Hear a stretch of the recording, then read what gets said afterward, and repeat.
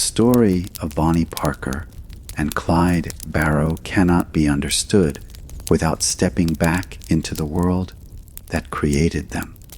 America in the early 1930s was not a land of prosperity or opportunity, but one of hunger, fear, and desperation.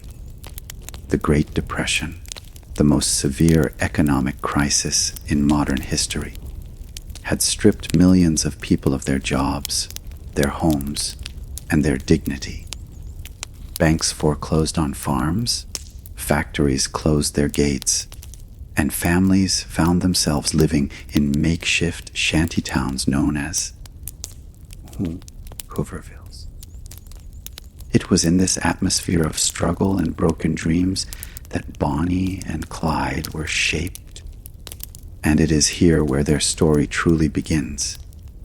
The Great Depression, triggered by the stock market crash of 1929, affected every corner of the country. By 1933, nearly 1 in 4 Americans was unemployed. For young people especially, the future looked bleak. Imagine being in your early 20s, standing in long lines for work that didn't exist, watching your family go hungry, and knowing that even education or ambition couldn't guarantee survival. Many young men turned to petty crime, stealing cars, shoplifting, or holding up small stores, not out of greed, but out of a desire to survive. The social fabric of America was wearing thin, and into that crack stepped a new kind of criminal, bold, reckless, and often romanticized. Clyde Barrow was born into poverty in Texas in 1909. His family were tenant farmers, moving often in search of work. Life was unforgiving, and Clyde grew up hard and restless, yearning for more than what the world around him seemed to offer. From a young age, he was drawn to cars, adventure, and the thrill of escape. He was not yet the notorious outlaw we would come to know, but he already carried within him the seeds of rebellion against a system that seemed stacked against the poor. Bonnie Parker, on the other hand, was born in 1910 in Rowena, Texas. Her father died when she was a child, leaving her mother to raise her and her siblings alone. Despite these hardships, Bonnie was bright, ambitious, and imaginative. She loved poetry and dreamed of a life bigger than the one she had. She married young, at just 16, but the marriage quickly soared. Her husband drifted into crime and prison, leaving Bonnie disillusioned but not broken. When she later met Clyde, she was searching for something, perhaps escape, perhaps love, perhaps adventure. In Clyde, she would find all three. The early 1930s saw a rise in outlaw figures who captured the public imagination. Names like John Dillinger, Pretty Boy, Floyd, and Babyface Nelson filled newspapers with tales of daring bank robberies and shootouts. To ordinary Americans, who saw banks as the villains responsible for foreclosures and financial ruin, these criminals sometimes seemed like heroes striking back against a corrupt system. Newspapers fed this image, often glamorizing their crimes and ignoring the blood left behind. It was into this culture of sensationalized crime, reporting that Bonnie and Clyde would step, becoming not just outlaws, but celebrities. Life in Texas during this period was especially harsh.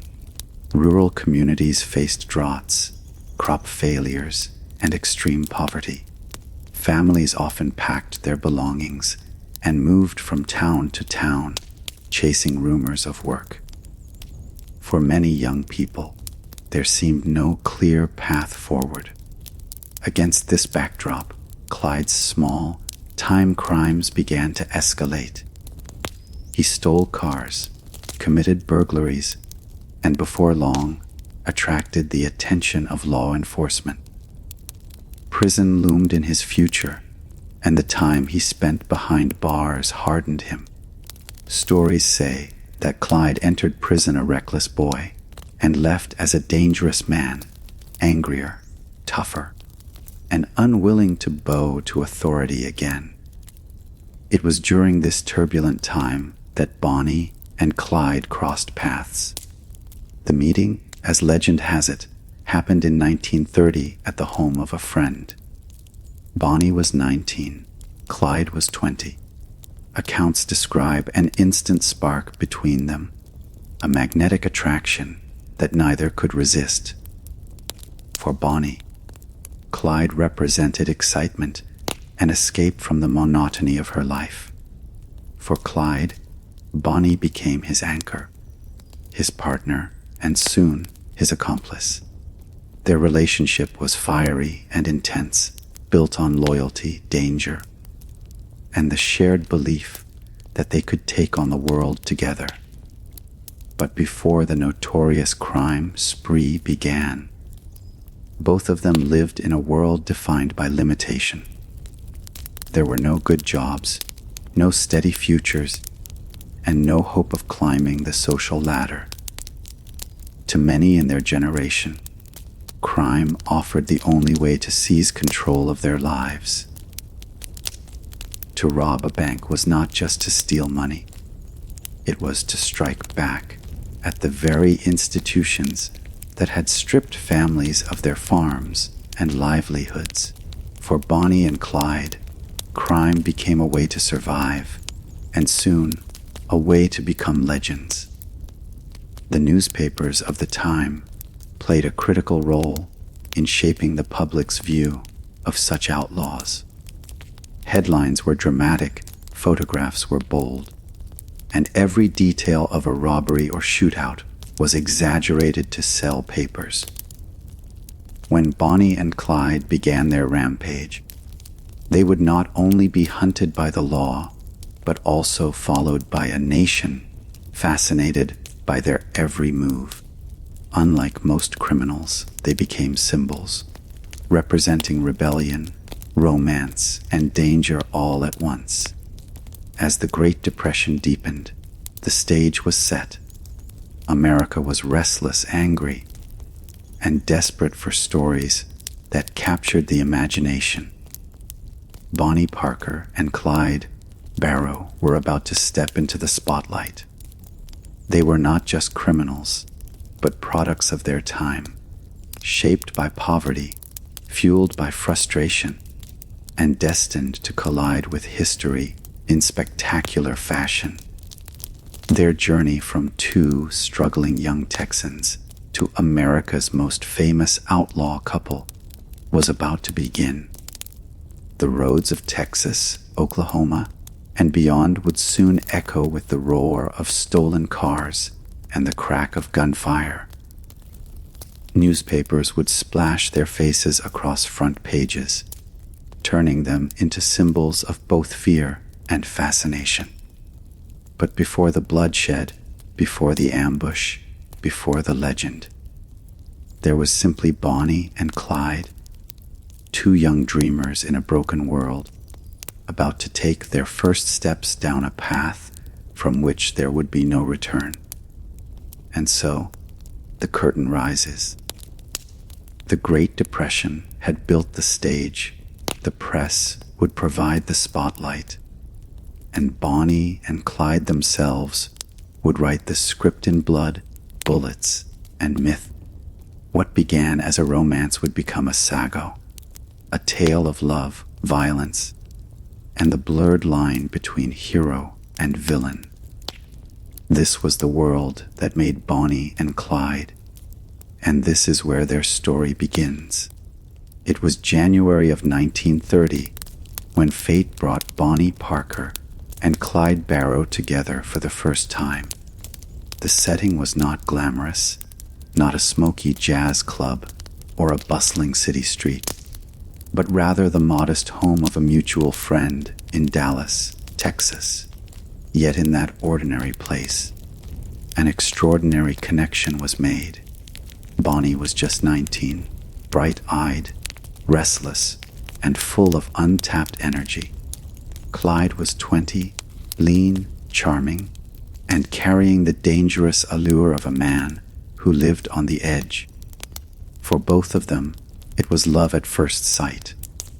Accounts of that day differ, as history often does when it mixes with legend. Some say Bonnie was in the kitchen, helping prepare a meal, when Clyde walked in. Others say he was visiting a friend recovering from illness, and Bonnie was there lending a hand. Regardless of the details, what everyone agrees on is the spark. Clyde, with his sharp wit and confident smile, caught Bonnie's attention instantly. Bonnie, with her expressive eyes and fearless personality, captivated Clyde just as quickly. From that moment forward, their lives became intertwined in ways neither could have predicted. At the time of their meeting, both Bonnie and Clyde were drifting, searching for something larger than the lives they had been dealt. Bonnie, though married to a man named Roy Thornton, was essentially separated. Her marriage had collapsed under the weight of betrayal and disappointment. Thornton was a criminal who spent much of his time behind bars. Bonnie, though still legally his wife, had long since given up hope that their union meant anything. She wanted something different, something daring, something meaningful. Clyde was already familiar with the world of crime. Though not yet infamous, he had been arrested for minor offenses, auto theft, burglaries, and small robberies. To him, the law was not a distant authority, but a constant shadow, and prison was an experience that had already scarred him. Yet, for all his brushes with the law, Clyde had an undeniable charm. He dreamed of being more than a petty thief. In Clyde's mind, the world was divided into two types of people: those who lived meekly by the rules, and those who took what they wanted. He intended to be the latter, and he would soon find in Bonnie a partner who not only accepted that vision, but embraced it. The early days of their romance were filled with intensity. They were inseparable, spending every moment together when they could.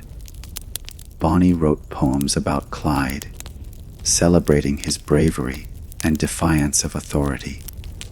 She admired him not just as a man, but as a symbol of rebellion against a world that seemed to offer them nothing.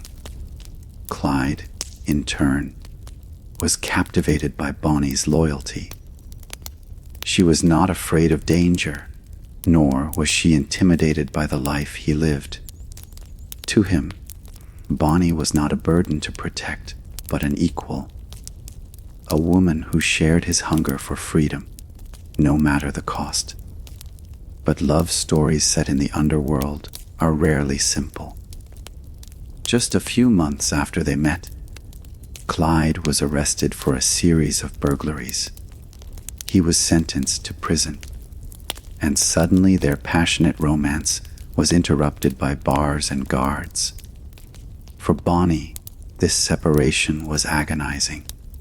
She visited him as often as she could, smuggling in items to make his prison life more bearable.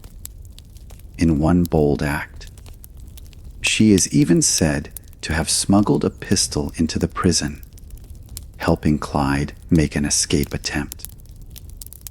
Though he was recaptured, this daring act showed the depth of her devotion. Bonnie was not simply a girlfriend waiting at home. She was already proving herself as an accomplice willing to take risks. Clyde's time in prison was brutal. Accounts describe how he was beaten, mistreated, and forced into hard labor. It was here that Clyde's transformation into a hardened outlaw accelerated. Prison did not rehabilitate him. It crushed his spirit and intensified his hatred of authority. When he was finally paroled in 1932, Clyde emerged tougher, more ruthless, and more determined than ever to live life on his own terms. And waiting for him on the outside was Bonnie, loyal and unwavering. Reunited, Bonnie and Clyde's relationship reignited with even greater intensity. They were no longer just two young lovers. They were partners in survival, bound by a shared rejection of the world around them. The hardships of the Great Depression had given them little hope for stability. Work was scarce, money was tighter than ever, and opportunities were nearly non-existent for people with their backgrounds. Together, they began plotting a future that would be carved not from jobs and wages, but from the barrels of guns and the engines of stolen cars. Theirs was not a relationship built on ordinary dreams of family and security. Bonnie did not want a white picket fence, and Clyde had no intention of settling into an honest job. Instead, they dreamed of escape from poverty, from obscurity, and from the crushing weight of society's rules. They would become outlaws, and they would do it together. Even in these early stages, Bonnie and Clyde were not motivated purely by greed. To them, money was necessary, but it was never the ultimate goal.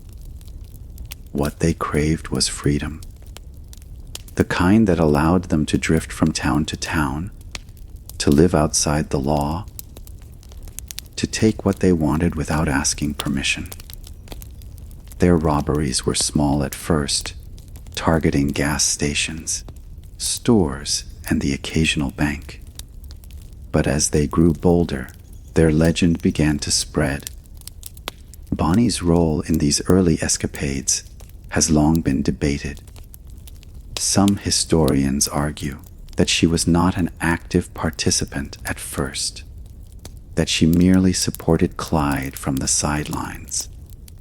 Others suggest that Bonnie was eager to join in, willing to handle weapons and drive getaway cars. What is certain is that, over time, Bonnie became inseparable from Clyde's criminal life. She was not dragged unwillingly into his world. She stepped into it willingly, with eyes wide open. In the eyes of the public, their love story added a dangerous glamour to their crimes. Newspapers, desperate for sensational stories, quickly seized on the narrative of the beautiful young woman and her dashing outlaw lover. Their photos, Bonnie with a pistol in her hand, Clyde with a fedora tilted over his brow, captivated readers across the country. They were no longer just two criminals from Texas. They were symbols of rebellion, romance, and defiance in an age of despair. But behind the headlines, their reality was far grimmer. Life on the run meant sleeping in stolen cars, eating whatever they could find, and always watching the road behind them for police. Their robberies provided only temporary relief, never lasting riches. Still, for Bonnie and Clyde, even this harsh existence was preferable to a life of poverty and obscurity. Together, they had found something that mattered more than comfort, purpose. As their romance deepened and their crimes grew bolder, Bonnie and Clyde became inseparable in both love and infamy. Theirs was not just a partnership of passion, but of survival and ambition. They were young, reckless, and fearless. And as they set out on the road that would eventually lead them into history, one thing was already clear. Bonnie and Clyde were no ordinary couple. They were bound together by more than love. They were bound by destiny, and destiny had a dark path waiting for them. The sparks had been lit. The love story had begun. And soon, the world would know their names. When Clyde Barrow walked out of prison in 1932, he was no longer the same man who had entered. Prison had hardened him, sharpened him, and filled him with a simmering hatred toward authority. His time behind bars was brutal, and it left scars that would shape the rest of his life. He had seen cruelty firsthand, endured violence, and learned lessons in survival that would stay with him forever. For Clyde, freedom was no longer just a blessing. It was something to protect fiercely, no matter the cost. With Bonnie waiting for him on the outside, the stage was set for a partnership that would soon explode into a whirlwind of crime, violence, and escape. Their early forays into crime were small, unremarkable in the grand scheme of Depression-era America. They targeted gas stations, small shops, and rural stores, places that carried enough cash to get them through another day, but not enough to bring down the full wrath of the law. Clyde was skilled at stealing cars, often preferring fast Fords for their superior speed. These vehicles became more than transportation. They were lifelines, offering quick getaways from police and rival criminals alike. Bonnie's involvement in these early crimes has been debated for decades. Some say she stood by Clyde's side from the beginning, handling weapons and driving getaway cars. Others argue that at first she was more of an observer, swept along by her devotion to Clyde. But one fact is clear. Bonnie was not a passive bystander. She was fiercely loyal, and her presence gave Clyde a sense of purpose. Whether she pulled the trigger or not, she was his partner, and her influence on him was undeniable. In April 1932, Clyde's budding crime spree was interrupted when he was arrested again, this time for stealing a car. He was sent back to prison, and for a moment it seemed as if their story might end before it truly began. But fate once again had other plans. By early 1932, thanks to a technicality and lobbying from his mother, Clyde was paroled. When he returned to Bonnie's side, he carried with him a vow. He would never go back to prison. From that moment forward, every action he took, every robbery, every gunfight, every escape, was guided by that single promise. Bonnie's loyalty during these turbulent times was remarkable. She had opportunities to walk away, to return to a quieter life with her family in Dallas. But she refused. Bonnie's poems and letters from this period reveal a woman who saw Clyde not just as a man she loved, but as a symbol of rebellion. She believed in him, even when the world branded him a criminal. Her devotion was not blind. It was fierce, deliberate, and unyielding. She wanted the same escape from the crushing monotony of Depression-era poverty that Clyde sought, and she was willing to pay the price. Their first serious confrontation with law enforcement came later that year. Clyde and his companions, because by now he was rarely working alone, planned a robbery that went badly. Shots were fired and lawmen were killed. For Clyde, crossing that line was irreversible. Robbery was one thing, murder was another. The moment bullets struck officers of the law, Clyde and his companions became more than petty criminals. They were outlaws, and the state of Texas was determined to hunt them down. The media, however, began to paint a very different picture. Photographs of Bonnie and Clyde started to surface, posed, dramatic, and often playful. One infamous photo showed Bonnie with a cigar clenched between her teeth, holding a pistol with a sly grin. Though meant as a joke, the image burned itself into the public imagination. Bonnie became the cigar-smoking gun mole, a dangerous beauty who laughed at the law. Newspapers couldn't get enough of the couple. Each robbery, each gunfight, and each narrow escape made front-page news. To struggling Americans, Bonnie and Clyde became something larger than life, rebels who defied authority, lovers who dared to live on their own terms.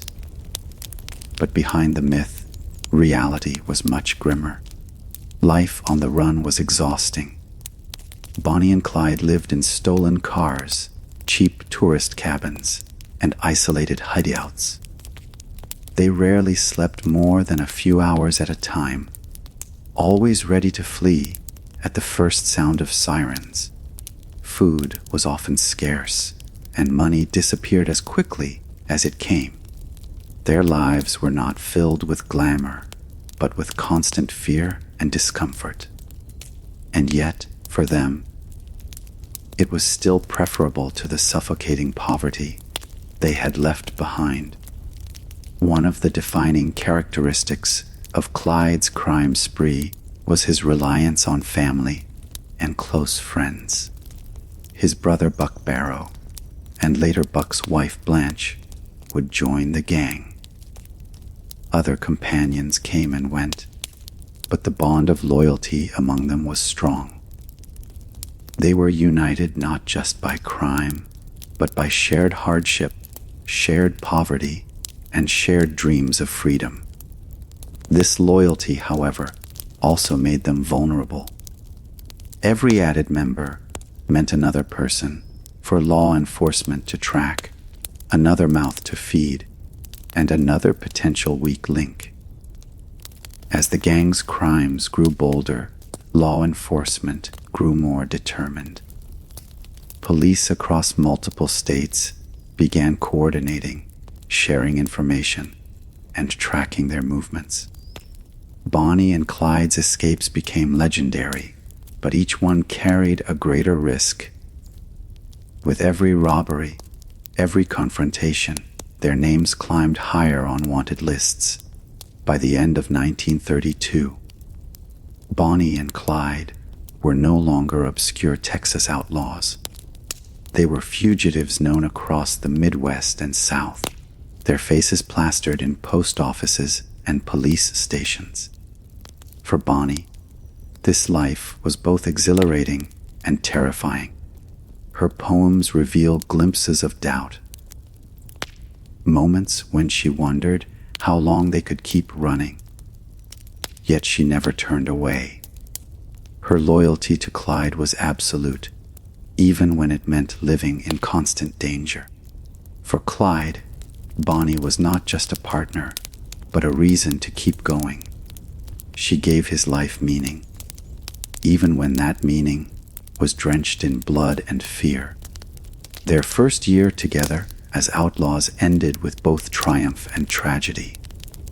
They had stolen cars, robbed banks, and outwitted police at nearly every turn. But they had also left behind bodies, victims of robberies, officers killed in shootouts, bystanders caught in the crossfire. The line between survival and cruelty blurred with each passing month. To the newspapers, they were glamorous rebels. To law enforcement, they were dangerous killers. To themselves, they were simply Bonnie and Clyde, two young lovers against the world. As 1933 approached, their story was no longer just beginning. It was accelerating, spiraling into a cycle of crime, escape, and bloodshed. The roads of Texas, Oklahoma, and beyond would continue to carry their legend forward.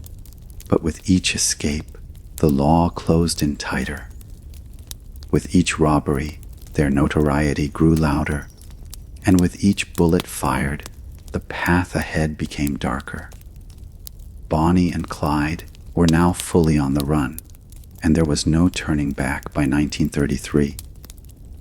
Bonnie and Clyde had transformed from a reckless young couple into the nucleus of a larger and more dangerous operation.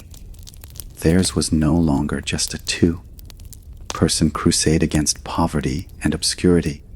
It had become a full-fledged outlaw gang, known later as the Barrow Gang. This loose, knit group of family and friends expanded their reach, amplified their crimes, and further cemented their place in history. But with each new recruit came added risks, deeper loyalty, and the guarantee of even bloodier confrontations. At the heart of this expansion was Clyde's older brother, Marvin Barrow. Buck was different from Clyde in many ways.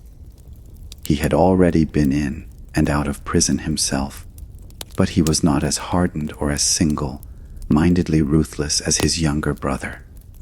In early 1933, Buck received a pardon and was released from prison. His wife, Blanche Barrow, begged him to leave the outlaw life behind, to settle down and pursue a normal existence.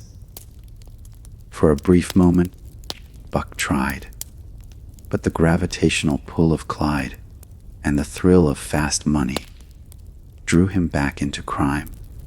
When Buck and Blanche joined Bonnie and Clyde, the gang changed dramatically. Blanche, a deeply religious woman, was reluctant from the start. She wanted nothing to do with robberies or shootouts, but her loyalty to her husband kept her close. She quickly realized, however, that being near Buck meant being near Clyde, and being near Clyde meant being hunted by the law. In her memoirs years later, Blanche would describe the harrowing life she endured with the gang. Nights spent in cheap cabins, days spent fleeing the law, and the constant terror of gunfire and betrayal. Other companions drifted in and out of the gang. Among them was W.D. Jones, a teenage neighbor who idolized Clyde and was eager for adventure. At just 16, Jones became swept up in the chaos of the Barrow Gang. Young and impressionable, he followed Clyde like a shadow, participating in robberies and shootouts before he was old enough to understand the full consequences of his actions. His presence added youthful recklessness to a group already brimming with danger. Together, this ragtag family of outlaws created headlines wherever they went. Their crimes escalated from small-time gas station holdups to full-blown bank robberies. Banks, during the Great Depression, were already despised by much of the public. To many struggling Americans, the Barrow Gang's raids felt like revenge on the very institutions that had stolen their farms, homes, and livelihoods. Newspapers, eager to sell copies, leaned into this narrative, portraying Bonnie, Clyde, and their companions as folk heroes. But the reality was far more brutal. Clyde was no Robin Hood. He did not steal to give to the poor. He stole to survive. The Barrow Gang rarely walked away with more than a few $100s from their robberies. In fact, many of their bank heists were clumsy, poorly executed, and disappointing in their haul. Yet what made them infamous was not the money, but the violence. Lawmen were killed. Civilians were wounded. Each robbery carried the risk of bloodshed, and Clyde never hesitated to fire his weapon if cornered. By the spring of 1933, the Barrow gang was living together in Joplin, Missouri, in a small apartment they rented as a hideout. On the surface, it seemed like a brief moment of peace. Bonnie, Clyde, Buck, Blanche, and W.D. Jones living under one roof, sharing meals, laughing, and trying to create something resembling a family. But the illusion could not last.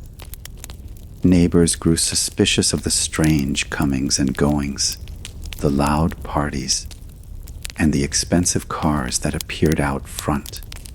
Law enforcement soon caught wind, and in April, the hideout was raided. What followed was one of the most infamous shootouts of the Barrow gang's career. Police surrounded the apartment, and a gun battle erupted.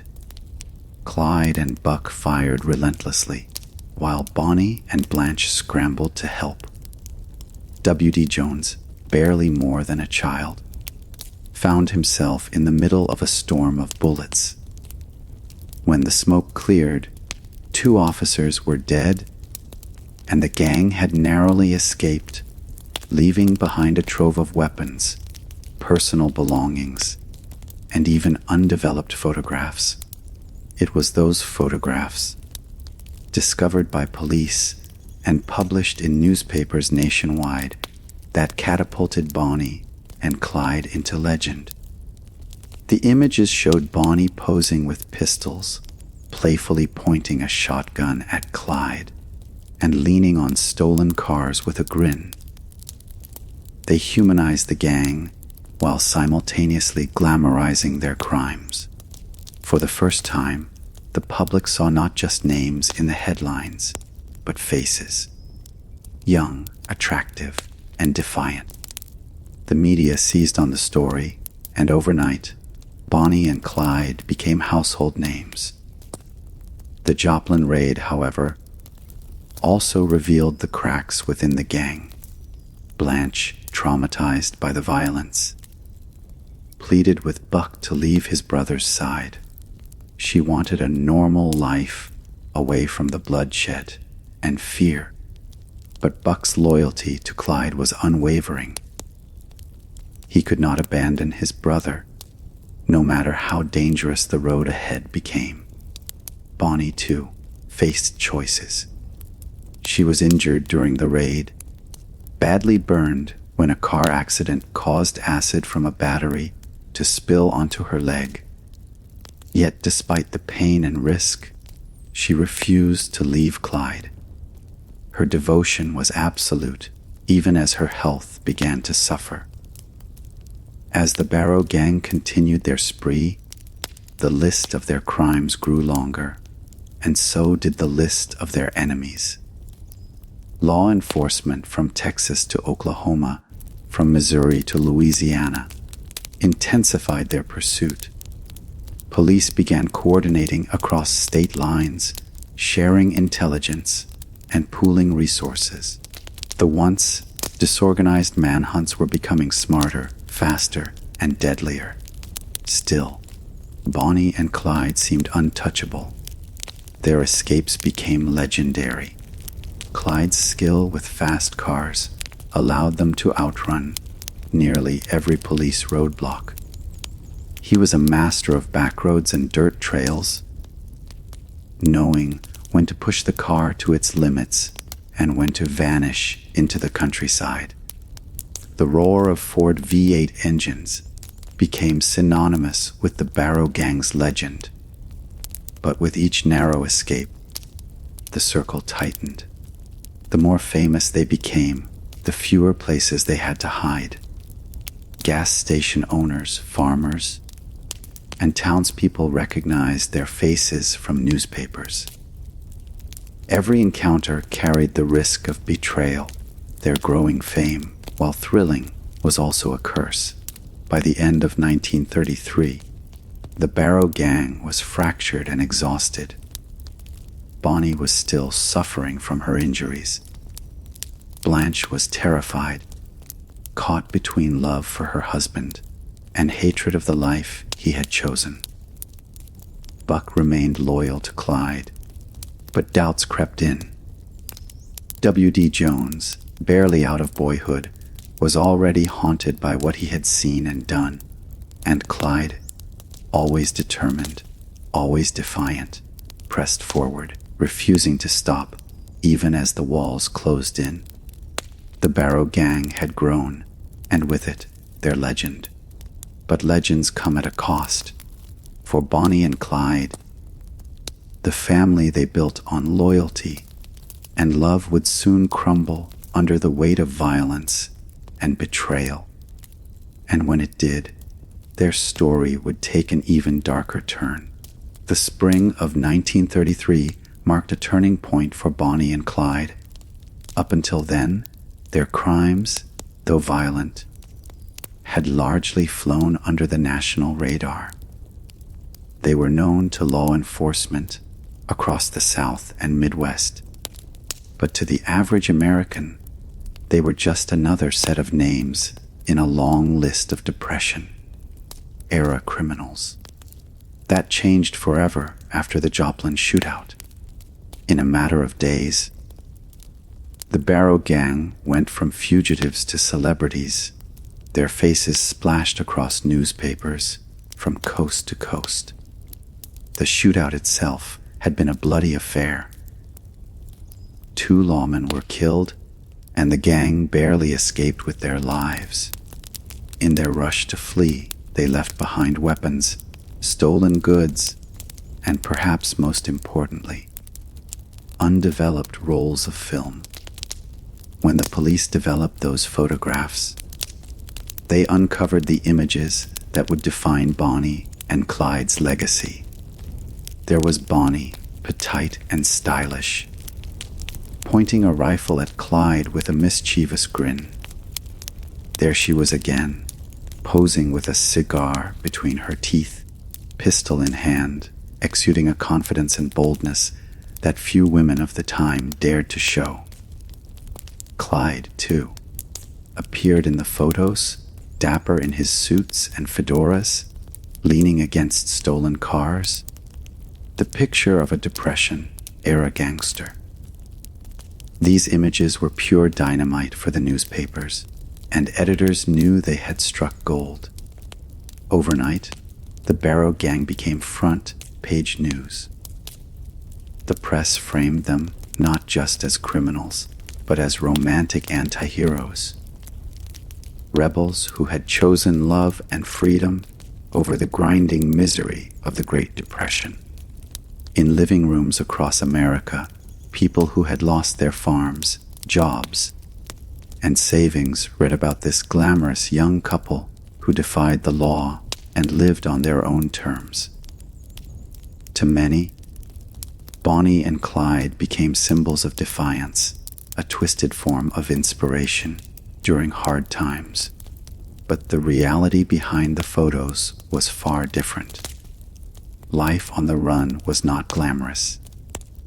The gang spent most nights sleeping in stolen cars or in rundown tourist cabins, constantly hungry, dirty, and exhausted. Bonnie's leg, still badly burned from the car accident weeks earlier, caused her excruciating pain. She often needed Clyde's help just to walk. Yet in the photographs, none of that suffering showed. Instead, the public saw only a daring young woman with a pistol and a smile.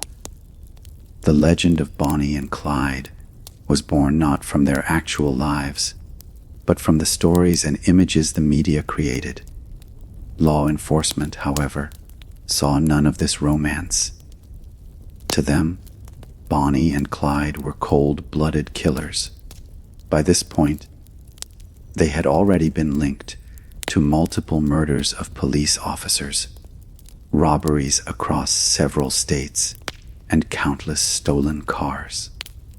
Their growing notoriety only made the manhunt more urgent. The Texas Department of Corrections, in particular, had a personal vendetta.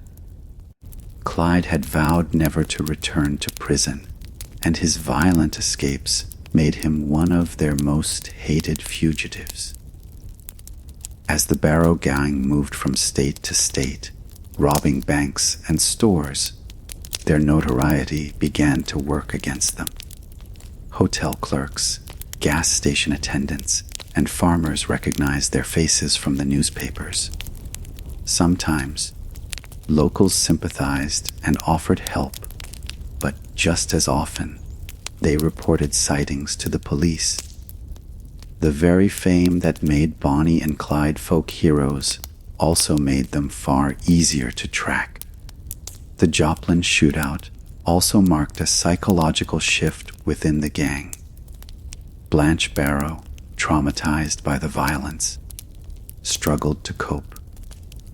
Her deep Christian faith clashed with the bloody life she was now forced to live. She begged her husband Buck to leave, to walk away before it was too late. But Buck's loyalty to his brother Clyde was absolute. He couldn't abandon him. Not now, not ever. That loyalty would later cost him dearly.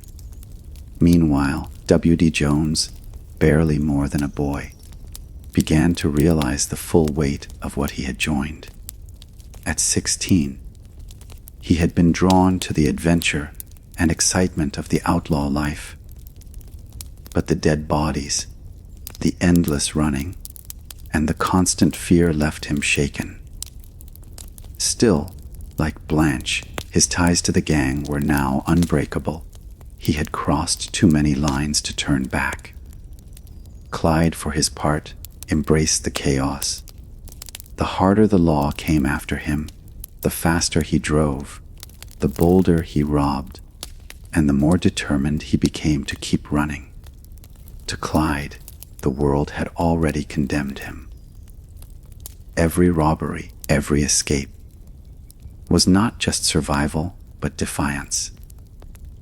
A way to spit in the face of the law that had brutalized him in prison and denied him any chance at a normal life. For Bonnie, the Joplin fallout was bittersweet.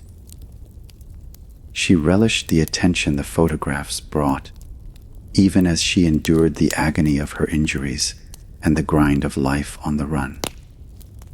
In her poetry, she sometimes hinted at the inevitability of their fate, acknowledging that she and Clyde were unlikely to live long lives.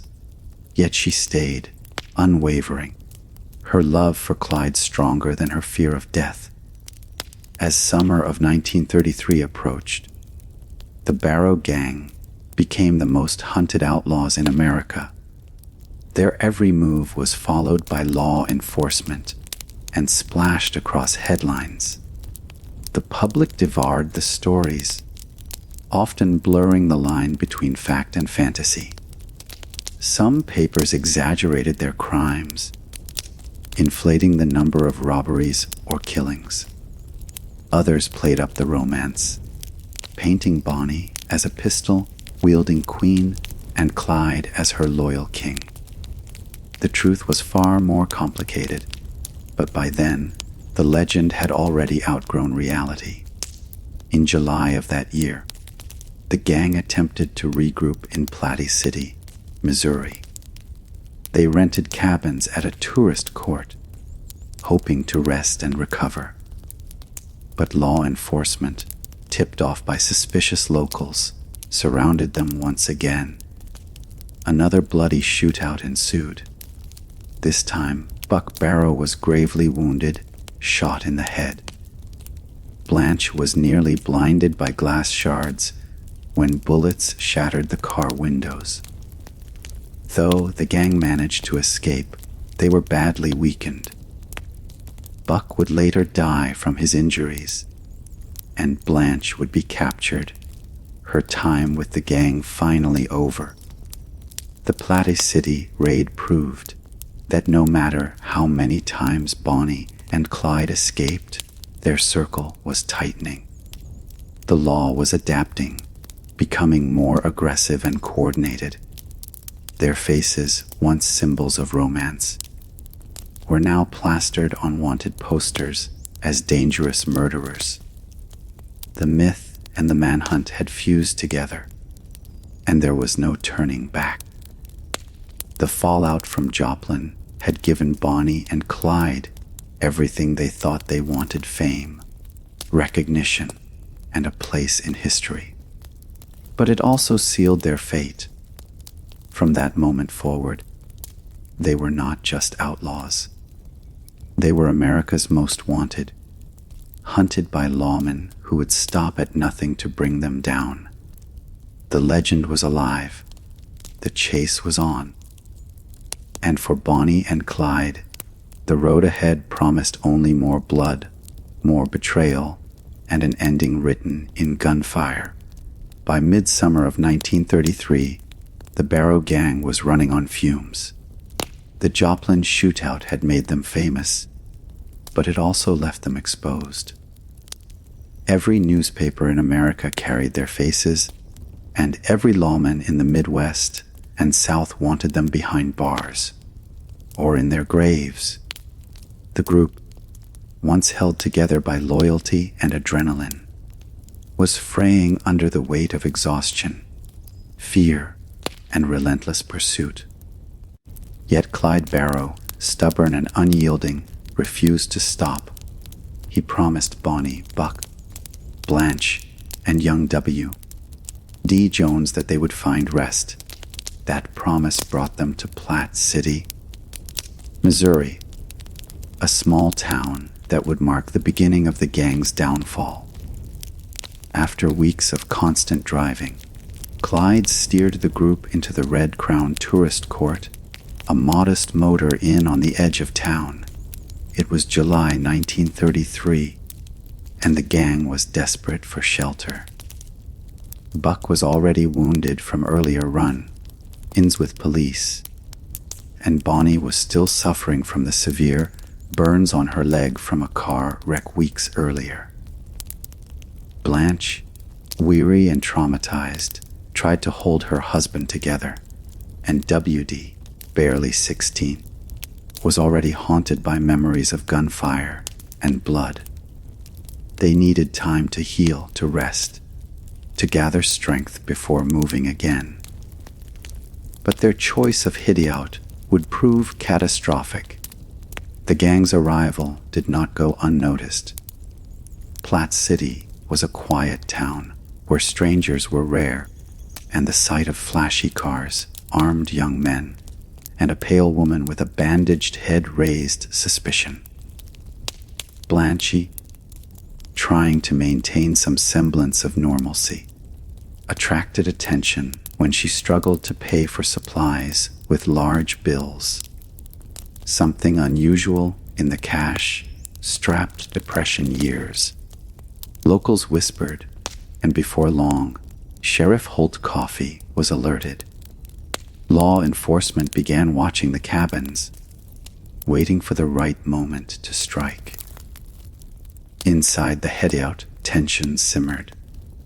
Buck's condition was worsening.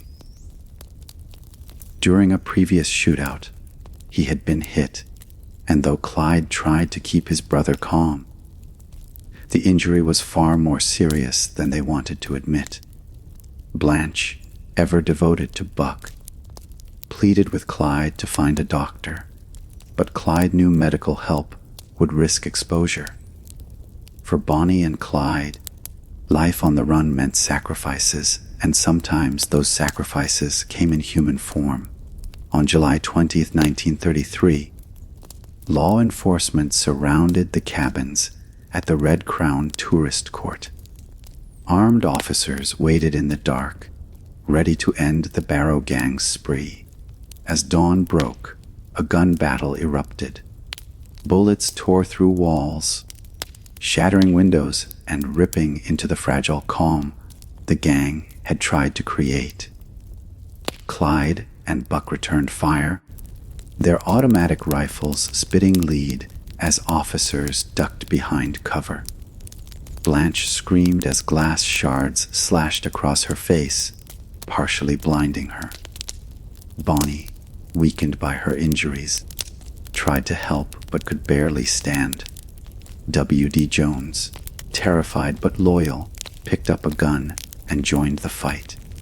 The firefight raged for minutes that felt like hours, the cabins filled with smoke, gunpowder, and chaos. Clyde, ever the driver, made a desperate decision. He roared their stolen Ford V8 through the police barricade, bullets bouncing off metal and tearing through glass. Somehow, impossibly, they escaped again, but not without terrible cost. Buck, already wounded before the raid, had been shot in the head. The wound was catastrophic, and though he clung to life, his fate was sealed. Blanche, her eyes damaged and her spirit broken, could barely comprehend what was happening. For several days after the raid, the gang hid in the countryside, trying to care for Buck. They camped in fields, using blankets and stolen supplies to patch him up. But his condition deteriorated rapidly. He drifted in and out of consciousness, his head wound festering, his body weakening. Blanche stayed by his side, refusing to leave him, even as she herself was injured. Clyde, hardened though he was, could not ignore the sight of his brother dying. The man who had stood by him, who had shared the dream of freedom and rebellion, was slipping away. Eventually, law enforcement caught up with him again near Dexter, Iowa. Another shootout erupted, and this time, the Barrow gang did not escape unscathed. Buck was too weak to move. Blanche, shielding him, was captured by police. For the first time, part of the Barrow gang was taken alive. Buck, gravely injured, was rushed into custody, but died days later in a hospital. Blanche, blinded and traumatized, was sent to prison, where she would serve several years. Her later testimony and memoirs would provide rare first-hand accounts of the gang's life, forever shaping the way history remembered them. The fall of Buck Barrow was a devastating blow to Clyde. Buck had been more than just a brother. He had been a partner, a confidant, and a reminder of family in a life dominated by violence. With Buck gone, Clyde grew colder, more ruthless, and even more determined never to be captured alive. For Bonnie, too, the loss was painful. She had grown close to Blanche, who had been the only other woman in their world of stolen cars and gunfire. Now, that fragile companionship was gone. The Plata City raid marked a turning point, not only for the gang, but for the manhunt against them. Law enforcement learned valuable lessons about the Barrow gang's firepower, tactics, and weaknesses. No longer would officers underestimate Clyde's driving or the gang's willingness to shoot their way out. The pursuit intensified, with state police, local sheriffs, and federal agents increasingly sharing information. The net was tightening, and Clyde knew it. Yet for all the bloodshed, something remarkable happened in the public eye. The news of the Platte City raid, along with photos of Buck and Blanche in custody, only added fuel to the Bonnie and Clyde legend. Newspapers painted the gang as tragic figures, young, doomed, caught in a cycle of violence and love. The deaths, The injuries and the narrow escapes only deepened the fascination. While lawmen saw murderers, ordinary Americans saw rebels who lived and died on their own terms. But for Bonnie and Clyde themselves, reality was far from romantic. They were exhausted, injured, and increasingly isolated. Their family of outlaws had been shattered. Buck was dead. Blanche was gone. W.D. Jones was growing restless and fearful. The road ahead looked lonelier, bloodier, and shorter. Yet still, they pressed forward, bound together by love, loyalty, and the grim knowledge that they could never turn back. The Platte City raid had proved one thing beyond doubt. The Barrow gang was not invincible. Their story was far from over, but their circle was closing fast. And for Bonnie and Clyde, the clock was ticking louder than ever. By late summer of 1933, Bonnie and Clyde's lives had spiraled into a rhythm of pain, desperation, and defiance. The Platte City raid had shattered their gang, leaving Buck Barrow dead, Blanche captured, and W.D. Jones disillusioned. The dream of riding free across the Depression, era roads with family at their side was gone. All that remained now was the core duo, Bonnie Parker and Clyde Barrow, bound by love, blood, and the certainty that their story could only end in violence. For Bonnie, survival came at a steep cost. The car accident earlier in the year had left her right leg badly burned. Though Clyde had carried her through fields and tended to her wounds with stolen salves and whiskey, the injury never healed properly. The skin was raw, the pain constant. She often needed Clyde's help just to walk, leaning on him as they staggered from hideout to car. Sometimes she hopped on one leg, clinging to his shoulder, her face pale from exhaustion. This was not the image the newspapers sold to the public. The glamorous woman with a pistol and a grin, immortalized in the Joplin photos, was in reality a woman crippled by injury, racked with pain, and constantly on the verge of collapse. Yet Bonnie never wavered. Despite the agony, despite the hopelessness, she refused to leave Clyde. Her loyalty was absolute, even when she knew the road was killing her. In her poems, written during rare quiet moments, she confessed the truth. Their path was doomed, their lives already promised to death.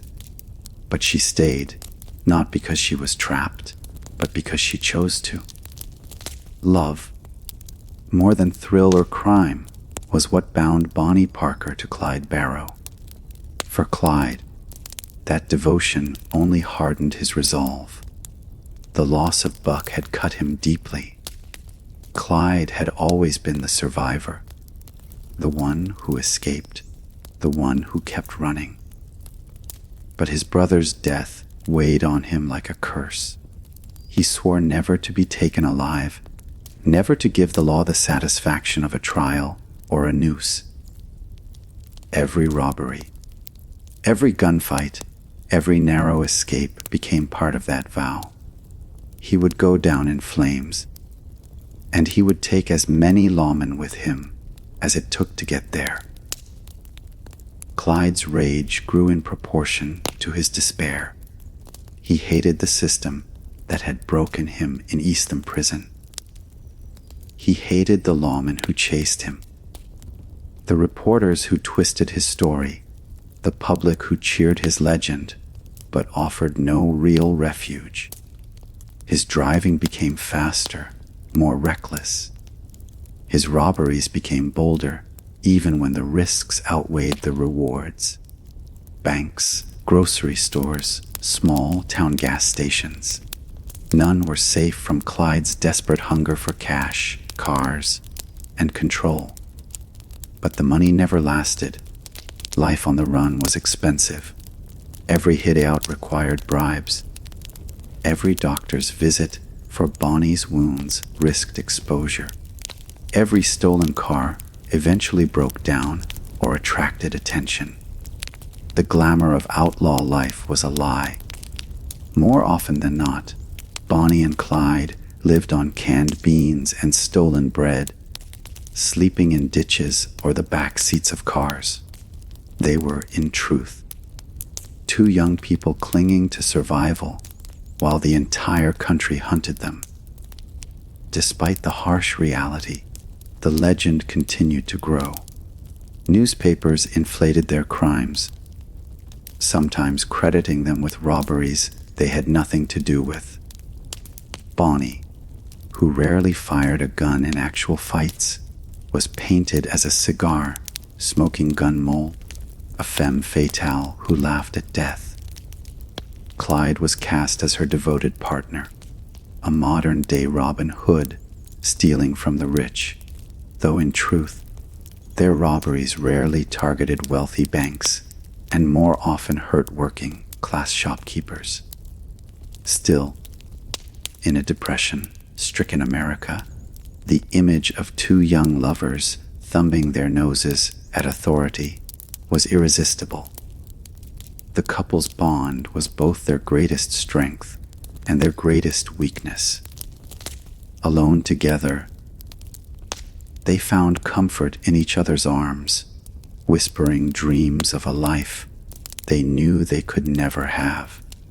Bonnie sometimes spoke of settling down, of a small home, and a family far from Texas. Clyde listened but never encouraged the fantasy. He knew better. He knew the world would never let them go. And so, instead of dreaming, he drove faster, stole more, and sharpened his guns. W.D. Jones, though still with them, was reaching his breaking point. Barely out of boyhood, he had seen more death in a year than most men saw in a lifetime. The shootouts, the fear, the endless roads, it all weighed on him. He missed his family, missed a life where each day didn't bring the possibility of death. Clyde noticed his unease, but dismissed it.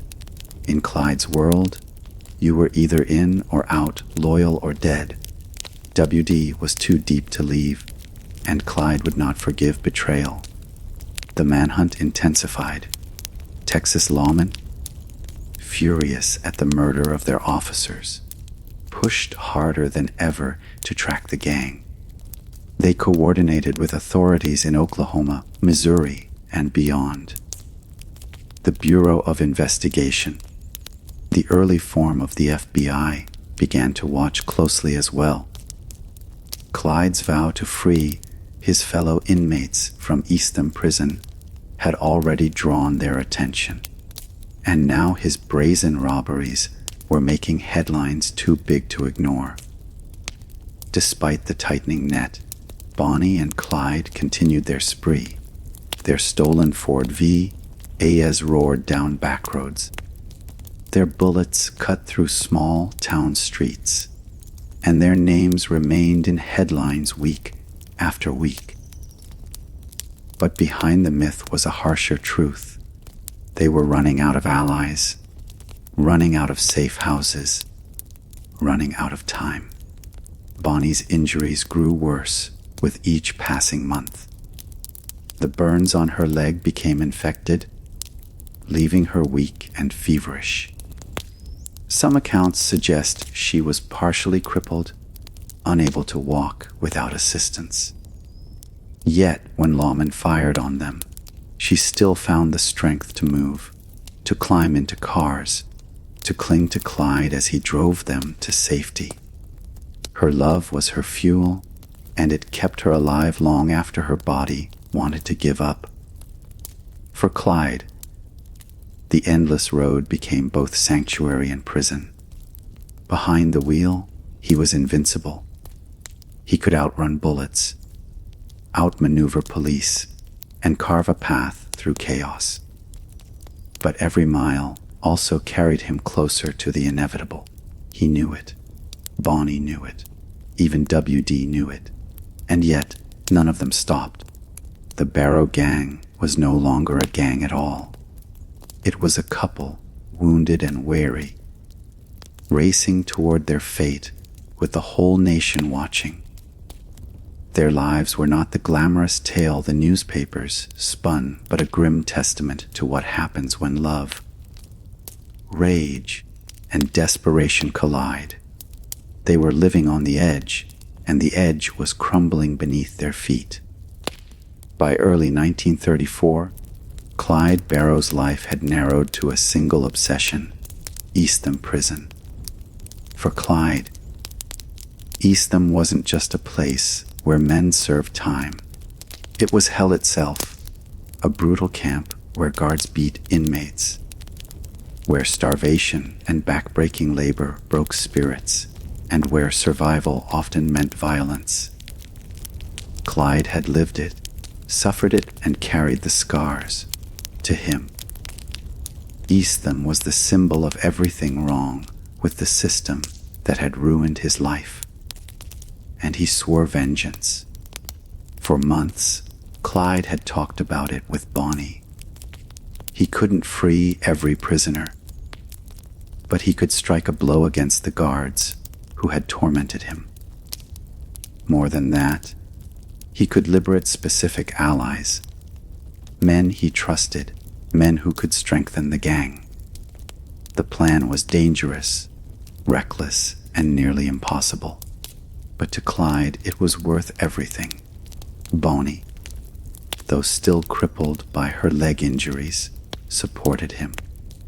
She knew Clyde could not move forward without confronting Eastham. She also knew that the raid would place them at the center of law enforcement's crosshairs, like never before. Still, her devotion never wavered.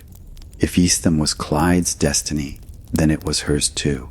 In January 1934, Clyde put his plan into motion. Along with Bonnie and a small group of allies, including Raymond Hamilton and W.D. Jones, he prepared for one of the boldest attacks of their outlaw career. Hidden in the piney woods near Huntsville, Texas, they watched the prison roads, waiting for the right moment. Clyde had mapped everything carefully: guard routines, shifts, weak points. He had spent weeks planning, but he also knew that plans rarely survived the chaos of bullets. The breakout came on January 16, 1934. Clyde and his crew roared up in their Ford V8, guns blazing, as prisoners toiled under armed guard. The air exploded with gunfire. Guards scrambled, firing back, but the outlaws' firepower was overwhelming. In the chaos, several inmates sprinted toward the getaway car. Among them was Henry Methvin, a young convict whose life would soon become entwined with Bonnie and Clyde's fate. The raid was brief, violent, and unforgettable. One guard was killed, others wounded. The inmates piled into the car, and Clyde sped them away in a hail of bullets. The escape was a success. Clyde had struck Eastham, humiliated the Texas prison system, and freed allies who would swell the gang's numbers. But the price was steep. The murder of a prison guard turned Clyde from a notorious outlaw into a public enemy of the highest order. The Texas Department of Corrections would stop at nothing now. The Eastham raid electrified the nation. Newspapers painted it as a daring attack, a slap in the face of the law. Some readers cheered the defiance, seeing Clyde as a folk hero standing against a cruel prison system. Others condemned the senseless violence, horrified that Bonnie and Clyde had once again spilled blood in their quest for freedom. Either way, the couple's names filled headlines, their legend growing larger by the day. But with fame came an even deadlier pursuit. Texas prison officials, enraged by the attack, demanded justice. They wanted Bonnie and Clyde not just captured, but destroyed. To that end, they turned to a man who knew how to hunt killers, Frank Hamer, a former Texas Ranger. Hamer was quiet, methodical, and relentless. Where others had failed to catch Clyde through roadblocks and ambushes, Hamer would succeed through patience and cunning. The Eastham breakout had sealed Clyde's fate. It had brought Frank Hamer into the game. Meanwhile, inside the gang, new tensions emerged. Raymond Hamilton, though grateful for his freedom, soon clashed with Clyde's leadership. He was brash, independent, and unwilling to follow Clyde's strict control. W.D. Jones, still shaken from months of violence, was slipping away emotionally, his loyalty fraying. But the most significant new figure was Henry Methvin. Methvin was young, volatile, and ambitious. His addition gave Clyde fresh manpower, but it also introduced new risks. Unlike Bonnie, whose loyalty was absolute, or Buck, whose devotion to family was unshakable, Methvin was opportunistic. He was useful with a gun, eager for action, but his loyalties were never entirely secure. For now, he was an ally. In time, he would prove to be something far more dangerous. Bonnie, too, was suffering. Her leg had worsened, the burns leaving her partially crippled. Traveling was agony, and she relied heavily on Clyde to carry her. Still, she remained by his side during the Eastham raid, a silent partner in his crusade against the system. The newspapers, however, cared little for her suffering. They printed her face next to Clyde's, branding her as the cigar-smoking, gun-wielding outlaw queen. In truth, Bonnie's role was often limited by her injuries, but she embraced the myth because it gave her strength. If the world saw her as fearless, then fearless she would be. The Eastham breakout also changed Clyde himself. He was no longer just a thief or a fugitive. He was a man at war with the state of Texas. Every robbery, every ambush, every act of defiance became part of that war. His rage was sharpened by purpose, but it also blinded him to the dangers around him. He didn't realize that Hamer, patient and calculating, was already beginning to trace his movements, studying his patterns, and planning the trap that would end it all. For now, though, Clyde basked in the success of the raid. He had done what no one else had dared, stormed a Texas prison, freed convicts, and lived to tell the tale. To him, it was proof of his strength, his cleverness, his destiny. To Bonnie, it was just another step toward the grave. As the Ford V Ace thundered down back roads, as banks trembled at the sight of the gang, as lawmen tightened their noose, the legend of Bonnie and Clyde reached new heights. They were no longer just outlaws. They were symbols of defiance, of rebellion, of doomed love in the heart of America's hardest years. But symbols can't outrun bullets forever. The Eastham breakout had set in motion forces far greater than Clyde could control. And among those forces was Henry Methvin, the man who would one day decide their fate with a single betrayal. The Eastham prison raid had changed everything. Until that moment, Bonnie and Clyde were infamous. Yes, but still just one set of outlaws among many in Depression-era America. After the daring attack, they became something else: public enemies. They weren't simply robbing banks anymore. They had humiliated the Texas prison system, killed guards in cold blood, and openly challenged the authority of the state. This was no longer a chase. It was a war. The man chosen to end that war was Frank Hamer. Hamer was no ordinary lawman, a former Texas Ranger. He was known across the state as a quiet, relentless hunter of men. He wasn't flashy, didn't seek the spotlight, and rarely gave interviews. But his reputation spoke volume as Hamer was methodical, cunning, and absolutely fearless. He had taken down bootleggers, murderers, and corrupt politicians.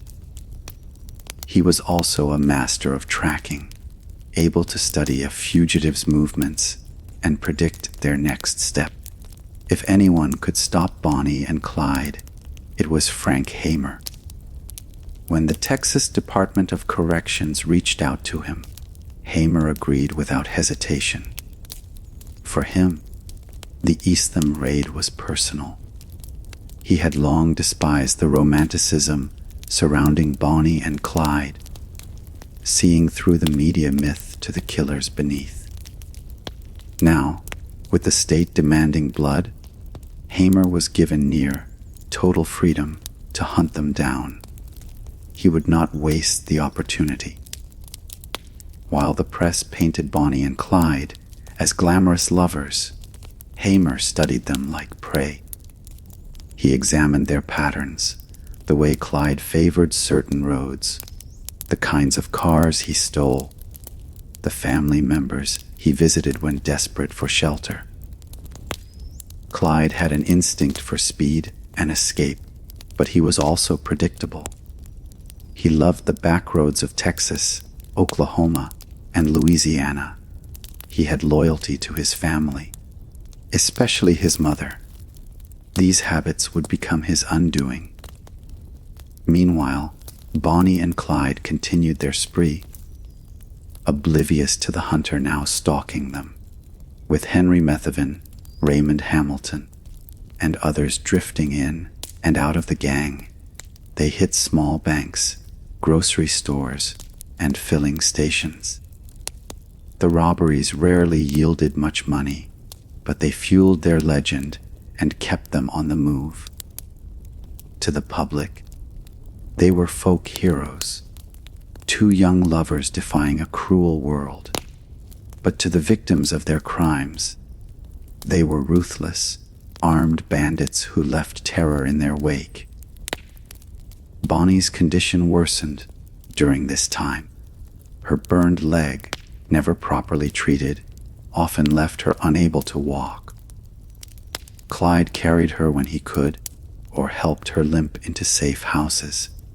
Yet, when bullets flew, she found reserves of strength that astonished even Clyde. She would drag herself into cars, clutch pistols, and urge him to drive faster. Her love for Clyde was stronger than her body's pain, but even she knew time was running out. Clyde, hardened by loss and rage, grew even more reckless. Every time they narrowly escaped a roadblock, he laughed. Every time a bullet whizzed past, he pressed harder on the accelerator. He had convinced himself that he could never be caught. But deep down, Bonnie sensed the truth.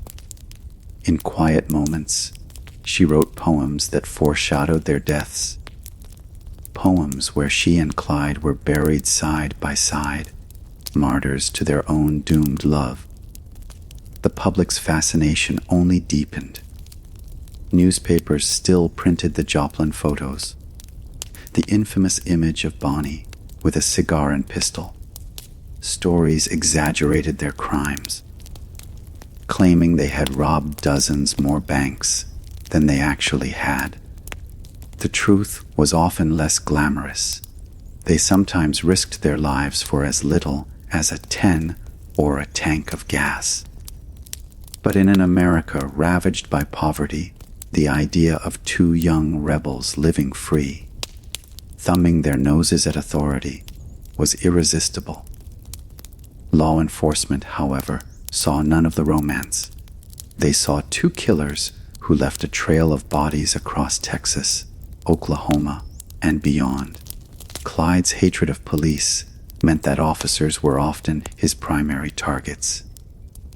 Roadside ambushes, sudden gunfights, and cold executions left a growing list of dead lawmen.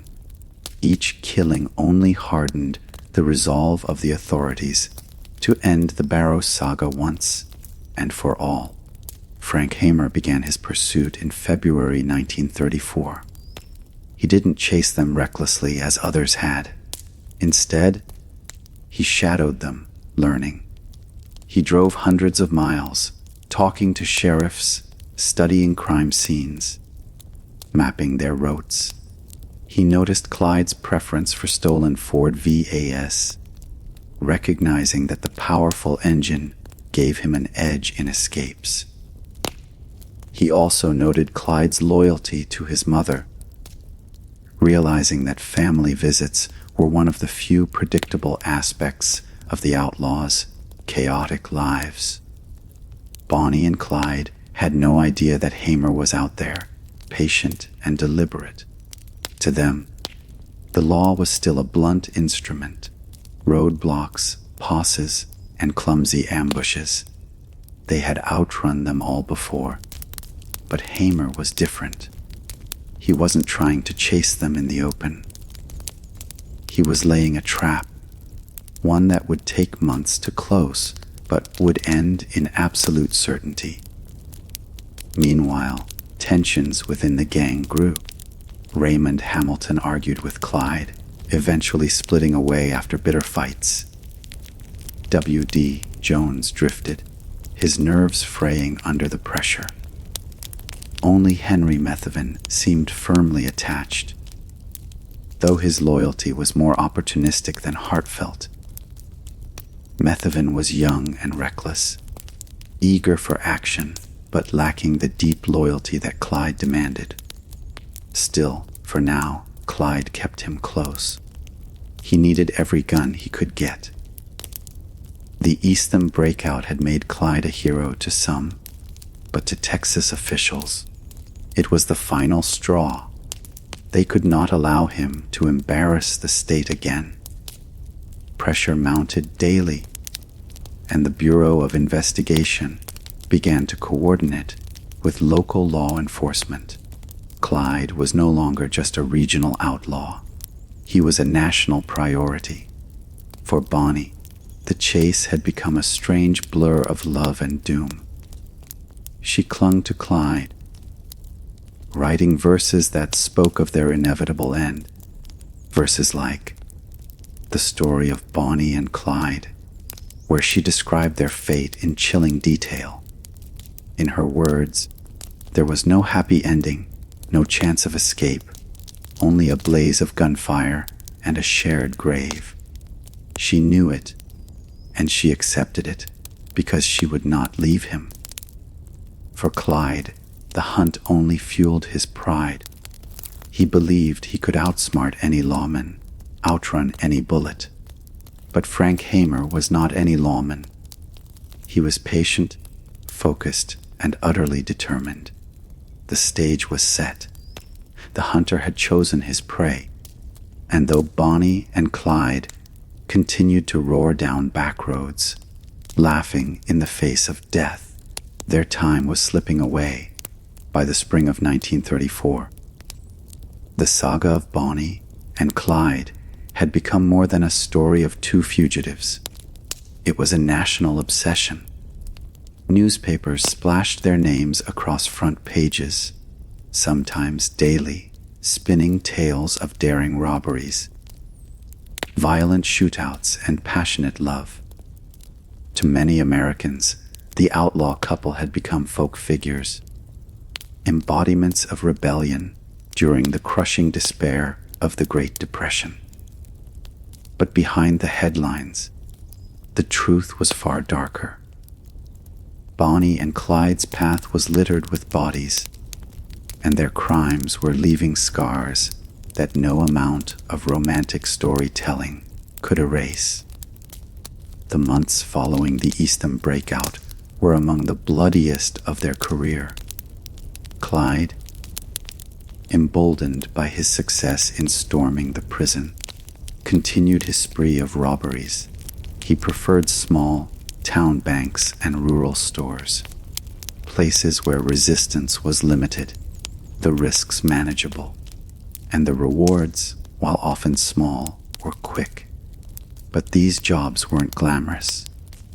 More often than not, the gang risked their lives for a handful of dollars, food, or fuel.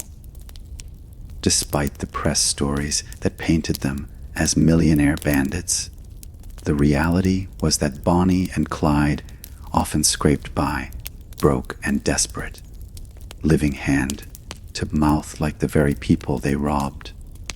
Still, Clyde's ruthlessness made every encounter deadly. He had no patience for hesitation, no tolerance for threats. If a lawman stood in his way, Clyde pulled the trigger without hesitation. By this point, he had vowed never to return to prison, and that vow meant he would kill anyone who tried to stop him. His hatred of the law, born from years of abuse inside Eastham, now spilled into the streets of Texas and beyond. In March 1934, the violence escalated. Clyde and his crew, Bonnie and Henry Methvin chief among them, were spotted near Grapevine, Texas. Two motorcycle patrolmen, officers H.D. Murphy and Edward Wheeler, approached what they believed was a stranded car. It was a mistake that cost them their lives. Shots rang out, and both officers fell dead on the roadside. The Grapevine killings shocked the nation.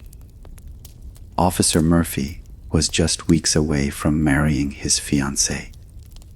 Newspapers printed his photo beside Bonnie's and Clyde's, turning the couple into symbols of heartless violence. What had once been framed as romantic rebellion now seemed like cold-blooded murder. The public mood began to shift. Sympathy, once abundant, started to fade. People could forgive bank robberies, even cheer them as blows against greedy institutions. But the killing of young officers on Easter Sunday cut deeper. It stripped away the myth, leaving only blood. Bonnie and Clyde, however, pressed on. Days later, they were involved in another shootout in Oklahoma that left a constable dead and a police chief wounded. The killings further inflamed public anger and intensified the manhunt. Across the South and Midwest, roadblocks multiplied, lawmen grew bolder, and the press demanded action. Frank Hamer, quietly watching all of this unfold, was piecing together the final stages of his pursuit. The Grapevine killings gave him an advantage the public, once charmed by the outlaw lovers, was now turning against them. He no longer had to worry about sympathy interfering with his mission. The political pressure to end Bonnie and Clyde was absolute. Meanwhile, inside the gang, cracks were widening. Henry Methvin's presence was growing more central. He had been freed during the Eastham raid, and now he was Clyde's right-hand man. But Methvin's loyalty was not the same as Buck's had been, nor as Bonnie's was. He was reckless, unpredictable, and driven more by self-preservation than devotion. Clyde trusted him out of necessity, not love. Bonnie, for her part, distrusted Methvin, sensing in him the instability that would one day lead to betrayal. Despite her instincts, Bonnie had little strength to resist. Her injuries continued to plague her. Her burned leg left her unable to walk normally, and she often needed Clyde's help to move. Yet she remained his partner in every sense, writing poetry that captured their doomed love, comforting him during moments of despair, and offering a fierce loyalty that no wound could diminish. In her verses, she foresaw their end, and though she dreaded it, she accepted it. Her love for Clyde was her reason for living, even if it also meant dying. The press, still intoxicated by their story, fueled the frenzy. Every robbery was exaggerated, every killing sensationalized. Some papers claimed the pair had murdered dozens more people than they had, painting them as almost mythic figures of destruction. Others leaned into the romance, framing them as doomed lovers caught in a whirlwind of crime and passion. The truth, too young, exhausted fugitives living in stolen cars, often starving, constantly hunted, was far less glamorous. But the myth was stronger than reality, and it was that myth that made their story irresistible to depression-era America. For Clyde, the trail of blood was a badge of honor. He saw himself as striking back against a system that had condemned him long before he had a chance. Every dead officer, every successful escape, was proof that he could defy authority to the very end. But deep down, even Clyde must have known what was coming. The circle was closing. The law was learning his habits. Frank Hamer was watching. And every time they spilled blood, the determination to stop them grew fiercer. By April 1934, Bonnie and Clyde were the most hunted criminals in America. Their names were synonymous with violence, their faces plastered on wanted posters in every town they passed. To the poor and desperate, they were still sometimes symbols of rebellion. But to law enforcement and the families of their victims, they were nothing more than killers who had to be stopped. As the Ford V8s roared down back roads, as gunfire echoed in small towns, and as headlines screamed their names, Bonnie and Clyde's story moved ever closer to its inevitable conclusion. The trail of blood they left behind was no longer just a matter of survival. It was a countdown, each robbery, each killing bringing them closer to the day when the law, patient and merciless, would finally catch them. The nation was watching. The legend was alive, but legends cannot outrun fate. Easter Sunday, April 1st, 1934, dawned bright and clear across Texas. Families gathered for church. Children dressed in their best clothes hunted eggs in green yards, and the air was filled with a rare sense of hope.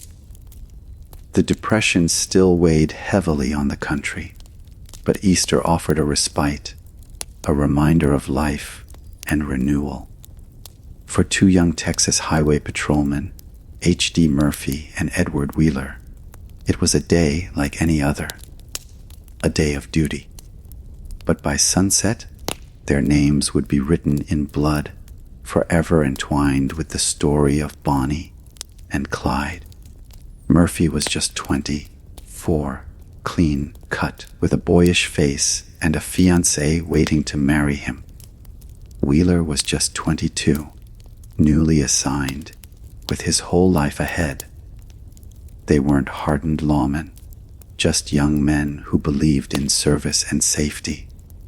That morning, riding their motorcycles along a quiet country road near Grapevine, Texas, they spotted a car pulled over to the side. To them, it looked like travelers in need. The car, of course, was not stranded. It was Clyde Barrow's. Inside sat Bonnie, Clyde, and Henry Methvin. Accounts of what happened next differ, but the outcome was the same. As the officers approached, Clyde and Methvin opened fire. Wheeler was killed instantly. Murphy staggered, but was cut down before he could draw his weapon. The officers never had a chance. Witnesses later described the scene as brutal. The young men's bodies lay on the road. Easter Sunday, sunlight glinting off their badges. The quiet holiday morning had been shattered by gunfire, and news of the killings spread quickly. By the time it reached the press, the story had grown, twisted by rumor and sensationalism. Some reports claimed Bonnie herself had leapt from the car and finished Murphy with a shotgun, laughing as she did. Though evidence for this claim was weak, the image was irresistible for newspapers eager to sell headlines. The Grapevine killings marked a turning point. Until then, Bonnie and Clyde had been seen by many as daring rebels, sticking it to banks and police in a time when authority was often despised. But murdering two young patrolmen on Easter Sunday, that was something different. Sympathy evaporated almost overnight. What had once been a legend of romance and rebellion became, in the public mind, a story of cruelty and cold-blooded murder. Newspapers across Texas and the nation carried the photos of Murphy and Wheeler. Murphy's fiancée, devastated, posed in her wedding gown for a photo beside his coffin. The heartbreaking image struck a chord, reminding Americans that Bonnie and Clyde weren't just daring bandits. They were killers who left grieving families behind. The press, which had once glamorized them, now turned its full power against them. Authorities were quick to capitalize on the shift. Politicians, who had been embarrassed by the Eastham breakout, now had their chance. They demanded blood, and the public agreed. No longer were Bonnie and Clyde viewed as folk heroes. They were monsters, to be hunted and destroyed. For Clyde, the killings were just another step in his war with the law. He believed he had no choice but to shoot. To him, every policeman was a potential executioner, every badge a threat to his freedom. He had vowed never to return to prison, and that meant anyone who stood in his way had to die. But even Clyde must have noticed the change in public mood. The once friendly farmers and small townspeople who had given them food or shelter were now closing their doors. Safe havens were disappearing. Trust was gone. Bonnie, meanwhile, grew more troubled. The Grapevine killings weighed heavily on her, despite her fierce loyalty to Clyde. She knew the end was nearing. In her poetry, she wrote about fate, about the shortness of life, about the inevitability of death. Her words, raw and haunting, spoke of a young woman who understood she was racing toward a finish line she could not avoid. And though she never admitted regret for standing by Clyde, her verses revealed an aching awareness of the cost. The law tightened its grip. Frank Hamer, already tracking the gang's patterns, now had the public firmly on his side. The Easter Sunday murders gave him the political cover he needed. He no longer had to worry about Bonnie and Clyde being captured alive for trial. The public demanded vengeance, and Hamer was ready to deliver it. But Bonnie and Clyde didn't stop. Days after Grapevine, they were involved in another deadly encounter in Oklahoma. Clyde's car, a stolen Ford V8, was pulled over by a constable and police chief. In the shootout that followed, the constable was killed and the chief left severely wounded. Again, headlines screamed their names, and again, the myth grew darker.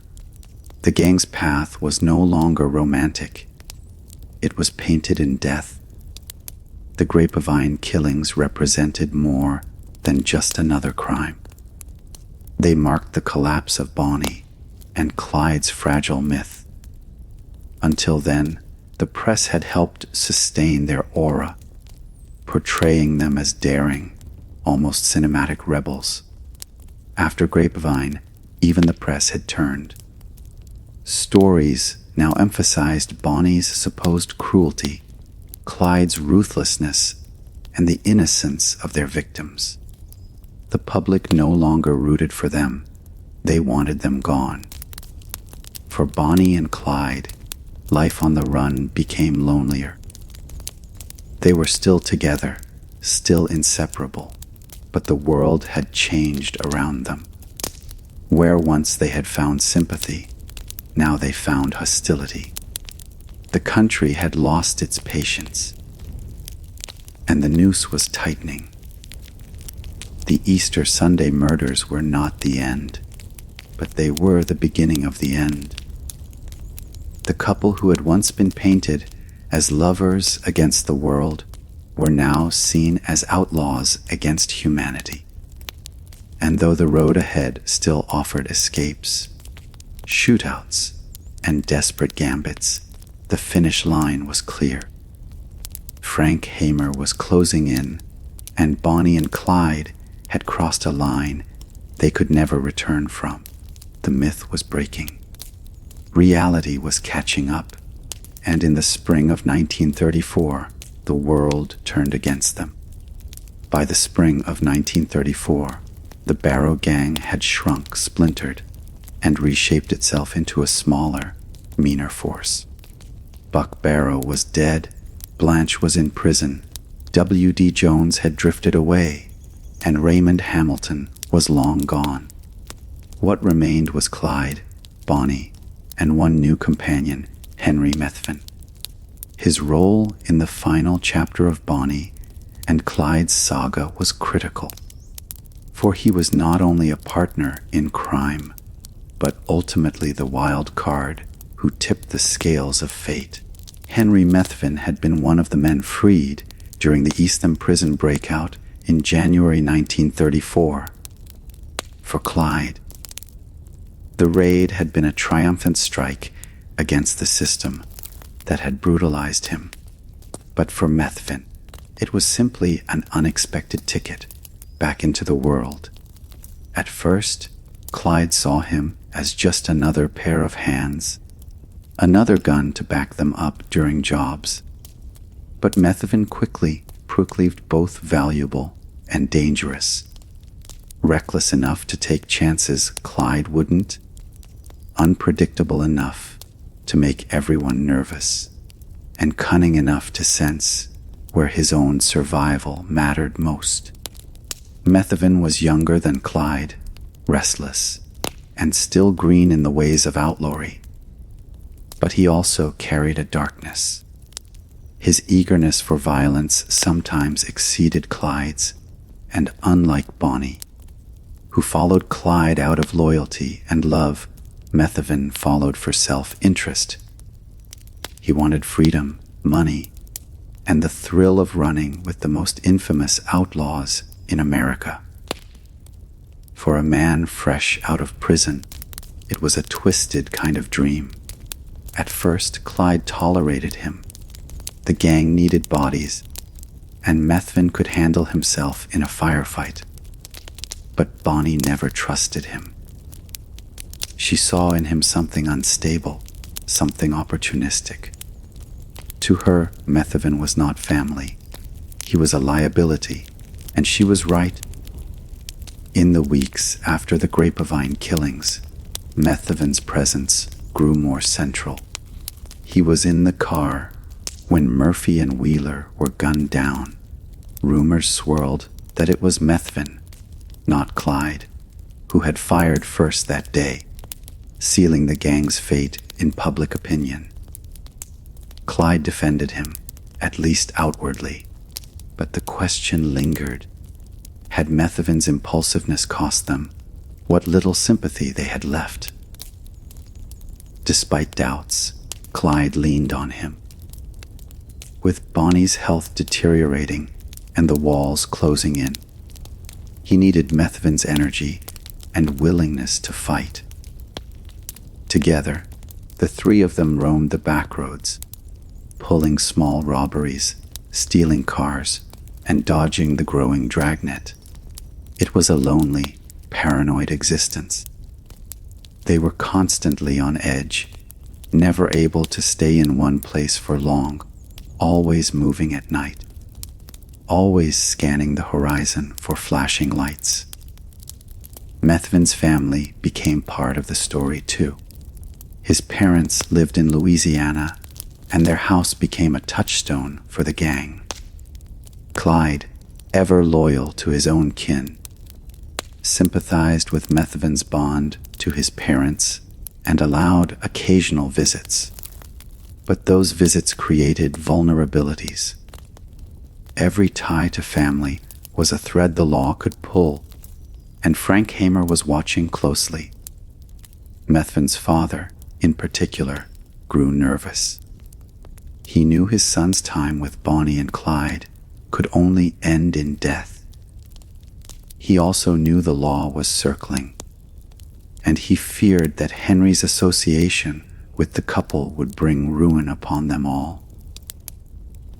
In the months to come, that fear would play a decisive role in sealing Bonnie and Clyde's fate. As the trio drifted between Texas, Oklahoma, and Louisiana, tension simmered. Clyde was increasingly reckless, laughing off the idea that the law could catch him, while Bonnie grew more resigned. Methven, caught between admiration for Clyde and fear for his own skin, began to calculate. He was not bound by love like Bonnie, nor by obsession like Clyde. For him, survival mattered most. In quieter moments, Bonnie's distrust of Methven was clear. She confided in Clyde that she didn't believe he was loyal. Clyde brushed it off. He had no choice but to rely on him. Bonnie's instincts, however, were rarely wrong. She had sensed their doom long before Clyde admitted it, and she could see in Methven a dangerous mix of recklessness and opportunism that could only end one way. Their robberies during this period grew smaller and more desperate. No longer were they targeting banks for dramatic hauls. More often, it was filling stations, grocery stores, and diners, small jobs that barely kept them afloat. The myth of millionaire outlaws living in luxury was far from the truth. The reality was exhaustion, poverty, and endless running. Methven, though, seemed energized by it. He wasn't weighed down by illness like Bonnie, nor by old grudges like Clyde. For him, it was still a game, a test of survival. But the game was nearing its end. Frank Hamer, patient and deliberate, was tightening his net. He had studied Clyde's habits for months, and one of the most consistent was his loyalty to family, his own and those of his companions. When Hamer learned of the Methvens in Louisiana, he saw his opportunity. Through careful pressure, persuasion, and perhaps promises made behind closed doors, he turned the Methven family into unwilling collaborators.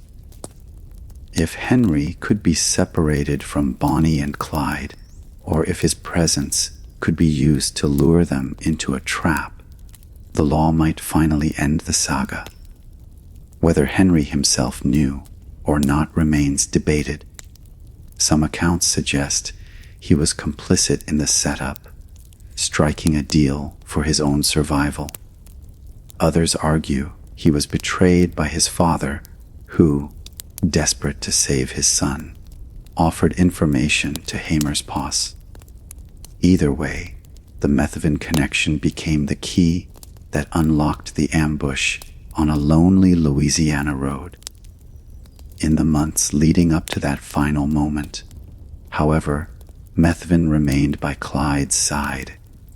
He rode in the stolen Fords, fired in the gunfights, and shared in the hunger and sleepless nights. But unlike Bonnie, who had bound herself to Clyde's fate with love and poetry, Methven's loyalty was conditional. He was the wild card, the partner who might just as easily pull the trigger for Clyde as he might turn his back when the end came. Bonnie sensed it, Clyde ignored it, and Hamer exploited it. By May 1934, the stage was set. Bonnie and Clyde were racing toward their destiny, and Henry Methven, reckless, restless, and opportunistic, was at the center of it all. The wild card was about to be played, and when it was, the outlaw lover's fate would be sealed. By May 1934, Bonnie and Clyde had been running for nearly 2 years. Their names were infamous across the nation, their faces printed on wanted posters, and their deeds splashed across front pages. But behind the myth, their world had shrunk to a few dusty backroads, a handful of allies, and the constant roar of stolen Ford V8 engines. The couple was tired, wounded, and hunted. And in the shadows of Louisiana pine country, Frank Hamer was waiting. Hamer had spent 3 months studying Clyde Barrow's every move. Unlike most lawmen, who charged in with posses and roadblocks, Hamer was patient. He tracked patterns, identified habits, and sought weaknesses. He saw that Clyde's loyalty to family was his greatest vulnerability. No matter how far he ran, Clyde always circled back to his mother in Texas, to his siblings, and now to the family of Henry Methven. These ties of blood and loyalty were the threads Hamer intended to pull until the entire web collapsed. Hamer assembled a posse of seasoned men: Manny Galt, a former ranger, and his trusted partner, Bob Alcorn and Ted Hinton, Dallas County deputies who knew the Barrow family well, and Louisiana officers Henderson Jordan and Prentice Oakley. Together, they formed a lethal unit, 6 men bound by a single purpose: to stop Bonnie and Clyde by any means necessary. There would be no arrests, no trials, no chances for escape. The mission was clear ambush and kill. As April turned into May, the posse shadowed the outlaws, moving silently across Texas and Louisiana. They avoided the mistakes of earlier manhunts. There were no grand announcements, no clumsy traps. Instead, Hamer used informants, watched the roads, and waited. He learned that Clyde had developed a habit of visiting the Methven family in Bienville Parish, Louisiana. Methven's parents offered food and shelter, and Clyde, ever loyal to his companions, indulged these visits despite the risk. Hamer knew this was his moment. The key came through the Methven family itself. Desperate to save their son Henry from the inevitable fate of Bonnie and Clyde. They entered into an understanding with law enforcement. Whether Henry himself agreed or was simply used as bait is debated to this day. What is certain is that the Methven home became the lure that drew Bonnie and Clyde into Hamer's trap. In mid-May, Hamer and his men positioned themselves in Bienville Parish. They studied the roadways, looking for the perfect spot. They needed a stretch of highway that was secluded, where the outlaws could be surprised, where escape would be impossible. Eventually, they settled on a narrow rural road near Sales, Louisiana. The road was lined with thick brush and pine trees, offering the posse cover. It was the perfect killing ground. On May 25, 1934, Hamer's posse set up their ambush. They hid in the undergrowth near a bend in the road, their rifles and shotguns ready. Hours passed. The humid Louisiana air grew heavy, and insects buzzed through the silence. The men knew the wait could be long. Bonnie and Clyde moved unpredictably, and the chance might come only once. But Hamer was certain. He had tracked Clyde's habits too long to be wrong now. That night came and went with no sign of the outlaws. The next morning, May 23, the men remained in their positions. They were tired, tense, and eager. Some later recalled the silence was broken only by birdsong and the occasional nervous cough. And then, sometime after 9 in the morning, the sound came the distant growl of a Ford V8 engine.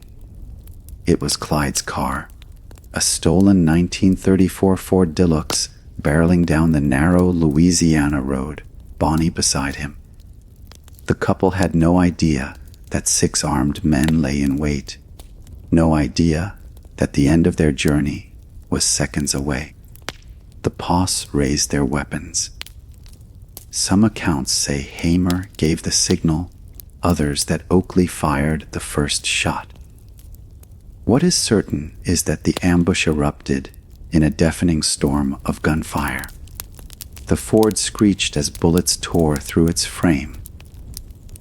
Clyde was hit almost instantly, his head snapping back, death coming before he could react.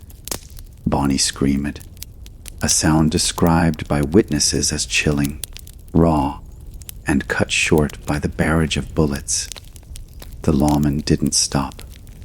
They fired again and again, pumping more than 130 rounds into the car. When the shooting finally ceased, the Ford was riddled with holes, glass shattered, metal torn apart. Inside, Bonnie and Clyde's bodies slumped, lifeless. Their reign of terror ended in a single, merciless moment. For Frank Hamer, the hunt was over. The patient trap had worked. Months of careful study, weeks of silent pursuit, and hours of tense waiting had culminated in less than 30 seconds of violence. Bonnie and Clyde had been unstoppable on the open road, but on that quiet Louisiana highway, the law had finally caught them. The aftermath was immediate and chaotic. Word spread like wildfire, drawing crowds of locals to the ambush site. People swarmed the bullet-ridden Ford, cutting pieces of Bonnie's hair, tearing fabric from her dress, and even attempting to take fragments of Clyde's body as grisly souvenirs.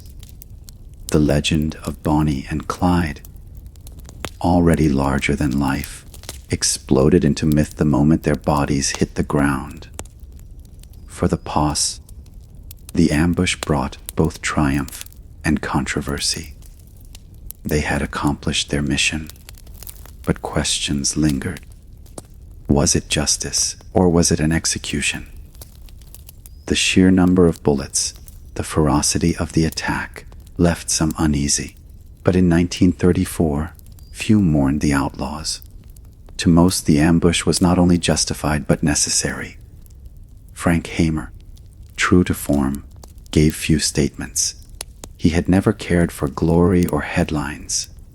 For him, it was simple. 2 killers were dead, and the state was avenged. Yet in that moment, he cemented his own place in the legend. He had been the hunter who ended the most famous outlaw saga of the Depression. Bonnie and Clyde were gone, but their story was far from over. In death, as in life, they remained symbols of love and defiance, of violence and tragedy, of America itself in its darkest years. Their myth, fueled by photographs, poetry, and headlines, would only grow stronger. But for Frank Hamer and his posse, the story was one of patience, persistence, and a single deadly trap. The net had closed, and Bonnie and Clyde had nowhere left to run. The morning of May 23, 1934, began like any other in Bienville Parish, Louisiana. The sun rose slowly over the pine trees, casting long shadows across the dusty roads. For the 6 lawmen concealed in the undergrowth, near the small town of Sales, it was a morning of silence and unbearable tension. They had been waiting for hours, their nerves stretched taut, their weapons polished and ready. They knew today would end the saga of Bonnie Parker and Clyde Barrow. Frank Hamer had chosen his ground carefully. The spot was a narrow, rural stretch of road bordered by thick brush, perfect for concealment. It was close to the home of Henry Methavin's parents, a place Clyde had visited before and would almost certainly visit again. The lawmen were hidden in the trees. Hamer, Manny Galt, Bob Alcorn, Ted Hinton, Henderson Jordan, and Prentice Oakley. They had rehearsed the plan's wait until Clyde's stolen Ford appeared, then unleash everything they had. There would be no warning, no chance for surrender. Shortly after 9 o'clock, the stillness broke. The men heard the distant rumble of an engine, low and steady. Then, through the morning haze, the sleek shape of a Ford V8 appeared. Clyde was at the wheel, Bonnie at his side. The car approached at a brisk pace, the couple oblivious to the guns, aimed at them from the trees. Accounts differ on what happened next. Some say Hamer gave a sharp command. Others claim Oakley, tense and impatient, fired the first shot without waiting. What all accounts agree on is that once the first bullet rang out, the air exploded with gunfire. The sound was deafening. Rifles cracked, shotguns boomed, pistols roared. The lawmen unleashed a storm of bullets into the car, glass shattering, metal twisting, tires bursting. Clyde, struck in the head almost immediately, died instantly. His foot slipped from the accelerator, the car rolling forward a few feet before jerking to a stop. Bonnie screamed. Witnesses later described the sound as high-pitched, eerie, and filled with terror. She clutched at Clyde, but the bullets kept coming. Shot after shot tore into the car, shredding the seats, ripping through steel, and tearing into the young couple's bodies. By the time the guns fell silent, the Ford had absorbed more than 130 rounds. Inside, Bonnie and Clyde were unrecognizable, slumped against one another in a grotesque tableau of death. The ambush had lasted less than 30 seconds. 2 years of running, hundreds of miles of chases, and dozens of robberies had ended in half a minute of brutal violence. Bonnie and Clyde, once the most feared and admired outlaws in America, were no more. The lawmen emerged from the brush, weapons still smoking. The scene before them was grisly. Clyde's head was nearly destroyed, his lifeless body sprawled in the driver's seat. Bonnie's body was riddled with bullets, her red dress soaked in blood. Her hair, once styled and photographed with pride, was matted and tangled, her lifeless eyes staring into nothing. The Ford Deluxe was a mangled shell. Holes riddled the doors. Shattered glass covered the ground, and blood streaked the upholstery. The smell of gunpowder hung in the air, mingling with the heavy Louisiana humidity. For Hamer and his men, it was the end of the chase. They had accomplished what countless others had failed to do. The outlaw lovers were dead, but the violence of the ambush stirred unease, even among those who had demanded justice. Some wondered if it had been necessary to fire so many rounds, to obliterate the couple in such a savage storm of bullets. Could they not have been captured alive? Could they not have stood trial? To Hamer, the answer was clear.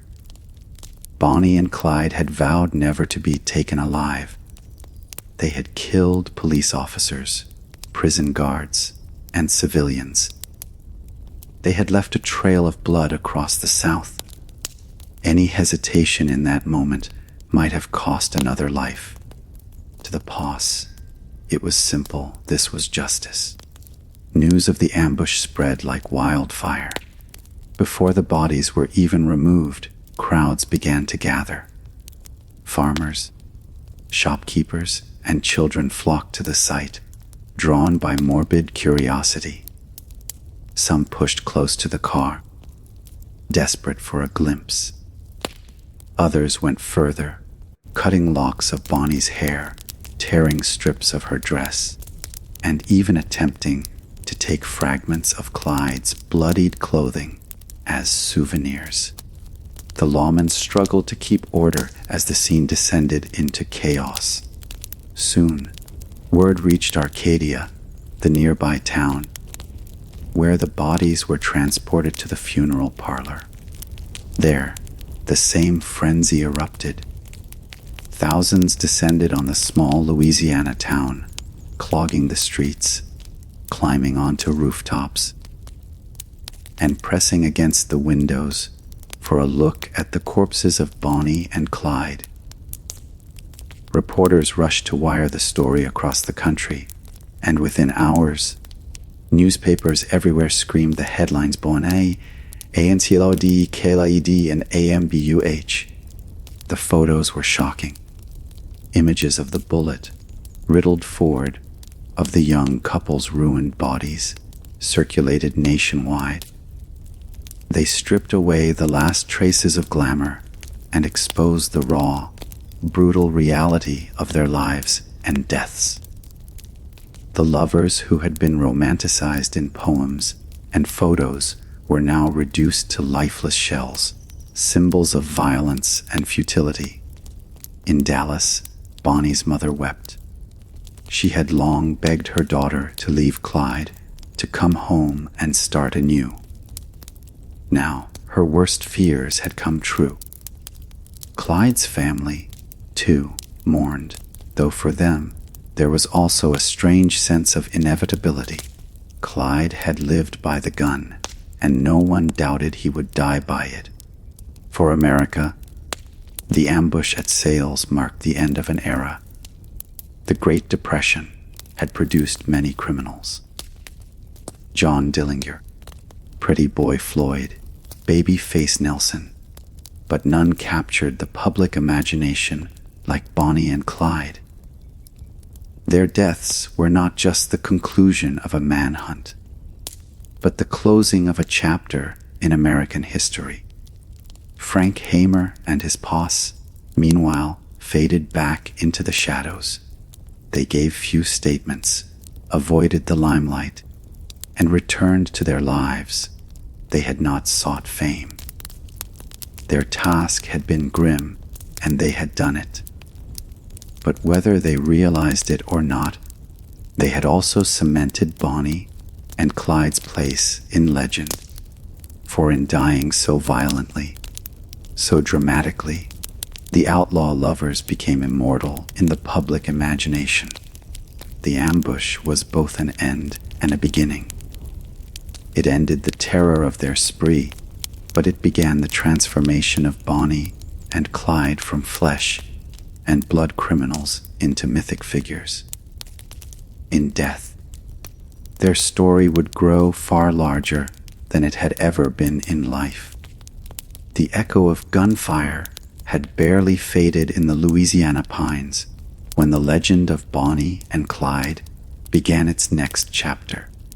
The outlaws were dead, their bullet, riddled Ford Deluxe still resting at the roadside.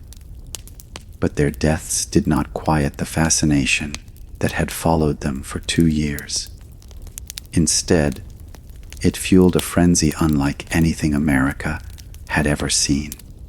News traveled faster than the lawmen who had pulled the triggers. Within an hour, word spread across Bienville Parish. Farmers abandoned their fields, shopkeepers closed their stores, and children ran barefoot down dirt roads, all heading toward the ambush site. By the time Frank Hamer and his men were preparing to move the bodies, a crowd had already gathered. What unfolded was nothing short of chaos. Men, women, and children pressed against the car, ignoring the blood and shattered glass. Some tried to force open the doors for a closer look. Others scrambled for souvenirs. A woman snipped locks of Bonnie's blood-soaked hair. Another cut strips of fabric from her dress. A man dipped his handkerchief into Clyde's blood, folding it neatly like a sacred relic. People wanted proof they had stood near history, tokens of the couple whose names had dominated headlines. The lawmen, still shaken from the violence, struggled to control the mob. They ordered people back, but excitement overpowered caution. In the end, Hamer's posse focused on their grim duty, transporting the bodies to Arcadia, the nearest town with a funeral parlor.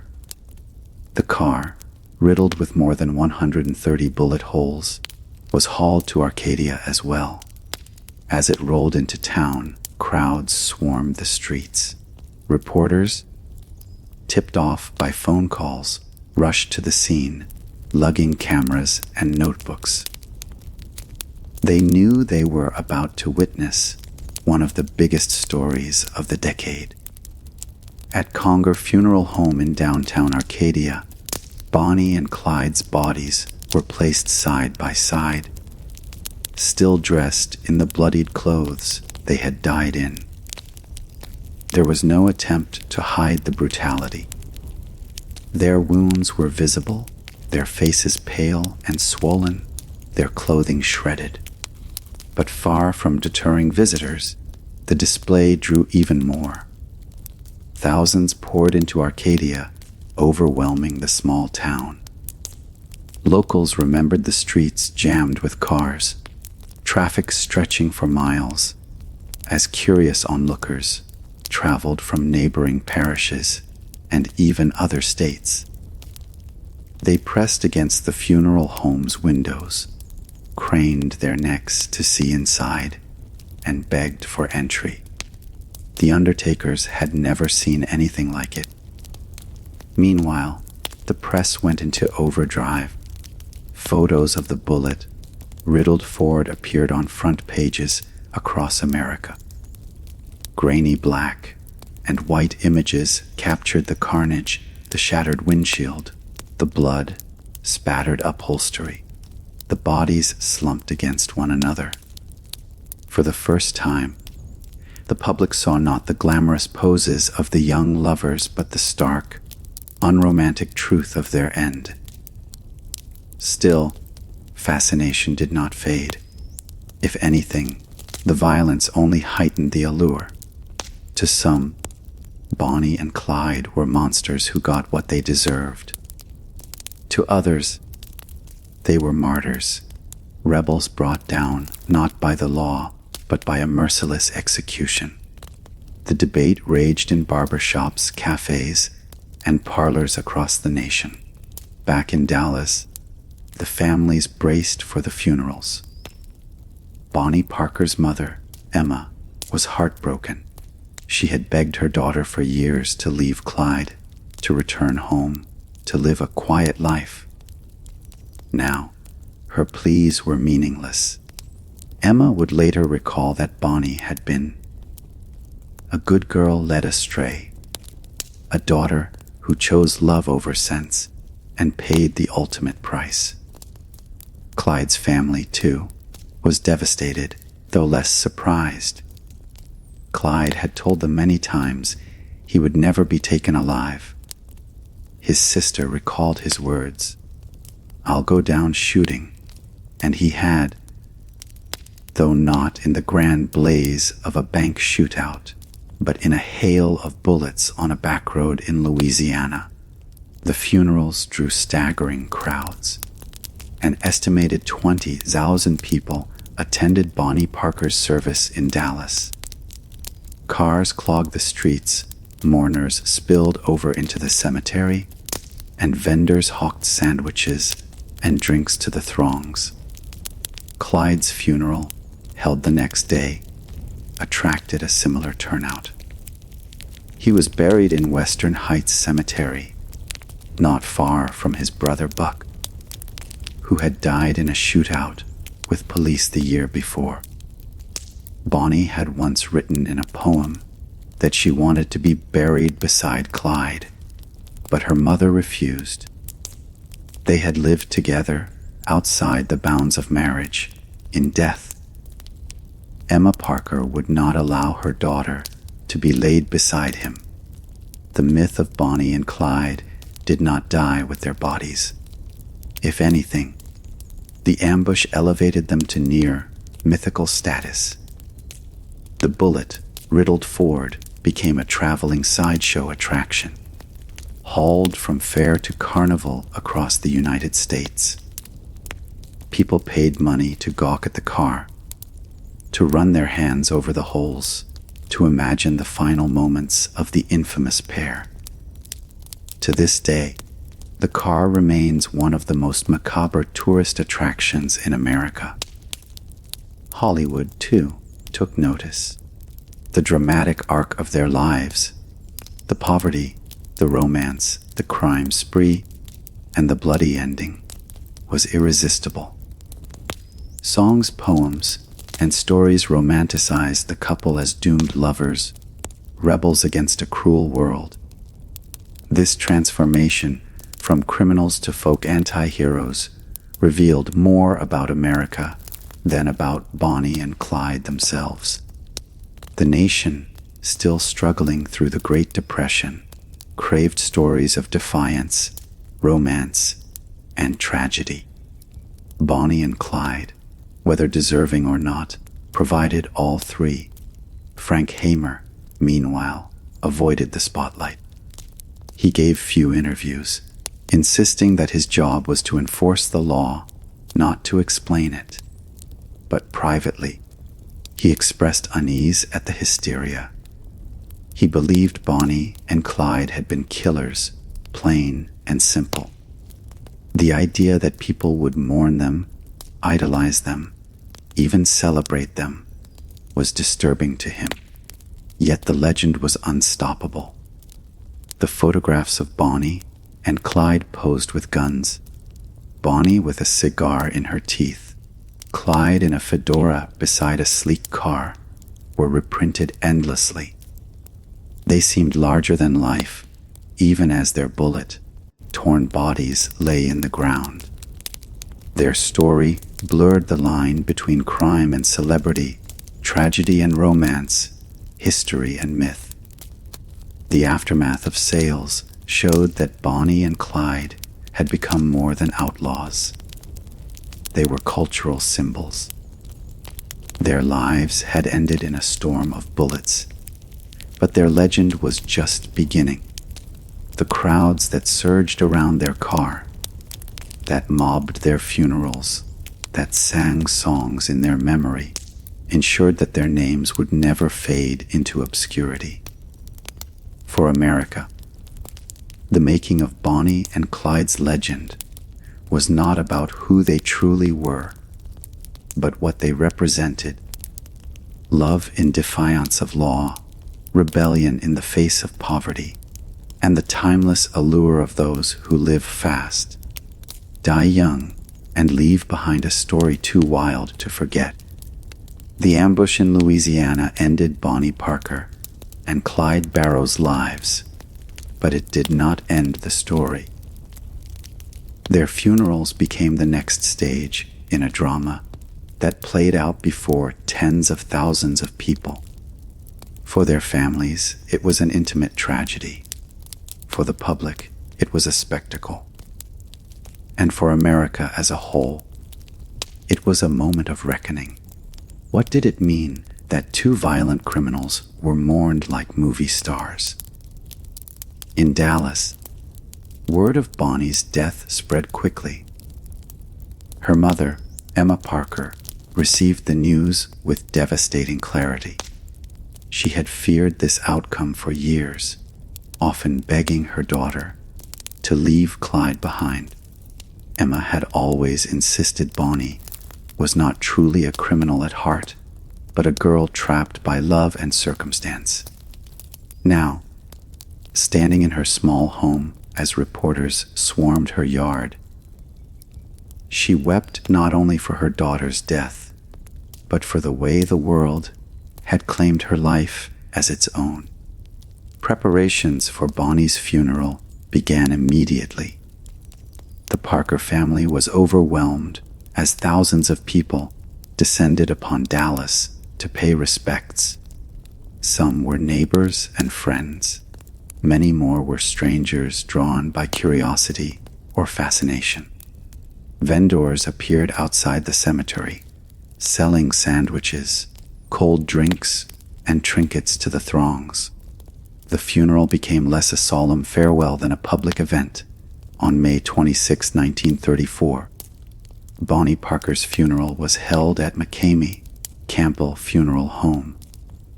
Her small body, riddled with bullets, was placed in a coffin and dressed in a blue silk dress. The undertakers did their best to mask the wounds, but the violence could not be completely hidden. Even in death, Bonnie's story was etched onto her skin. The crowds were immense. Estimates ranged from 15,000 to 20,000 people. Streets were jammed with cars, the cemetery overwhelmed by visitors. Some mourners genuinely grieved. Others came simply to say they had seen the infamous Bonnie Parker laid to rest. Her mother sobbed quietly, supported by relatives, while the preacher spoke of forgiveness, redemption, and a mother's love. But outside, the mood was carnival-like. People pushed, jostled, and craned for a glimpse.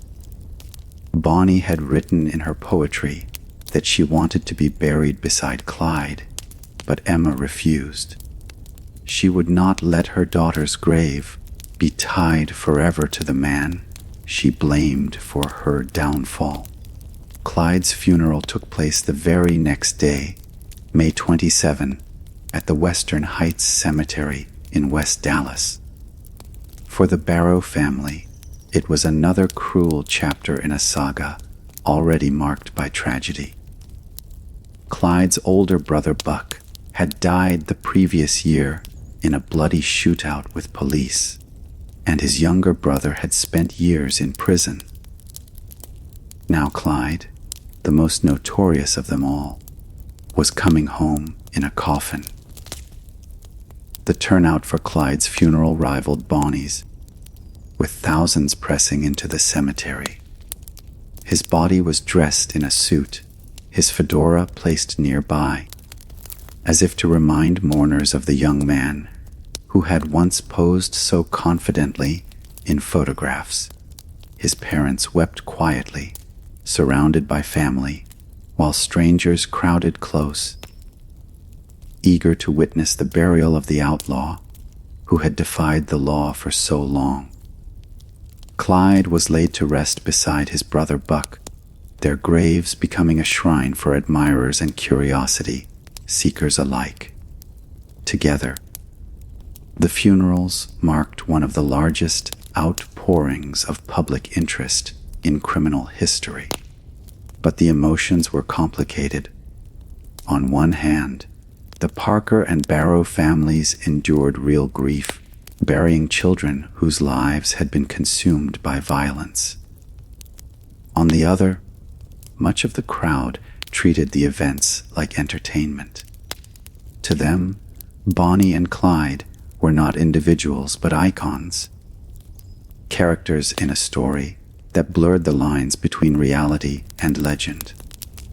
The press captured every detail. Newspapers printed photographs of the crowds, the graves, and even close-ups of the bodies. Reporters interviewed mourners, asking why they had come. Some said they admired Bonnie and Clyde for their daring. Others said they wanted proof the couple was truly dead. A few spoke of sympathy, not for their crimes, but for the tragedy of two young lives wasted in a storm of violence. At the same time, critics condemned the public fascination.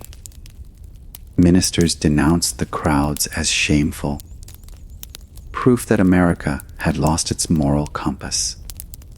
Editorials asked why criminals were being treated like celebrities. They were killers, one newspaper wrote, and should be remembered as such. Yet the debate itself revealed the complexity of Bonnie and Clyde's legacy. They were both condemned and romanticized, hated and admired, feared and mourned. For the families, the funerals left scars that would never heal. Emma Parker carried the grief of her daughter's death for the rest of her life, never forgiving Clyde for luring Bonnie into crime. She refused to let anyone paint Bonnie as a monster, insisting that her daughter had been led astray, a victim of misguided love.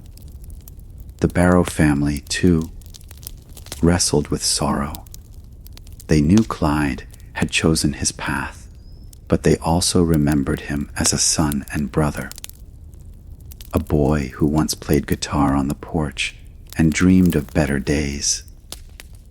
Before the Depression crushed those hopes, in the years that followed, Bonnie's grave in Dallas and Clyde's grave in Western Heights became sites of pilgrimage. Strangers left flowers, notes, and tokens, paying tribute to the outlaw lovers. Some came out of fascination with crime, others out of belief in their romance, and some simply because Bonnie and Clyde had become part of American folklore. The funerals cemented their transformation from criminals into cultural symbols. The massive crowds, the media frenzy, and the public debate all revealed something deeper. Bonnie and Clyde had captured America's imagination, not just through their crimes, but through the story they represented. They were young, reckless, defiant, and doomed. In a time of poverty and despair, their lives, however bloody, seemed larger than life. The divided judgment that followed their deaths reflected a divided America. Were they ruthless killers or tragic lovers? Folk heroes or monsters? The answer depended on who you asked. But one thing was certain: Bonnie and Clyde were no longer merely people. They had become myths, their lives sealed in history, not by the way they lived, but by the way they died, and by the way a nation gathered to watch them buried. When the smoke cleared in Louisiana and the funerals ended in Dallas, Bonnie Parker and Clyde Barrow should have faded into history as two more Depression-era criminals, but they did not. Instead, death became the spark that ignited their legend. Songs were sung, poems were recited, and stories were told that transformed them from flesh and blood killers into symbols of romance, rebellion, and tragedy. The outlaw lovers were dead, but their myth was just beginning. The first seeds of their legend had been planted long before the ambush at Sales. Bonnie herself had been the author of much of it. She was not only Clyde's partner in crime, but also a poet with a flair for the dramatic. Her writings, discovered and published after their deaths, painted a picture of two doomed lovers racing against fate. In her most famous poem, The Story of Bonnie and Clyde, she wrote of their crimes with stark honesty, but also romanticized their bond. Someday they'll go down together, and they'll bury them side by side. To few, it'll be grief. To the law, a relief, but it's death for Bonnie and Clyde. The poem became prophetic, though Emma Parker refused to let Bonnie be buried beside Clyde. The verses cemented the idea that the two were inseparable, bound together by destiny. Her words gave the story a tragic, almost Shakespearean weight, as if Bonnie had foreseen and accepted their violent fate. Almost immediately after their deaths, ballads began to circulate. Folk singers composed songs about the outlaw couple, blending fact with fiction. These tunes often performed in small towns and roadside taverns, portrayed Bonnie and Clyde not as ruthless killers, but as rebels standing against a corrupt system. The songs carried a populist tone, reflecting the frustrations of ordinary people who felt crushed by banks, corporations, and the government during the Great Depression. In the South and Midwest, where poverty was deepest, Bonnie and Clyde were sometimes celebrated as modern-day Robin Hoods. In truth, they never shared their loot with the poor. They robbed banks for themselves, and often small businesses suffered from their crimes. Yet the narrative of poor, young lovers striking back against a wealthy system resonated powerfully with those who felt abandoned by society. The newspapers, too, fed the legend. Before their deaths, headlines had sensationalized every robbery and every narrow escape. After the ambush, the coverage only grew more dramatic. Photos of Bonnie and Clyde posing with guns, clowning around with cigars, or embracing in stolen cars were reprinted endlessly. These images, staged by the couple during their downtime, now seemed like part of a deliberate mythology. They weren't just criminals. They were characters in a larger than life story, performing their roles for an eager public. Hollywood quickly took notice. As early as the 1930s, filmmakers began discussing ways to bring Bonnie and Clyde's saga to the screen. Though studio censorship limited how much violence or rebellion could be shown, the idea of outlaw lovers captivated audiences. In time, this fascination would culminate in the iconic 1967 film Bonnie and Clyde. But even in the years immediately following their deaths, the couple's story was retold in pulp magazines, radio dramas, and serialized crime stories. But not all immortalizations were glamorous. Ministers used their deaths as cautionary tales, warning young people of the dangers of sin and rebellion. Parents invoked Bonnie and Clyde's names as examples of what happened when one chose the wrong path. In Sunday sermons, the couple became symbols of wasted potential, their romance overshadowed by bloodshed. In this way, Bonnie and Clyde were both glorified and demonized, held up as martyrs by some and as warnings by others. The public's divided reaction revealed the contradictions of Depression-era America. People despised crime, yet were drawn to stories of defiance. They condemned murder, yet devoured tales of outlaws who lived fast and died young. Bonnie and Clyde embodied this tension.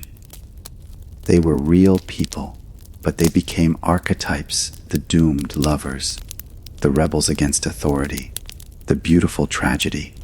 In Dallas, Bonnie's poetry and personal letters were published, drawing further attention. Her words revealed not only her devotion to Clyde, but also her awareness of their impending doom. She never pretended they would grow old together. She knew their lives would end violently. To many readers, this gave her an air of tragic nobility, as though she had chosen her fate with eyes wide open. Meanwhile, Clyde's legend was built less on words than on actions. Stories circulated of his loyalty to Bonnie, his cunning escapes, and his supposed chivalry. Some claimed he never harmed women or children, that he targeted only banks and officers of the law. While this was only partly true, Clyde and his gang killed multiple lawmen and civilians. Such tales added to his myth. He became, in popular imagination, a young man who had been broken by prison, hardened by injustice, and driven to war against the world. The cultural response grew so intense that even years later, Bonnie and Clyde's names carried weight. Children played Bonnie and Clyde the way others played cowboys and Indians. Songs and poems kept their memory alive in rural communities. Their graves became sites of pilgrimage, visited by both admirers and the simply curious. What made them immortal was not just their crimes, but the way their story was told. The combination of Bonnie's poetry, the staged photographs, the sensational headlines, and the bloody ambush created a narrative too powerful to ignore. It was crime as theater, violence as romance, and death as destiny. The birth of the Bonnie and Clyde legend showed how America turns its outlaws into icons, like Jesse James before them and Billy the Kid before him. Bonnie and Clyde became larger in death than they ever were in life. Their names moved from police reports to ballads, from mugshots to folklore, and with every retelling, the line between truth and myth blurred further. By the late 1930s, they were no longer remembered simply as a criminal couple. They had become symbols of rebellion, love, and tragedy, a narrative that spoke less about who they truly were and more about what people wanted them to be. And in this transformation, Bonnie and Clyde achieved the immortality they had seemed to chase all along.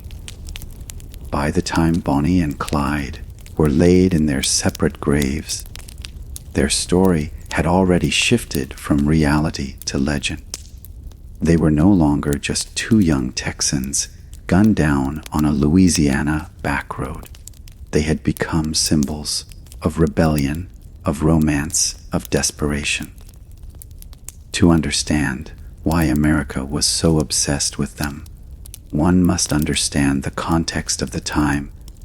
The Great Depression, a period when the line between villain and folk hero blurred, when crime and celebrity often walked hand in hand. The United States in the early 1930s was a wounded nation. Banks had collapsed, farms were lost, factories closed their doors, millions of people were unemployed, families were evicted, and bread lines stretched around city blocks. Ordinary Americans felt abandoned by the institutions that had once promised security. Banks, in particular, were despised. To many, bankers were villains in fine suits, while the poor struggled to survive on scraps. This resentment created fertile ground for outlaws to become folk heroes. Bank robbers like John Dillinger, Pretty Boy Floyd, and Babyface Nelson were feared by authorities, but admired by some of the public. When a newspaper headline read, "Bank Robberies," many people secretly cheered. They believed the outlaws were striking back at the very institutions that had destroyed their lives. Whether or not that belief was true didn't matter. The idea was powerful. Bonnie and Clyde fit neatly into this cultural narrative, even if reality was far different. They did rob banks, but often they targeted small town stores and filling stations, leaving ordinary business owners devastated. They did not share their wealth with the poor, nor did they live lives of luxury. Most of their days were spent sleeping in stolen cars, eating cold food, and dodging the law. But the public, fueled by sensational headlines, saw something else: young lovers with guns, defying the world that had crushed so many others. The press played a central role in shaping this image. Newspapers desperate for circulation during the Depression quickly learned that Bonnie and Clyde sold copies. Their exploits were written in bold headlines. Their photographs splashed across front pages. Bonnie with a cigar in her mouth, pistol in hand, became a striking image, so shocking for the time that it seared itself into the public imagination. The fact that she rarely smoked cigars and posed with them only as a joke was irrelevant. To readers, she was the gun-toting, cigar-smoking mole, the perfect partner in crime. Clyde, too, was transformed by the media. Mugshots of him in a fedora, grinning beside stolen cars, portrayed him as cool and stylish. In reality, Clyde was small, wary, and often exhausted, a man haunted by prison and driven by desperation. Yet the photographs and headlines crafted an image of confidence and charisma. Together, Bonnie and Clyde became less like fugitives and more like movie stars in a real-life gangster film. This blending of crime and celebrity was not new, but Bonnie and Clyde embodied it in a unique way. They were not seasoned gangsters running sophisticated operations. They were young, reckless, and romantic. They loved each other, and that love was central to their myth.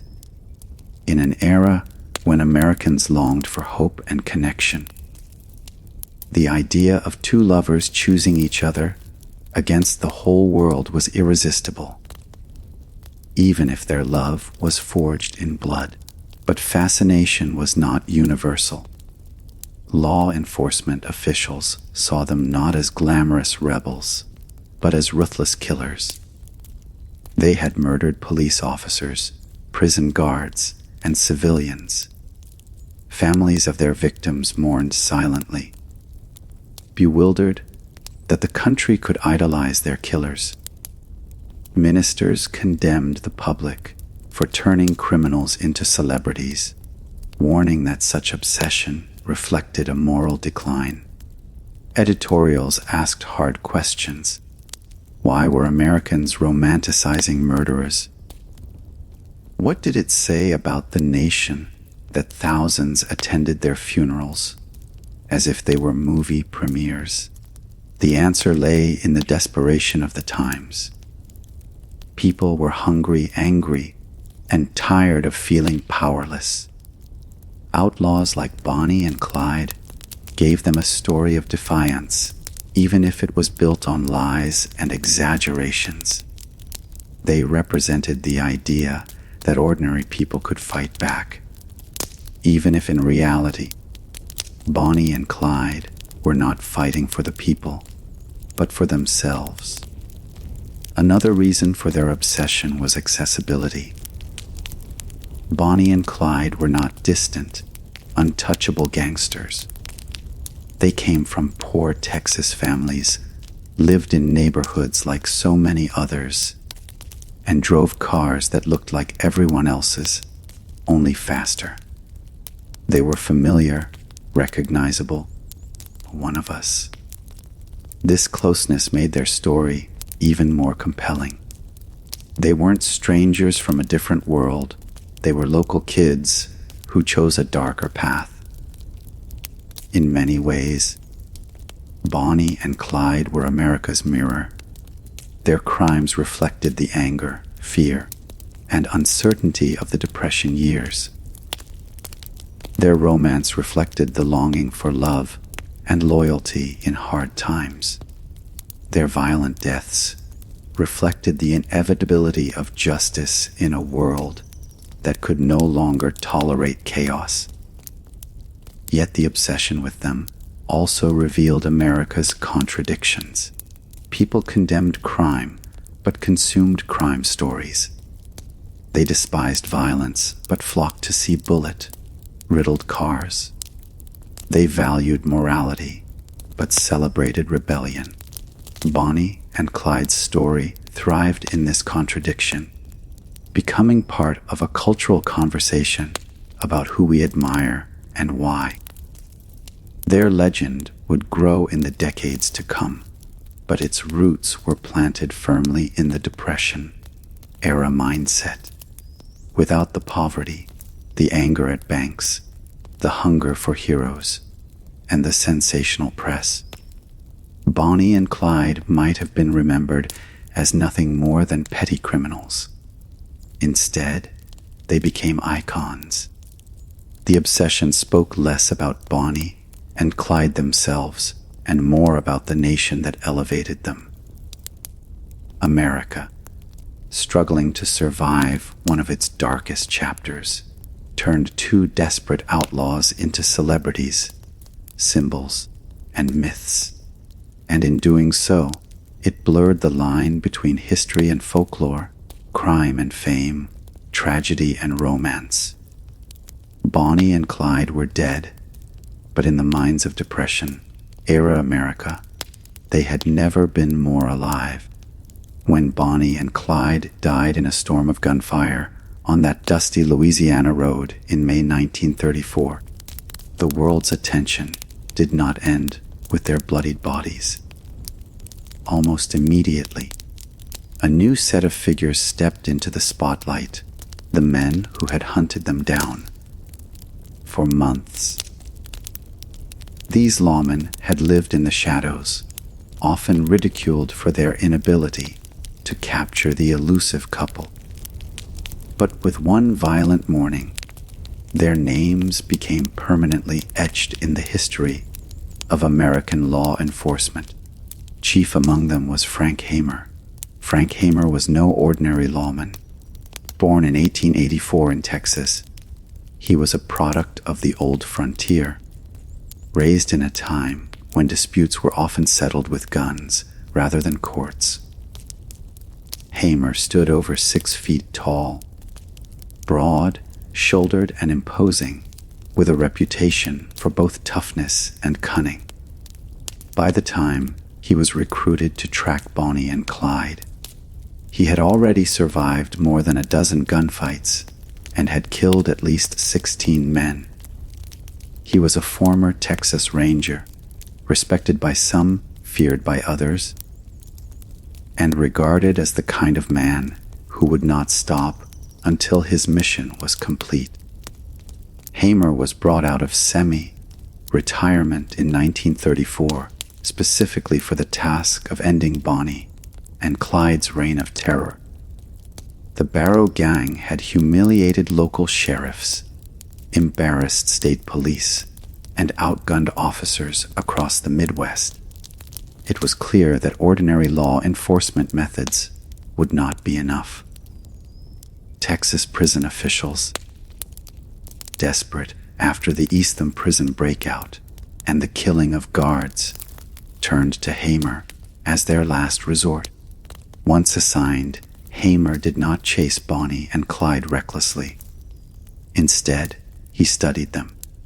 He pored over their movements, patterns, and habits. He recognized that Clyde was not a random drifter, but a strategist, constantly moving in loops through Texas, Oklahoma, Arkansas, and Louisiana. Clyde knew every back road and dirt trail in those states, and he often doubled back to familiar safe havens. Hamer began to predict his moves, following not just where the gang had been, but where they were likely to go. Hamer also built a team. He recruited men who shared his grit and patience, including former Rangers like Manny Galt, as well as Louisiana officers B.M., Manny, Oakley, Prentice Oakley, Bob Alcorn, and Ted Hinton. This group was not glamorous. They were not young, dashing heroes. They were seasoned men, many scarred by years of service. But they shared one trait: they were relentless. The posse tracked Bonnie and Clyde with a mix of intelligence work and good old-fashioned waiting. They gathered tips from informants, monitored relatives, and pieced together sightings. Family loyalty had long been one of the couple's strengths. They often returned to visit parents or siblings, but it also became their greatest weakness. By watching family members, the posse narrowed down their search until they knew the couple's likely routes. On May 23, 1934, their patience paid off. Acting on information from Ivy Methvin, the father of gang member Henry Methvin, the posse set up an ambush on a quiet Louisiana road. At dawn, they hid among the brush, heavily armed with Browning automatic rifles, shotguns, and pistols. They waited in silence until Clyde's stolen Ford V8 appeared. What happened next was quick and brutal. The posse opened fire almost immediately, unleashing more than 150 rounds into the car. Clyde died instantly, a bullet shattering his skull. Bonnie screamed as the hail of gunfire tore through her body. The ambush lasted less than 2 minutes, but when it was over, the most infamous outlaw couple in America was dead. For the lawmen, it was the end of a long hunt. For the public, it was the beginning of their legend. Newspapers hailed the ambush as a triumph of justice, splashing photos of the bullet, riddled car, and the lawmen standing proudly beside it. Crowds cheered the posse as heroes. Reporters interviewed Hamer, portraying him as the rugged symbol of law and order, a man who brought the hammer down on criminals who had terrorized the nation. But the reality was more complicated. Some criticized the ambush as an execution rather than an arrest. There was no warning, no chance for surrender. only overwhelming firepower. Civil libertarians questioned whether such brutality was necessary, even for killers like Bonnie and Clyde. Yet others argued it was the only way to stop them. After all, the couple had proven time and again that they would never go quietly. Frank Hamer, for his part, had little interest in public opinion. He was not a man who cared for fame or headlines. He saw his work as a duty, not a performance. When asked if he had any regrets, Hamer replied simply that Bonnie and Clyde had chosen their path, and he had chosen his. The rest of the posse also received their share of recognition. Each man was celebrated in his home community, though none reached Hamer's level of renown. Some, like Ted Hinton, would later write about the experience, adding to the lore of the ambush. Prentice Oakley, who fired the first shot, struggled privately with the memory. Never fully comfortable with the role he had played, the legacy of Hamer and his posse would endure long after Bonnie and Clyde's deaths. In law enforcement circles, the ambush became a case study in patience, planning, and decisive action. It was proof that even the most elusive criminals could be brought down with enough determination. For the public, however, the posse's role was woven into the broader myth of Bonnie and Clyde, forever linked to the outlaws they killed. Hollywood would eventually dramatize the ambush, sometimes portraying the lawmen as ruthless, other times as necessary heroes. The truth lay somewhere in between. They were not saints, nor were they cold, blooded murderers. They were men of their time, shaped by an era that demanded hard choices. In the end, Frank Hamer and his posse stood as the counterweight to Bonnie and Clyde's legend. If the outlaws represented rebellion and defiance, the posse represented order and justice, harsh, imperfect, and final. Their bullets silenced the real Bonnie and Clyde, but their actions ensured the couple's story would echo for generations. For every photograph of Bonnie with her pistol, there was one of Hamer with his rifle. For every headline about a daring robbery, there was one about the ambush that ended it all. And for every whisper of romance, there was the reminder of the men who brought that romance to its bloody conclusion. The legacy of Frank Hamer and his posse reminds us that legends are not born only from those who defy the law, but also from those who enforce it.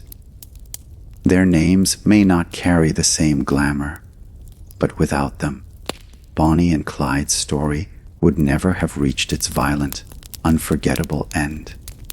The morning of May 23, 1934, ended with two lifeless bodies slumped inside a riddled Ford V8 on a Louisiana roadside. By afternoon, those bodies had begun their journey from the violent shadows of outlaw life into the strange light of public mourning. Bonnie Parker and Clyde Barrow were dead, but the spectacle was only beginning. News of the ambush spread across America like wildfire. Newspaper extras hit the streets within hours, their front pages plastered with photographs of the shattered car and the twisted corpses inside. Readers were stunned by the brutality of the ambush, but they were equally fascinated. In the public's mind, Bonnie and Clyde had been elevated to folk icons, romantic lovers, fearless rebels, and, for some, tragic figures. Now, their deaths became the ultimate headline. In Arcadia, Louisiana, where their bodies were first taken. The scene bordered on the surreal. The car was towed to the Conger furniture store, which doubled as a funeral parlor. When word spread that Bonnie and Clyde were inside, crowds descended on the small town.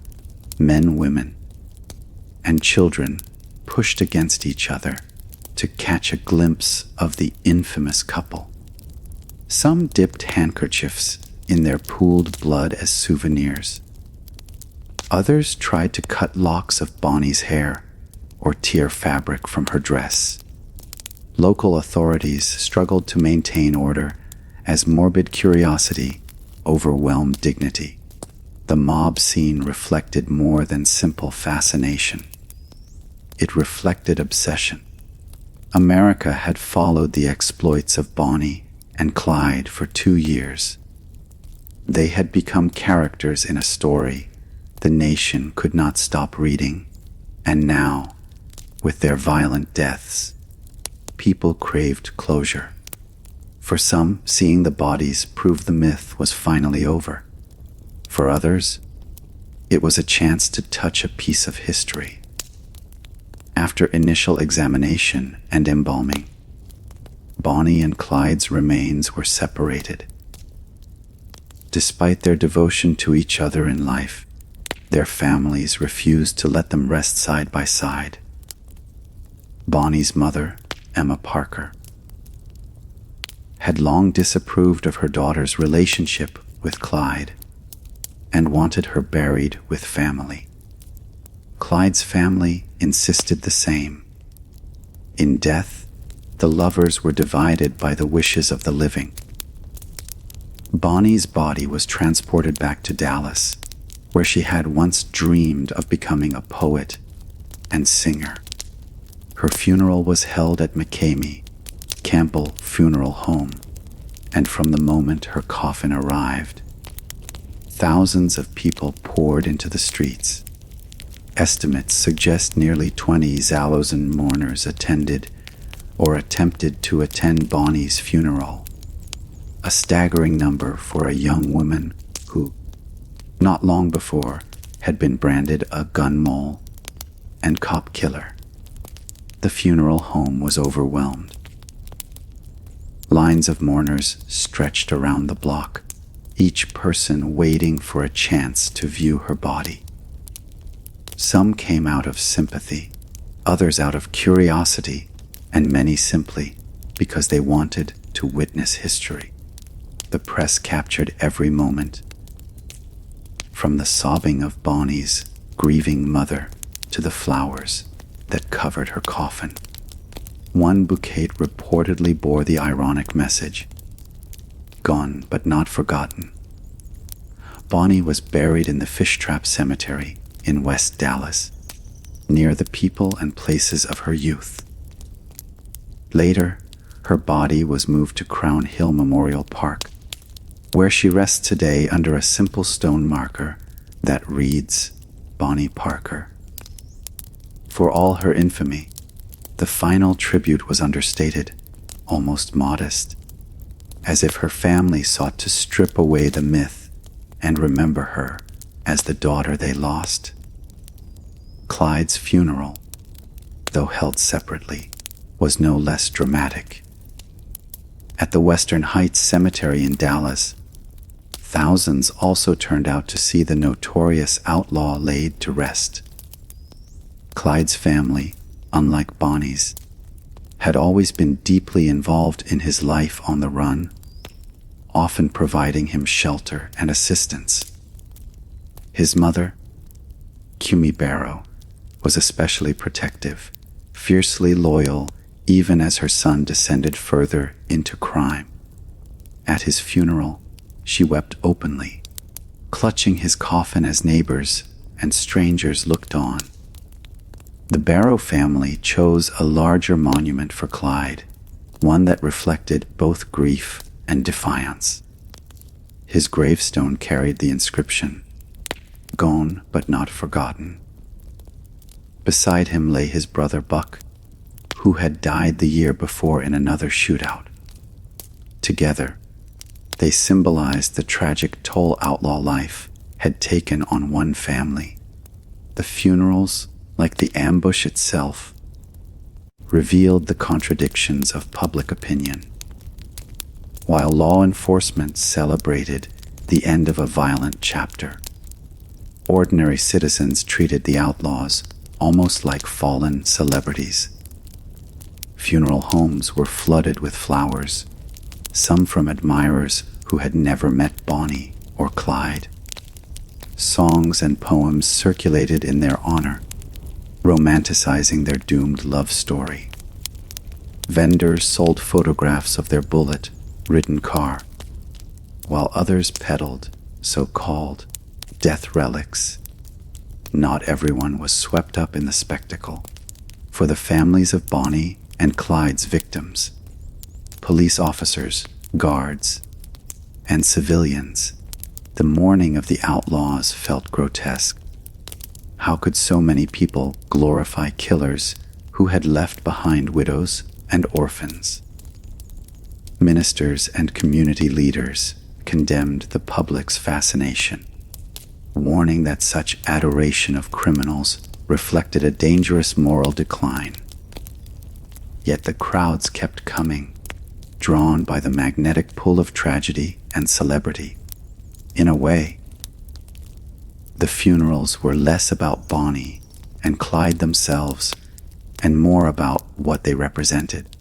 For Depression-era America, they symbolized rebellion against a system that had failed so many. For the young, they represented passion and loyalty in a world of hardship.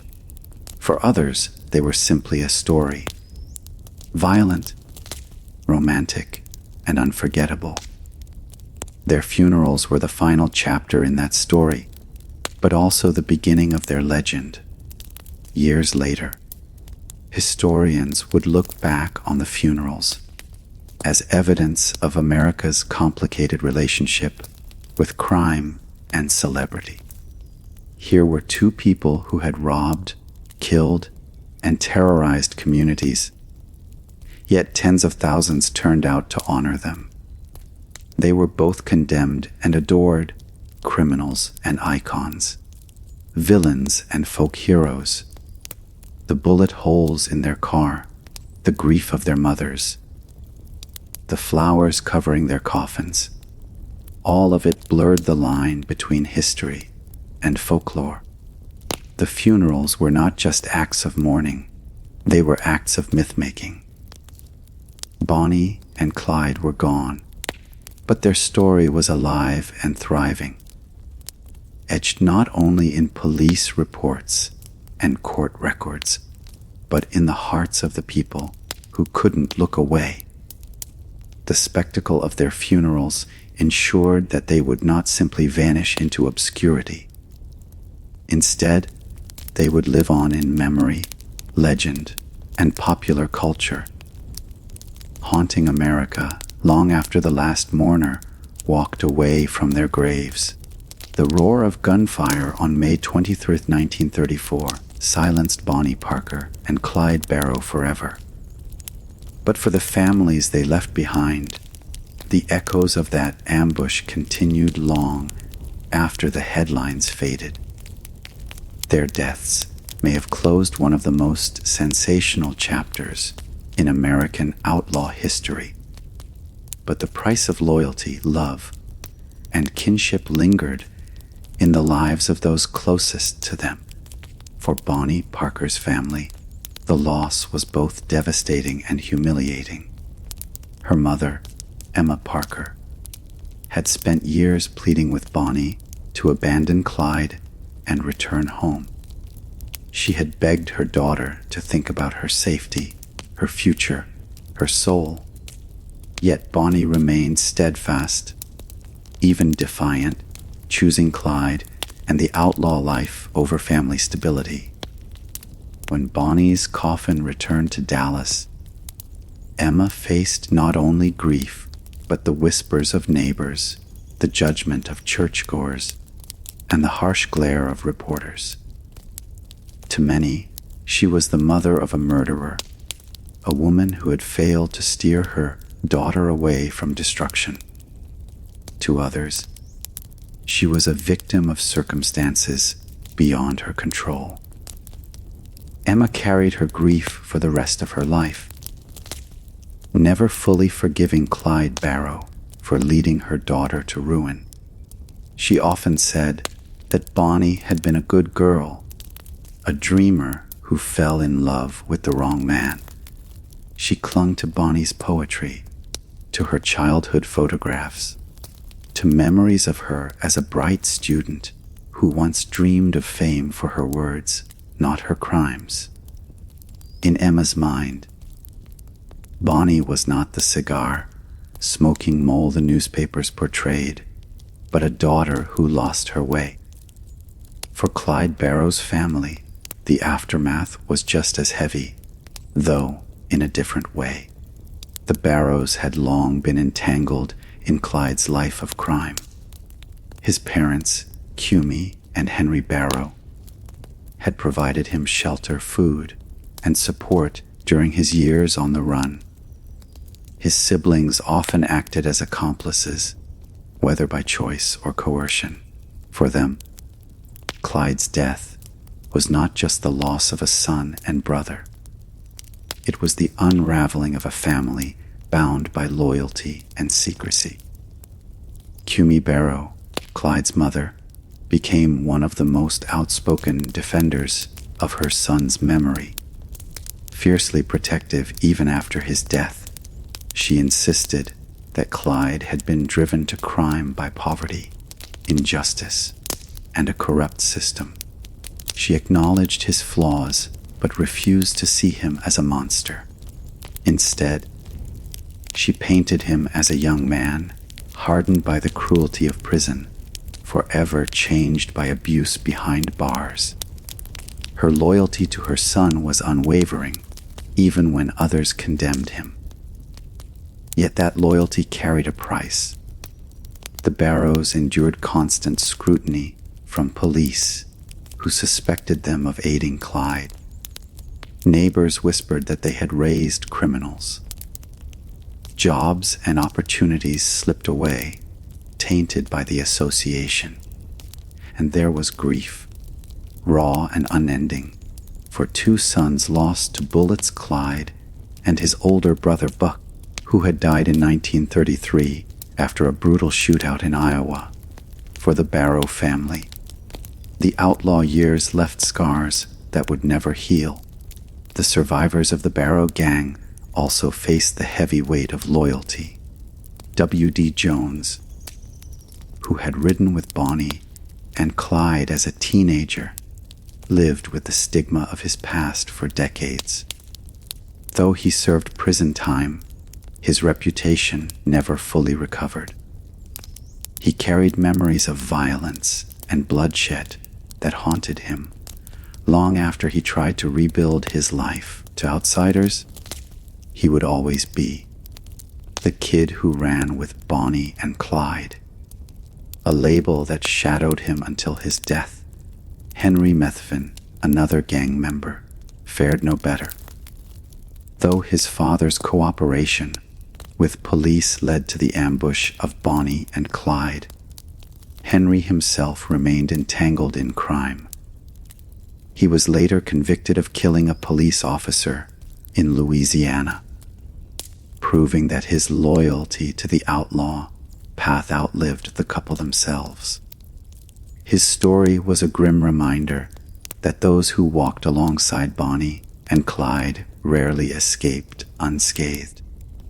Even the families of Bonnie and Clyde's victims paid a price. Widows of slain officers were left to raise children alone.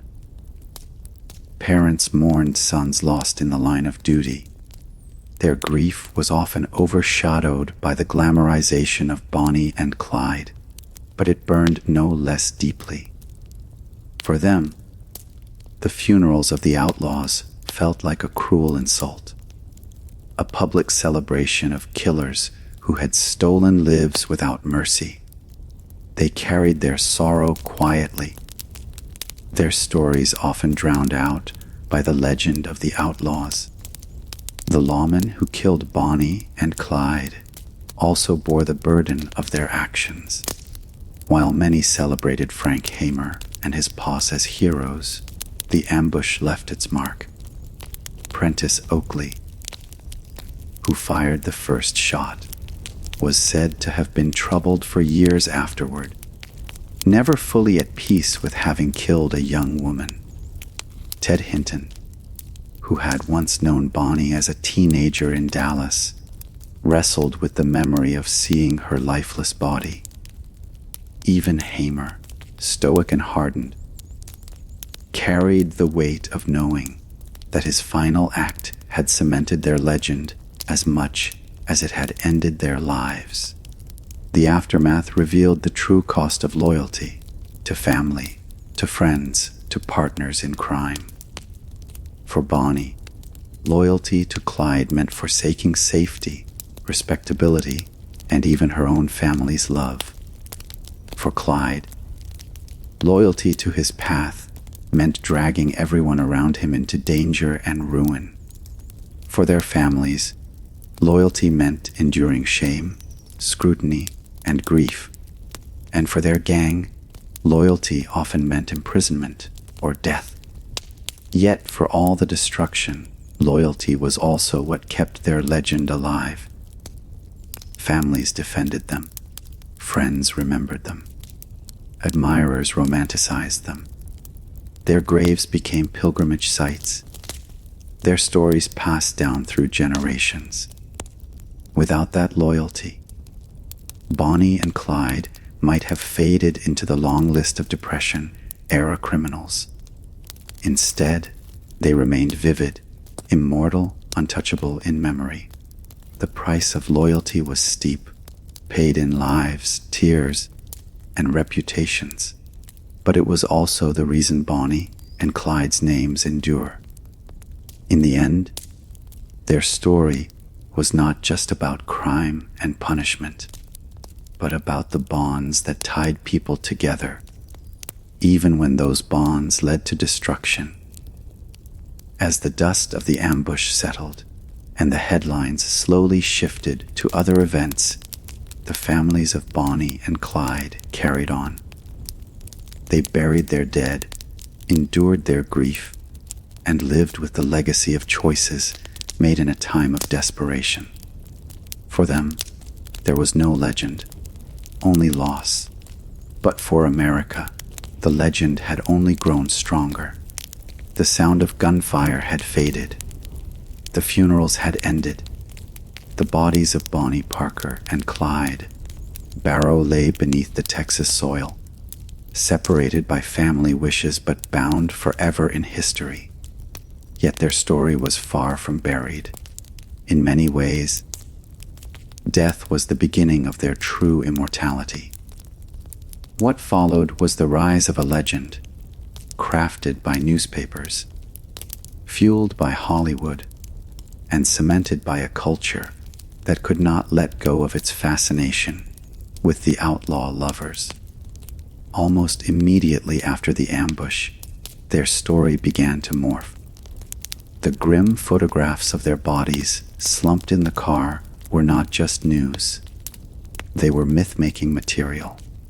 To some, those images were proof of justice, two dangerous criminals silenced by the law. To others, they were the final act of a tragic love story.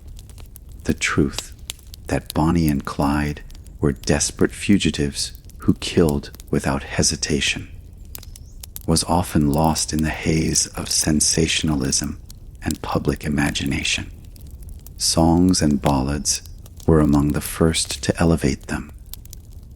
Folk singers across the South and Midwest began composing ballads that romanticized their exploits. One of the most famous was The Ballad of Bonnie and Clyde, written by Bonnie herself before her death. In it, she painted herself and Clyde as doomed lovers, destined to die together in a hail of bullets. When the poem surfaced after the ambush, it seemed prophetic. and it cemented Bonnie's reputation, not just as an outlaw, but as a poet who understood her own fate. The verses circulated widely, reprinted in newspapers and sung in taverns, blending reality and legend into a single story of tragic romance. Meanwhile, Hollywood wasted no time seizing on the sensational tale. Though early portrayals were often sensationalized crime films meant to thrill audiences, they laid the groundwork for the most famous adaptation decades later, the 1967 film Bonnie and Clyde. Starring Warren Beatty and Faye Dunaway, the movie redefined how America viewed the outlaws. It portrayed them as young, stylish rebels, driven as much by passion as by crime. The violence was shocking for its time, but so too was the film's treatment of Bonnie and Clyde as sympathetic, even heroic figures. The 1967 film became a cultural milestone. It resonated with a new generation disillusioned with authority and hungry for stories of rebellion. In the context of the Vietnam War, civil rights struggles, and political unrest, Bonnie and Clyde were reimagined as counterculture icons, symbols of defiance against an oppressive system. The line between fact and fiction blurred further, but the legend only grew stronger. Literature, too, contributed to the myth. Books written about Bonnie and Clyde often wrestled with the tension between history and folklore. Some authors sought to debunk the romantic image, focusing instead on the bloodshed and brutality. Others leaned into the myth, emphasizing love, loyalty, and glamour. The result was a patchwork of narratives, each shaping how future generations would remember the outlaw couple. Museums and roadside attractions joined the chorus, capitalizing on public fascination. The bullet-riddled Ford V8 became a traveling exhibit, displayed at fairs, carnivals, and car shows across the country. People paid admission just to gawk at the shattered glass and rusted metal, a grim relic of death turned into entertainment. Souvenirs, photographs, and replicas were sold by the thousands. Even in death, Bonnie and Clyde were profitable. The legend thrived because it tapped into deep currents of American culture. The United States has always harbored a fascination with rebels. Jesse James, Billy the Kid, John Dillinger. These figures captured the imagination, not because they lived virtuous lives, but because they stood against authority, even if violently. Bonnie and Clyde fit neatly into this tradition, with the added twist of romance. They were not just outlaws, they were lovers. That combination, crime and love, proved irresistible. Yet the rise of the legend also came with distortion. The real Bonnie Parker was often sick, limping from burns sustained in a car accident, exhausted from years on the run. The real Clyde Barrow was haunted, hardened by prison, and consumed by rage against a system he believed had destroyed him. Their days were not glamorous. They were hungry, dirty, and constantly afraid. But the legend scrubbed away those realities, replacing them with stylish clothes, stolen kisses, and a fearless attitude. This transformation raises an uncomfortable question. Why do we glamorize criminals? Part of the answer lies in the context of their times. During the Great Depression, when banks foreclosed on homes and families went hungry, outlaws seemed like avengers, even when they harmed more ordinary people than institutions. Later, During the turbulence of the 1960s, Bonnie and Clyde became symbols of rebellion for a generation questioning authority. Each era shaped the myth to fit its own needs. Another answer lies in the nature of storytelling itself. Humans are drawn to drama, to narratives of love, danger, and tragedy. Bonnie and Clyde provided all of that in abundance.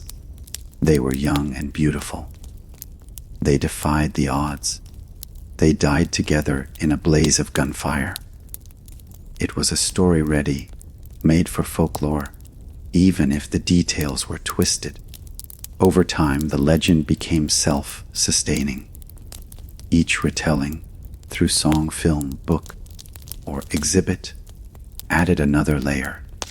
The outlaws themselves faded into history, replaced by archetypes: Bonnie, the rebellious woman who defied gender norms; Clyde, the outlaw lover who challenged authority. Together, they became symbols larger than life, embodying both America's dark fascination with crime and its enduring hunger for romance. By the late 20th century, Bonnie and Clyde were no longer just historical figures. They were cultural icons. Their images appeared on posters, T-shirts, and even advertisements. Their story inspired countless retellings, from crime dramas to music videos. They became shorthand for any couple bound together by love and danger, invoked in lyrics and metaphors across popular culture. In the end, the rise of the legend reveals as much about America as it does about Bonnie and Clyde. It shows a nation eager to turn violence into entertainment, eager to transform criminals into folk heroes, eager to find meaning in tragedy. It shows how myths are born not from facts alone, but from the desires and fears of the people who tell them. The real Bonnie and Clyde died in 1934, but the myth of Bonnie and Clyde has never died. It continues to evolve, shifting with each generation, reflecting new values, anxieties, and fascinations. They are no longer just Depression-era outlaws. They are American myths, forever frozen in that stolen Ford, forever young, forever in love, forever on the run. By the mid-20th century, Bonnie Parker and Clyde Barrow had already become familiar names in American folklore. Ballads, pulp magazines, and traveling exhibits had kept their memory alive. But it was Hollywood that gave them their most powerful rebirth, one that would permanently fix their images in popular culture. That rebirth came in 1967, with a film that shocked audiences, split critics, and redefined the crime genre, Bonnie and Clyde, directed by Arthur Penn, starring Warren Beatty and Faye Dunaway. At first glance, it was a risky project. The studio system was collapsing, old formulas were failing, and a new generation of filmmakers was emerging. Warren Beatty, who was both the star and producer, believed the time was right to retell the outlaw lover's tale for a restless 1960s audience. He saw in Bonnie and Clyde a story that went beyond crime. It was about rebellion, passion, and the clash between individuals and authority. The casting was pivotal.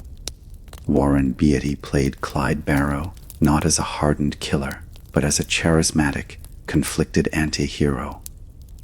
He was young, handsome and stylish, more rebel than criminal. Faye Dunaway, in one of her breakout roles, embodied Bonnie Parker with an elegance and magnetism that transformed her from Depression-era fugitive into a cultural icon. Together, they projected an energy that was both dangerous and romantic. Two lovers chasing freedom, no matter the cost. From its opening scenes, the film announced itself as something new. The visuals were bold, the pacing electric. The costume design gave Bonnie her unforgettable beret, scarf, and skirts, an image that would define her in popular memory. Clyde was dressed in sharp suits, always on the move. A man with charm that masked a violent edge.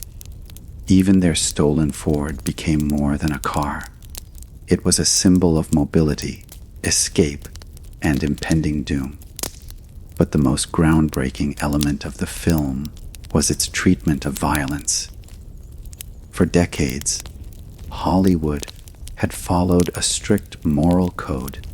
Criminals could not be glorified, and violence had to be restrained. Bonnie and Clyde shattered those rules.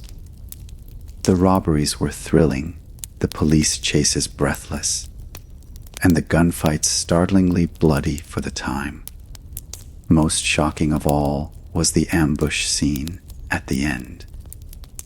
Audiences watched in horror as Bonnie and Clyde were riddled with bullets in slow motion, their bodies convulsing in a storm of gunfire. It was brutal, unflinching, and unforgettable. The reaction was explosive. Some critics condemned the film as tasteless, accusing it of glorifying criminals and reveling in bloodshed. Others praised it as a masterpiece that captured the rebellious spirit of the times. The controversy only fueled its success. Young audiences especially embraced it. To them, Bonnie and Clyde were not villains, but symbols of resistance against a system that felt oppressive and untrustworthy. The 1967 film was more than entertainment. It was a reflection of its era. The Vietnam War had fueled skepticism toward authority. The civil rights movement had exposed deep injustices. A younger generation was questioning the values of their parents, seeking stories of rebellion and defiance. Bonnie and Clyde fit perfectly into this cultural moment. Their doomed love and violent end resonated with audiences who felt trapped in their own struggles against the establishment. The film also reshaped Hollywood itself. Its daring blend of romance, comedy, and graphic violence broke new ground. It was part of a wave of films, alongside The Graduate and Easy Rider, that signaled the birth of New Hollywood, a period when directors and producers challenged conventions, experimented with style, and spoke directly to the anxieties of a changing nation. In terms of legacy, Bonnie and Clyde left an indelible mark. It created the iconic images we associate with the outlaws today. Bonnie with her beret, Clyde with his pistol, the two of them smiling as they robbed banks and sped away. These images bore little resemblance to the wary, hunted fugitives of reality, but they were powerful enough to overwrite history in the public imagination. The film also romanticized the relationship between Bonnie and Clyde in ways history could not. In reality, their love was strained by hardship, illness, and constant danger. But on screen, they became the ultimate star-crossed lovers, young, attractive, bound together by passion and rebellion. Their deaths, though brutal, were framed as tragic destiny, elevating them to the realm of myth rather than simply crime. Critics and scholars have long debated whether the film glorified violence or exposed it. Some argue that by showing the consequences of crime in such a graphic way, it stripped away the glamour. Others contend that it turned murderers into pop icons. The truth lies somewhere in between. The movie did glamorize them, but it also forced audiences to confront the brutality that lay beneath the glamour. Decades later, the influence of Bonnie and Clyde can still be seen. Countless films, television shows, and music videos have drawn inspiration from its style, its themes, and its imagery. The outlaw couple became cultural shorthand for dangerous romance. Musicians invoked them in lyrics, fashion designers borrowed their look, and filmmakers echoed their story in everything from crime dramas to love stories. The impact was not confined to art and entertainment. It reshaped the myth of Bonnie and Clyde in the public consciousness. Before the film, they were remembered as Depression-era criminals. After the film, they were forever enshrined as cultural icons, symbols of rebellion, passion, and doomed love. The real Bonnie and Clyde might have been surprised, or even dismayed, at their transformation. The hardships they endured, the fear they lived with, and the violence they committed were largely forgotten. But the Hollywood version gave them something reality never could: eternal youth, eternal love, and eternal fame. In the end, the 1967 film did more than tell their story. It reinvented it. It turned outlaws into legends, criminals into cultural icons, and a bloody ambush on a lonely Texas road into one of the most enduring myths of American popular culture. And from that moment forward, Bonnie and Clyde belonged not just to history, but to Hollywood and to the imagination of the world.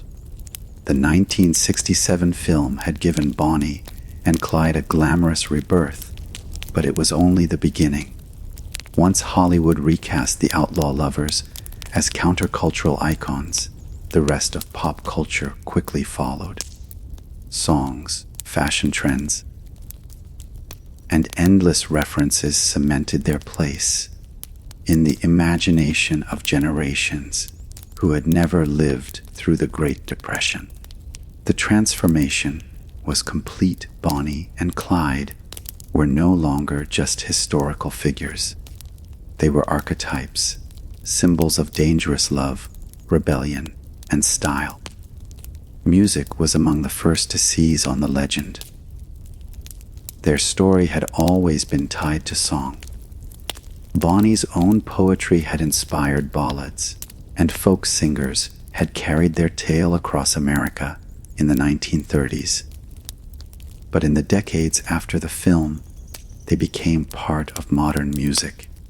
French singer Serge Gainsbourg and actress Brigitte Bardot released the sultry duet, Bonnie and Clyde, in 1968, directly inspired by Bonnie's poem. The track oozed with fatalistic romance, mixing French pop with outlaw mythology. Its smoky, sensual sound painted the couple as glamorous rebels whose love was inseparable from violence. Other artists soon followed.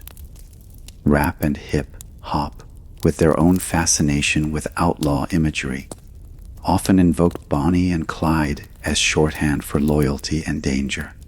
Tupac Shakur, Eminem, Beyoncé, Jay-Z, all at different times reference the pair in their lyrics. Jay-Z and Beyoncé even titled a song, Zo 3 Bonnie and Clyde, framing themselves as modern outlaw lovers against the world. The archetype had transcended history. Bonnie and Clyde was no longer just about two Depression-era criminals. It was a phrase that meant devotion, ride or die love, and rebellion against authority. Fashion, too, embraced the legend. Faye Dunaway's wardrobe in the 1967 film sparked a trend that swept through boutiques and magazines. Bonnie's beret, pencil skirts, and silk scarves became must-have looks, blending femininity with a sense of daring. Even her pose, leaning against a car with a pistol in hand, was replicated in countless photo shoots, ads, and editorials. Clyde's sharp suits and fedora brought back a nostalgia for Depression-era style, inspiring designers who saw in him a rugged elegance. Decades later, fashion spreads would still invoke the Bonnie and Clyde look as shorthand for edgy romance.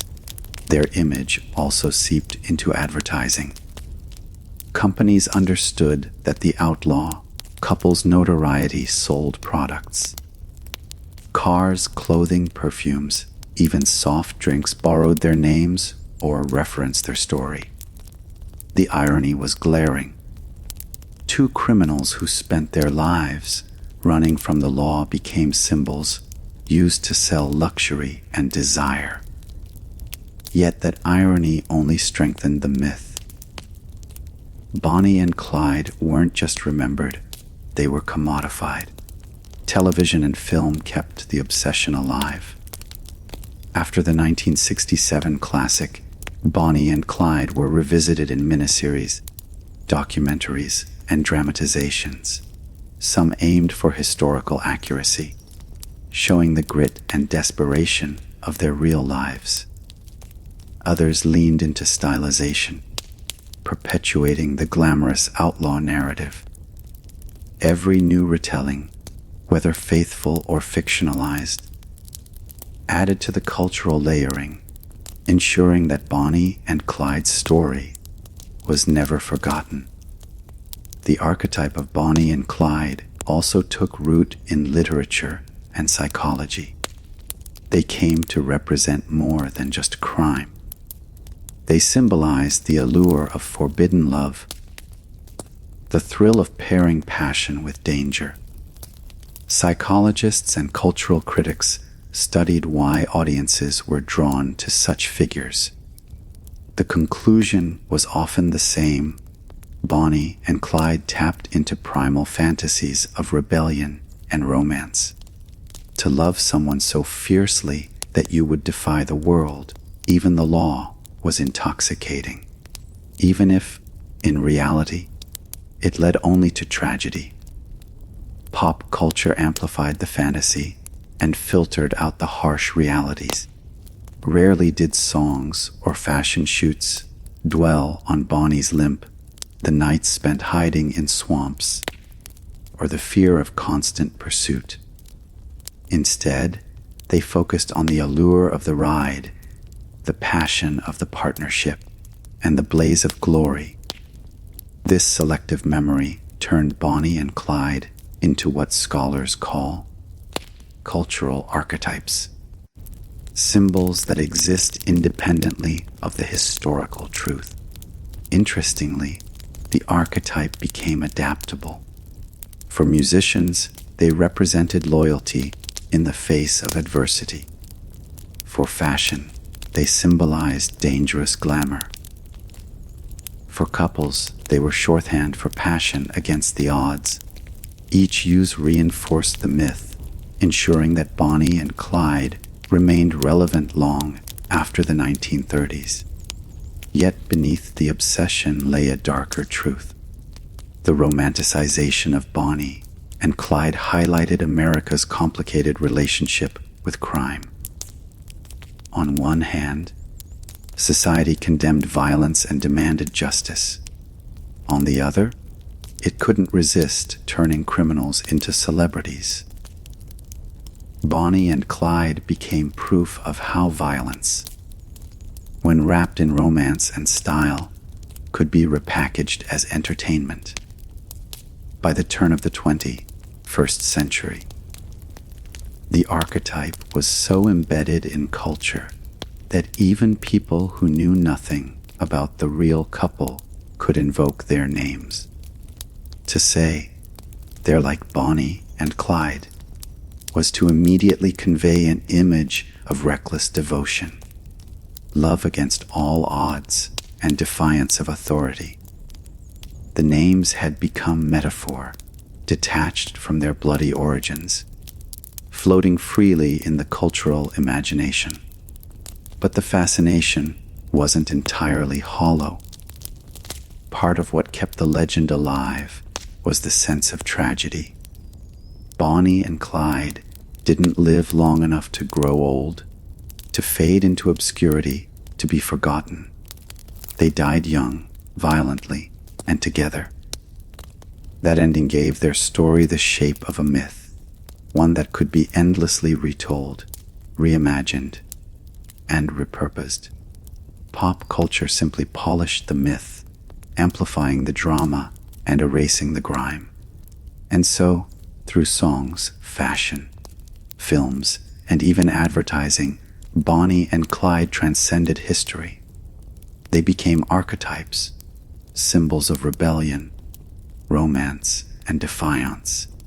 They became a shorthand for the human longing to escape the ordinary, to live fast, to love fiercely, and to die dramatically. In reality, they were frightened fugitives on the run. But in pop culture, they would forever be the couple who dared to love and rebel against the world. The legend of Bonnie and Clyde is irresistible. Two young lovers, bound by passion, tearing across depression-era America in stolen cars, robbing banks, and dying in a blaze of glory. It's a story that has been sung, filmed, and retold for generations. But beneath the myth lies a darker, grittier truth. To understand Bonnie and Clyde fully, one must peel away the layers of glamour and romance and confront the harsh reality of who they were, what they did, and the legacy they left behind. The first myth to untangle is that of the Robin Hood, outlaws. Popular culture often painted Bonnie and Clyde as rebels who struck back at greedy banks, avenging the poor during the Great Depression. In truth, their robberies were rarely directed at large institutions. While they occasionally hit banks, most of their crimes targeted smaller businesses, rural stores, and gas stations, places run by ordinary people who suffered as much as anyone else during those hard years. Far from redistributing wealth, Bonnie and Clyde often left victims ruined, traumatized, or dead. Another distortion concerns their supposed glamour. The 1967 film made Bonnie into a fashion icon, immortalizing her beret and scarf. Photographs of the couple posing with stolen weapons gave the impression of stylish confidence. But reality told a different story. Life on the run was grueling. They often went hungry, sleeping in abandoned barns or cars, constantly afraid of ambush. Clyde's driving left them in frequent accidents, one of which left Bonnie with serious burns on her leg that never fully healed. She often struggled to walk, let alone strut through life as the cinematic Bonnie did. The real Bonnie was exhausted, limping, and in constant pain. Clyde, too, was less the glamorous rebel and more the hardened criminal. His experiences in prison, where he reportedly endured brutal abuse, left him bitter and violent. He was not robbing banks to make a statement against the system. He was robbing them because he saw no other way to survive. His goal, by many accounts, was simply to stay alive long enough to live free of prison walls. There was little philosophy of rebellion in his crimes. It was desperation, not ideology, that drove him. The most troubling myth is that of their supposed romantic purity. Movies, songs, and cultural retellings emphasized their love as inseparable from their criminal life, a tragic devotion that carried them to their bloody end. There is no doubt that Bonnie and Clyde were deeply attached to one another. Letters, photographs, and eyewitness accounts make that clear. But love on the run was far from idyllic. Their relationship was strained by constant danger, financial stress, and Clyde's single-minded obsession with avoiding capture. At times, Bonnie seemed swept along by his choices rather than an equal partner, while her loyalty was unquestionable. The idea of their relationship as a glamorous romance obscures the harsh reality of two people clinging to each other in a world that offered them little hope.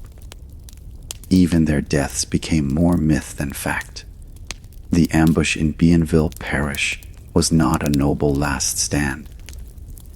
It was a calculated trap, sprung by lawmen who had studied their patterns and used deception to bring them down. Bonnie and Clyde never fired a shot that morning. They were gunned down without warning, overwhelmed by sheer firepower. Yet in legend, their deaths became a final blaze of glory, cementing their status as martyrs of rebellion. Why, then, does the myth persist? Part of the answer lies in human fascination with outlaw figures. We are drawn to stories of those who defy authority, especially when their defiance is framed in terms of love and loyalty. Bonnie and Clyde were young and attractive. They died together violently. That narrative arc feels cinematic, almost Shakespearean. It makes for better storytelling than the truth of hunger, fear, and desperation. Another reason is the role of media. From the moment Bonnie and Clyde's photographs were discovered in a Joplin hideout in 1933, newspapers sensationalized their story. Images of Bonnie with a cigar in her mouth and Clyde posing with rifles captivated the public. Reporters amplified every detail, often blurring fact and fiction. By the time Hollywood retold the tale decades later, the line between history and legend was already hopelessly tangled. To separate reality from myth requires facing uncomfortable truths. Bonnie and Clyde were not folk heroes, they were criminals. They killed at least 9 lawmen and several civilians. Families were left grieving, towns lived in fear, and police officers died doing their duty. Their story is not one of noble rebellion, but of violence, loss, and desperation. Yet dismissing the myth entirely would also be short-sighted. The legend of Bonnie and Clyde tells us much about the culture that created it. It reveals a nation eager to turn suffering into spectacle, crime into entertainment, and tragedy into romance. It shows how storytelling shapes memory, how images can overwrite facts, and how cultural longing can transform outlaws into archetypes. The real Bonnie and Clyde existed in a small, brutal window of history. The myth of Bonnie and Clyde exists far beyond it, constantly evolving with each new retelling. To separate the two is not to destroy the legend, but to see it for what it is, a mirror reflecting both the harshness of their reality and the fantasies of those who came after. In the end, the true crime story of Bonnie and Clyde is messy, tragic, and violent. The myth is romantic, glamorous, and enduring. Both coexist, shaping how we remember them. And perhaps that duality, the clash between truth and legend, is what ensures that Bonnie and Clyde will never fade from the American imagination. The legend of Bonnie and Clyde often paints the outlaw couple in the spotlight. But behind their story stands another cast of characters. The lawmen who tracked them, studied them, and ultimately brought their reign of terror to an end. These men lived in a different kind of shadow, not celebrated as rebels, but burdened with the responsibility of restoring order in a country shaken by violence. Their pursuit was not glamorous, but it was relentless, and it came at great cost. From the moment Clyde Barrow and his gang began their string of robberies and murders, local sheriffs, deputies, and state patrolmen were drawn into the chase. Unlike the myth, which often portrays them as faceless obstacles in Bonnie and Clyde's story, the lawmen were individuals with lives, families, and reputations on the line. Each robbery and each killing hardened their determination, not only to protect the public, but to avenge their fallen brothers. One of the earliest and most determined pursuers was Sheriff Schmidt of Kaufman County, Texas, after Clyde killed Deputy Malcolm Davis in 1933. The law enforcement community rallied together with greater urgency. The deaths of lawmen were not just statistics. They were personal blows to small towns where every officer was known, respected, and relied upon. When Bonnie and Clyde killed, they weren't just breaking the law, they were tearing at the very fabric of communities. But catching them was no simple task. Bonnie and Clyde were masters of mobility. Their stolen Ford V Ace allowed them to outrun most police cars of the era. They never stayed in one place for long, often crossing state lines to exploit jurisdictional gaps. Local sheriffs had limited reach, and state patrols struggled to coordinate across borders. For much of 1932 and 1933, Bonnie and Clyde seemed untouchable, ghosts slipping away just as lawmen closed in. It wasn't until Captain Frank Hamer entered the picture that the tide began to turn. Hamer was a legendary Texas Ranger, known for his toughness, sharp instincts, and unflinching dedication to the law. By 1934, after years of chaos, the Texas Department of Corrections recruited him specifically to hunt down Bonnie and Clyde. Hamer accepted, knowing full well the risks involved. He understood their patterns, the way Clyde favored certain highways, the hideouts they relied on, and the loyalty networks that sheltered them. Unlike many of his peers, Hamer was patient. He didn't just chase, he studied. Hamer was not alone. He assembled a posse of trusted lawmen. Manny Galt, former ranger and Hamer's close friend, Henderson Jordan, sheriff of Bienville Parish, Louisiana, Prentice Oakley, Jordan's deputy, and Louisiana officers Bob Alcorn and Ted Hinton, both seasoned lawmen with personal stakes in the pursuit.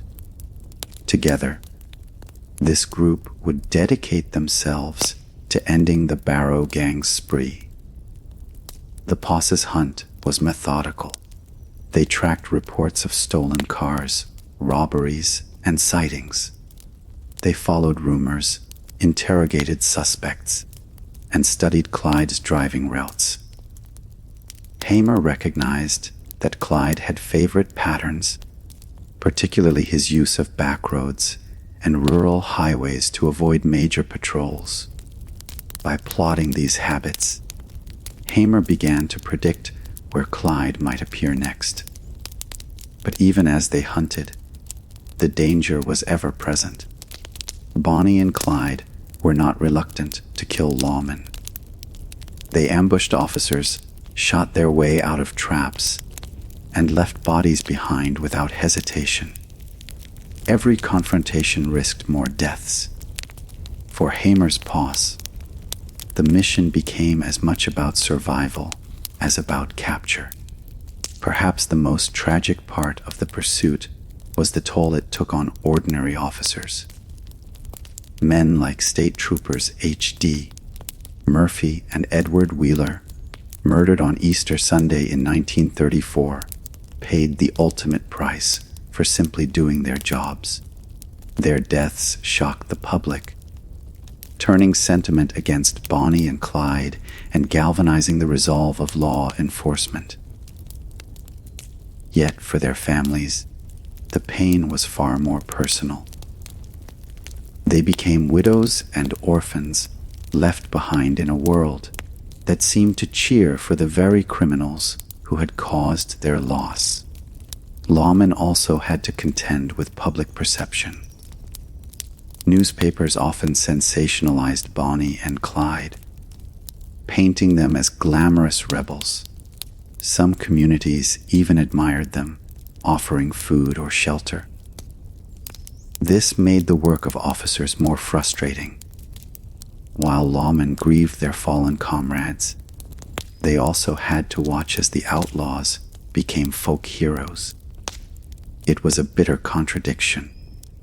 The same people who demanded safety sometimes fed the myth of those who threatened it. Hamer, however, never wavered. He saw Bonnie and Clyde not as tragic lovers, but as cold-blooded killers. He did not romanticize them. To him, the photographs of officers' funerals, the bloodied uniforms, and the grieving families told the true story. And in his view, there could only be one ending. The ambush on May 23, 1934, was the culmination of months of relentless pursuit. Hamer's posse used guile rather than brute force.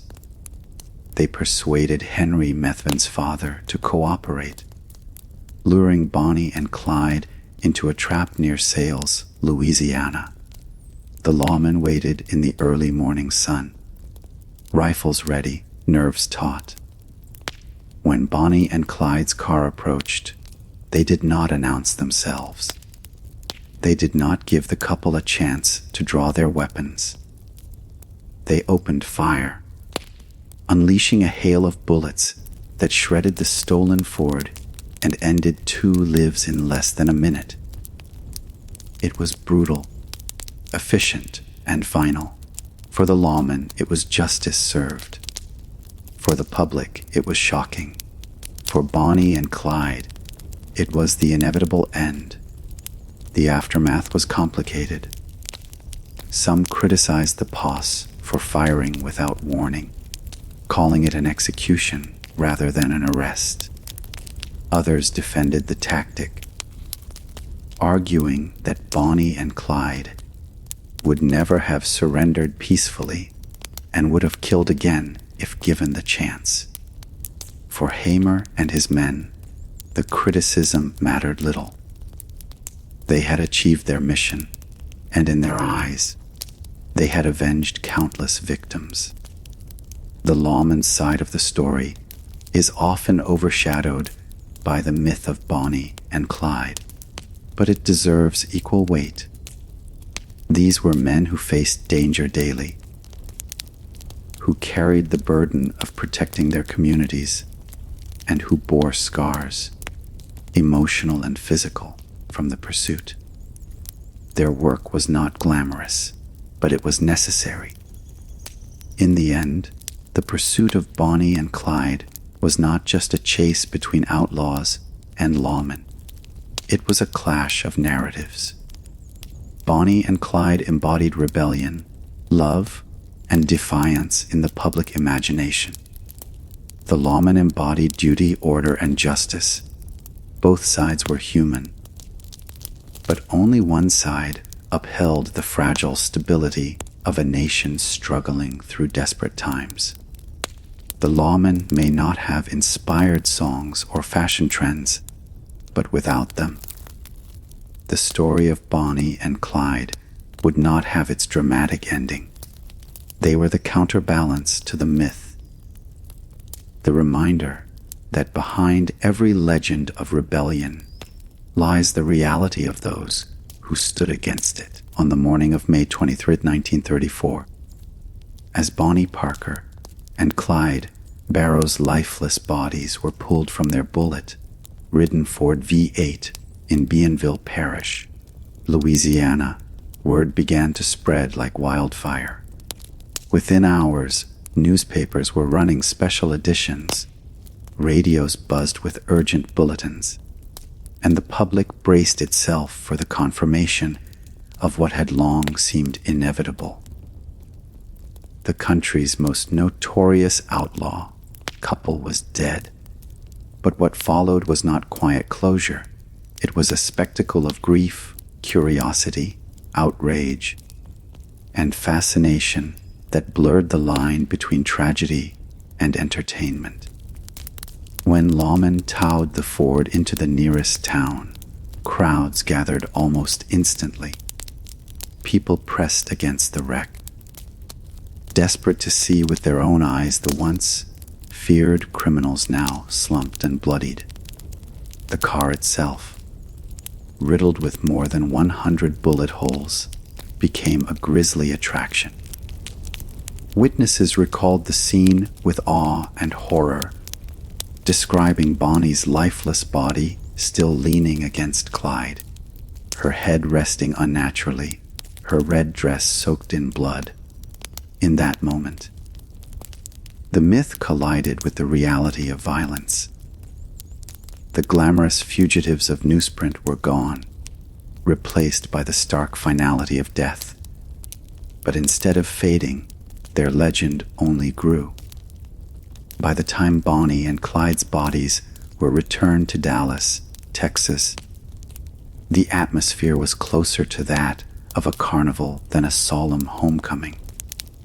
Tens of thousands turned out, clogging the streets and overwhelming funeral homes. People pushed, shoved, and begged for a glimpse of the famous outlaws. For some, it was curiosity. For others, it was reverence.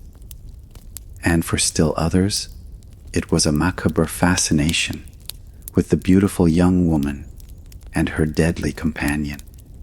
Bonnie Parker's funeral drew particular attention. She was only 23, and the image of her youthful face, caught forever in the photographs lawmen had found earlier in Joplin, clashed with the violent reality of her death. Her mother, Emma Parker, insisted that Bonnie was a victim of Clyde's influence, that her daughter had been swept into a life she never truly chose. Whether people believed that or not, they turned out in staggering numbers. Estimates suggest more than 20,000 people attended her funeral, lining up in sweltering heat just to file past her coffin. Flowers poured in from admirers and strangers alike. Some mourners wept openly, while others treated the event more like a public attraction, as though Bonnie were a starlet rather than an outlaw. Clyde Barrow's funeral was no less dramatic. He was buried separately at Western Heights Cemetery after being denied his wish to rest beside Bonnie. His family, particularly his mother Kumi, remained fiercely protective of his memory, insisting that while Clyde had strayed, he was still her beloved son. The turnout at his funeral was massive as well, with onlookers crowding around the grave to watch the outlaw lowered into the earth. Photographers captured the scene, selling prints to those eager to own a piece of history. For the families of Bonnie and Clyde, the funerals were a painful mix of grief and intrusion. Their mourning was not private. It was public, scrutinized by flashing cameras and endless speculation. They buried their children not as ordinary young adults, but as infamous figures whose deaths had become national news. The press seized every angle. Bonnie's poetry was reprinted in newspapers. Clyde's past exploits were dissected, and the bullet riddled Ford became a traveling exhibit displayed across the country for paying audiences. The public reaction was deeply divided. Some celebrated, relieved that the reign of terror was finally over. They saw Bonnie and Clyde as ruthless killers who had claimed the lives of lawmen and civilians alike. To them, the funerals were not occasions for mourning, but for closure, a chance to finally put an end to years of fear. Others, however, reacted differently. For many ordinary Americans battered by the Great Depression, Bonnie and Clyde had come to represent defiance against a system they felt had failed them. Bankers were despised for their role in foreclosures and poverty, and Bonnie and Clyde's robberies, even if they were often of small stores rather than banks, were mythologized as symbolic revenge on the establishment. To these admirers, their deaths were not justice but tragedy. They saw Bonnie and Clyde not as criminals, but as folk heroes gunned down by an unforgiving state. The lawmen themselves received mixed reactions. Some newspapers praised Frank Hamer and his posse, hailing them as heroes who had rid the nation of dangerous fugitives. Others criticized the sheer brutality of the ambush. More than 130 rounds had been fired, leaving Bonnie and Clyde with no chance to surrender. Critics asked, was it justice, or was it an execution? This question would linger for decades, fueling debates about law, morality, and the fine line between enforcement and vengeance. In Dallas, Bonnie's mother received endless letters, some sympathetic, some cruel. Strangers wrote poems, songs, and ballads about the couple. Souvenir hunters descended on the Parker and Barrow homes, desperate to own something connected to the infamous lovers. Even the undertakers struggled with the morbid fascination. Locks of Bonnie's hair were reportedly snipped by those preparing her body, and pieces of Clyde's clothing were stolen as keepsakes. The line between respect and exploitation blurred beyond recognition. The funerals also revealed a striking paradox. Bonnie and Clyde were gone, but they were larger in death than they had ever been in life. In their short years of crime, they had robbed only a handful of banks, killed fewer than a dozen people, and lived constantly on the run. Yet in death, their names eclipsed all others. They became symbols, icons, and cautionary tales. Their funerals were not merely farewells, they were the birth of a lasting legend. In the weeks that followed, their story only grew. Newspapers continued to publish photographs, eyewitness accounts, and sensational headlines. Songs were written, dime novels circulated, and soon Bonnie and Clyde were no longer simply outlaws. They were mythology. The funerals marked the end of their lives, but they were also the beginning of something far more enduring, a cultural phenomenon that would echo across generations. For the families, the spectacle was exhausting. Emma Parker, Bonnie's mother, lived the rest of her life trying to defend her daughter's memory. Cumie Barrow never stopped insisting that Clyde had been a good boy at heart, led astray by harsh times. Both families endured judgment, pity, and unwanted fame. They became unwilling participants in the legend, forever tied to the choices their children had made. The funerals of Bonnie and Clyde remain some of the most dramatic in American criminal history. Not just because of the sheer numbers who attended, but because they revealed the strange duality of public sentiment. People mourned, but they also gawked. They wept, but they also celebrated. They condemned, but they also romanticized. In death, Bonnie and Clyde became what they had always been in life, figures onto whom a troubled nation projected its fears, frustrations, and fantasies. And so, as the coffins were lowered and the crowds dispersed, the legend of Bonnie and Clyde was only beginning. The story of Bonnie and Clyde did not end in the dust of Bienville Parish, or in the crowded streets of Dallas where mourners pressed against coffins. In many ways, their story was just beginning. While their lives had been short, violent, and often desperate, their afterlife in the media would stretch for decades. The newspapers, photographers, and, eventually, filmmakers ensured that Bonnie and Clyde would not be remembered as ordinary criminals, but as figures of legend, their myth woven into the fabric of American culture. From the earliest days of their crime spree, Bonnie and Clyde had attracted media attention. Newspapers, eager to sell copies during the lean years of the Depression, seized upon every robbery, every killing, and every daring escape. The press painted them as glamorous fugitives, star-crossed lovers defying the law.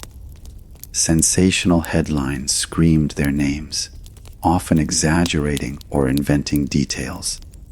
Small, time grocery store holdups became bank heists, and every photograph was an opportunity to frame the couple as larger than life. The discovery of the photographs at the Joplin hideout in 1933 was the turning point. Until then, Bonnie and Clyde were shadowy figures, spoken of more than seen. But when the photos hit the front pages, Bonnie playfully pointing a revolver at Clyde, Bonnie mock smoking a cigar, the public imagination ignited. These were not grainy mugshots. They were portraits of rebellion, staged like movie stills. In a country hungry for escape, those images transformed Bonnie and Clyde into celebrities. Of course, the reality was far different. The Barrow gang lived in constant poverty, often scavenging food and hiding in abandoned barns. Their robberies rarely yielded much, and their lives were dominated by fear and flight. Yet the media rarely told that story. Instead, they portrayed Bonnie as a cigar, smoking gun mole, and Clyde as a daring outlaw, roles more suited to the silver screen than to the dirt roads of rural Texas. This myth-making continued after their deaths. Newspapers printed sensational accounts of the ambush, describing the hail of bullets in lurid detail. Photographs of their bodies slumped in the car circulated widely, shocking yet mesmerizing the public. Reporters reprinted Bonnie's poetry, treating her as a doomed romantic rather than as an accomplice to violent crimes. Every element of their lives was repackaged for consumption. They were no longer just outlaws. They were America's favorite anti-heroes. The fascination only grew with time. Ballads and folk songs immortalized their names. Stories of their robberies and escapes spread in bars, on porches, and across the airwaves. Some saw them as dangerous killers. Others saw them as tragic figures fighting a system that had abandoned the poor. This ambiguity, the tension between villainy and heroism, was part of what made the myth so enduring. Hollywood inevitably came calling. As early as the late 1930s, studios considered dramatizing their story, though the Production Code Administration, which tightly controlled content in American films, discouraged sympathetic portrayals of criminals. For decades, Bonnie and Clyde lingered on the edges of pop culture, referenced in pulp novels and B-movies, but never fully embraced. That changed in 1967 with the release of Bonnie and Clyde, directed by Arthur Penn and starring Warren Beatty and Faye Dunaway. The film shocked audiences and critics alike. It did not shy away from violence. Bullets tore through bodies in slow motion. Blood sprayed across the screen. At the same time, it romanticized its subjects. Beatty and Dunaway played Bonnie and Clyde not as crude killers, but as beautiful, conflicted rebels. Their love story was central, their rebellion framed as almost noble. The film was revolutionary. It blurred the lines between art and exploitation, glamour and grit. Some critics condemned it as irresponsible, arguing that it glorified murderers. Others hailed it as a masterpiece, a bold reflection of the turbulence of the 1960s. Either way, it cemented Bonnie and Clyde as cultural icons, forever etched into the American imagination, not as they were, but as the film portrayed them. From that point forward, the couple's myth was inseparable from Hollywood. The images of Beatty and Dunaway, youthful, stylish, and fearless, became more famous than the real Bonnie and Clyde ever were. Their story was retold in countless films, television shows, and documentaries. They were referenced in songs, fashion, and art. Their names became shorthand for passion and rebellion, invoked whenever lovers defied authority or society. Yet the media myth came with consequences. The real victims of Bonnie and Clyde's crimes, the families of murdered lawmen, the clerks and bystanders terrorized in robberies, were often forgotten. Their suffering was overshadowed by the glamorous narrative. The press and Hollywood had transformed two violent outlaws into tragic folk heroes, and the line between fact and fiction was blurred almost beyond recognition. Still, it is undeniable that the myth endures because it speaks to something deeply embedded in American culture. Bonnie and Clyde symbolize both the desire for freedom and the destructive cost of living outside the law. They embody the romance of rebellion, the thrill of danger, and the inevitability of downfall. The media did not invent these themes, but it amplified them, shaping the couple into enduring symbols. Even today, decades after their deaths, Bonnie and Clyde remain fixtures in popular culture. Their story is retold in documentaries, reenacted in television series, and analyzed in academic studies. Museums display their weapons, their photographs, even the bullet-riddled car in which they died.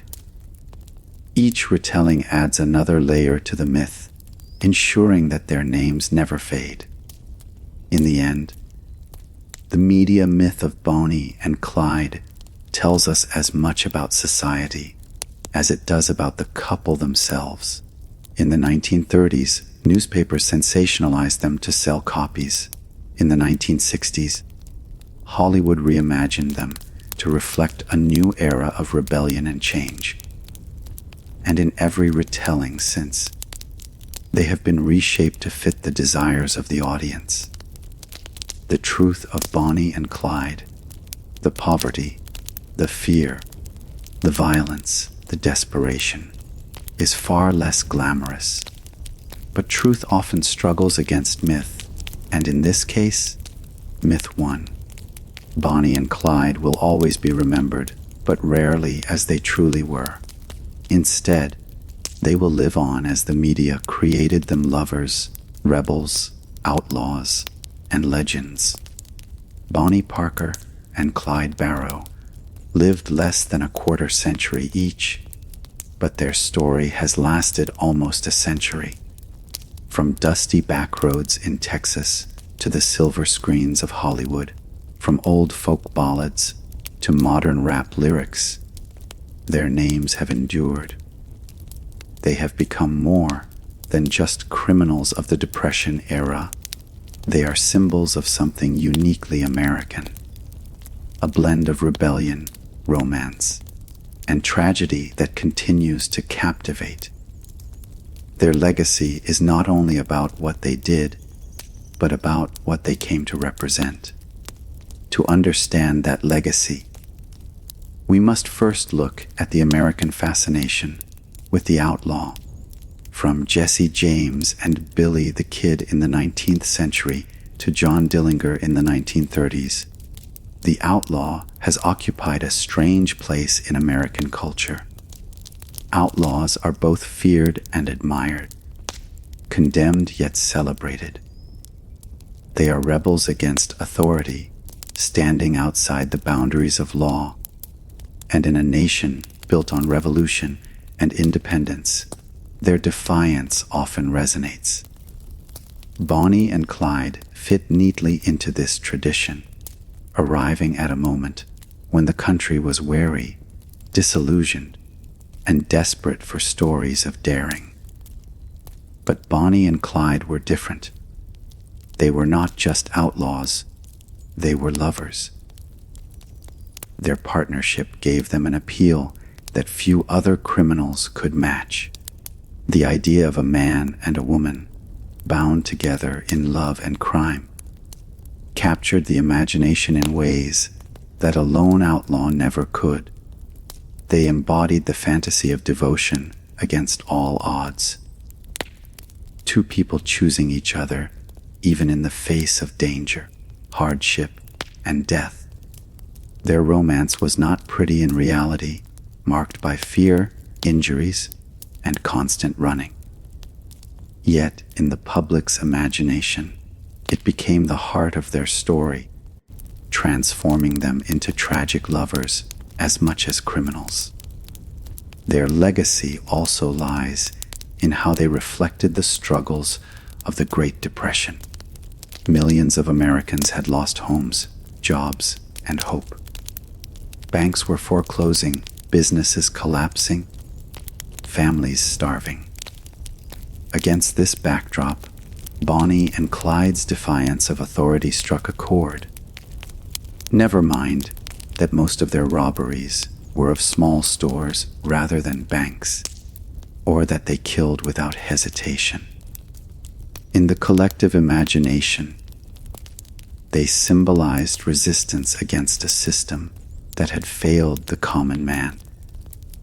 They became folk heroes not because of the crimes they committed, but because of what people projected onto them.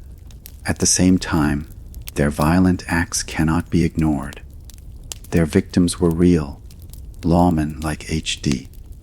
Murphy and Edward Wheeler, civilians caught in crossfire, clerks and storekeepers robbed at gunpoint. For those families, Bonnie and Clyde were not legends, they were murderers. And this tension, between myth and reality, between romance and bloodshed, is at the core of their legacy. It is why their story continues to provoke debate. Were they heroes, villains, or something in between? In the decades after their deaths, Bonnie and Clyde became touchstones for artists, musicians, and writers exploring themes of rebellion. Woody Guthrie sang about them. Arthur Penn's 1967 film reimagined them as anti-establishment icons, reflecting the counterculture spirit of the 1960s. Later, hip-hop artists, fashion designers, and novelists would invoke their names as shorthand for outlaw passion and fearless love. Each retelling redefined their meaning, ensuring their relevance to each new generation. Their influence even extends to language. A Bonnie and Clyde relationship has become a phrase used to describe lovers fiercely loyal to one another, often against society's rules. In songs, poems, and pop culture, their names evoke danger, passion, and rebellion. They are not just remembered. They are referenced, repurposed, and reimagined, woven into the very vocabulary of romance and crime. But perhaps the most telling part of their legacy is how they reflect America's complicated relationship with authority. Bonnie and Clyde's appeal lies partly in their defiance of the law, their refusal to submit. Yet America also values justice, order, and the heroism of lawmen. Their story contains both sides, the thrill of rebellion and the relief of justice served. This duality is deeply American, reflecting a nation that celebrates both independence and stability, both risk-taking and responsibility. Their legacy is also preserved in physical artifacts. The bullet-riddled Ford V8 remains a touring exhibit, drawing crowds who marvel at the sheer violence of their end. Museums hold their guns, their photographs, even Bonnie's handwritten poems. Each artifact is a reminder not only of their lives, but of the fascination that continues to surround them. People still line up to see these relics, not out of fear, but out of curiosity, proof that the legend has outlived the reality. At the same time, their story serves as a cautionary tale.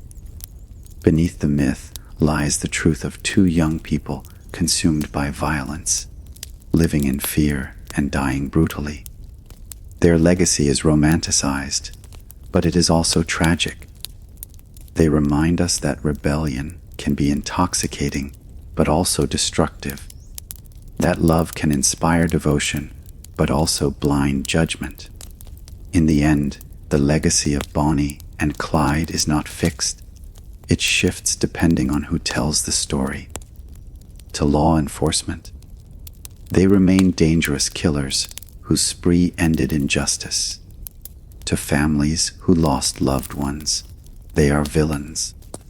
To filmmakers, they are tragic lovers. To musicians and poets, they are symbols of rebellion.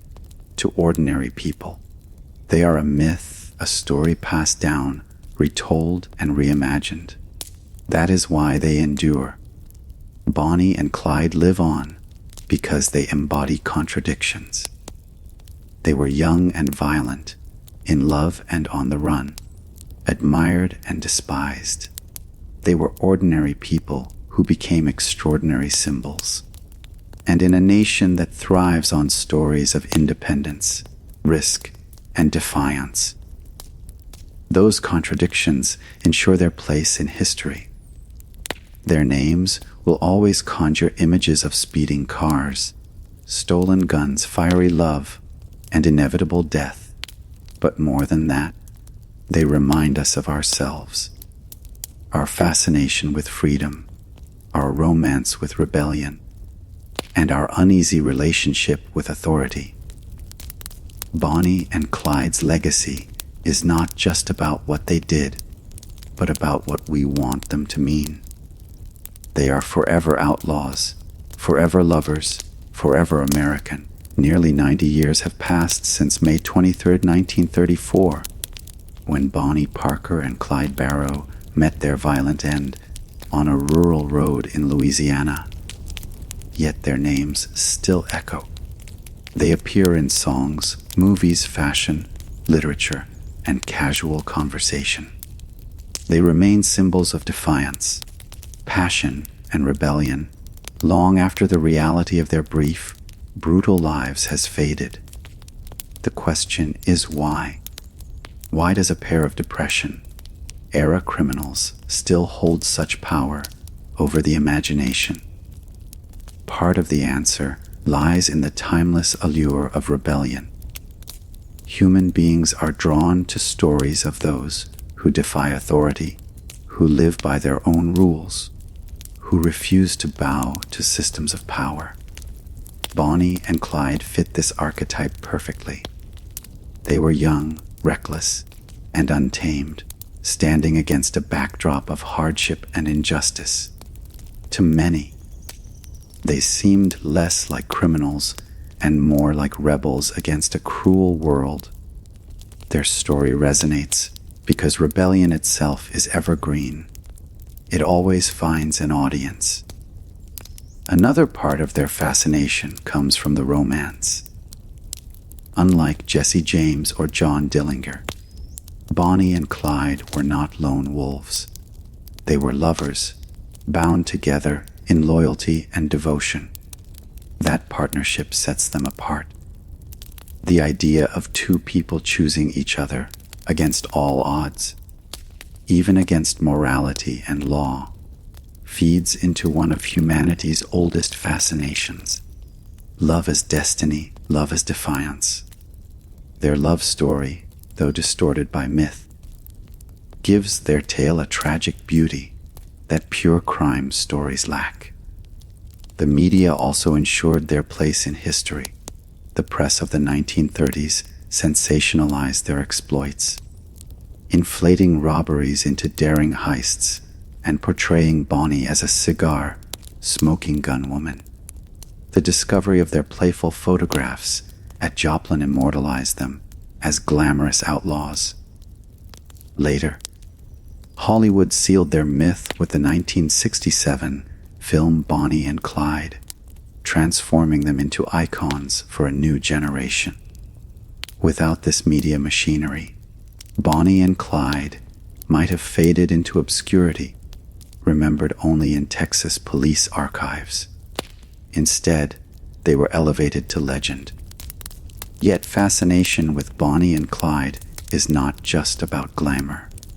It is also about contradiction. They were both admired and despised, romanticized and reviled. They were victims of circumstance and perpetrators of violence. They embodied loyalty to each other while showing ruthless disregard for others. These contradictions mirror the complexity of human nature itself, and that makes their story endlessly compelling. We are drawn to them not because they are simple, but because they are complicated. Bonnie and Clyde also endure because they reveal something about America.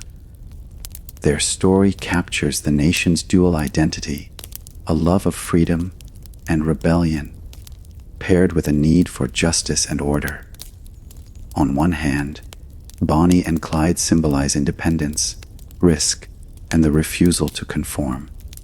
On the other, their violent deaths at the hands of lawmen remind us that rebellion has limits, that society demands stability.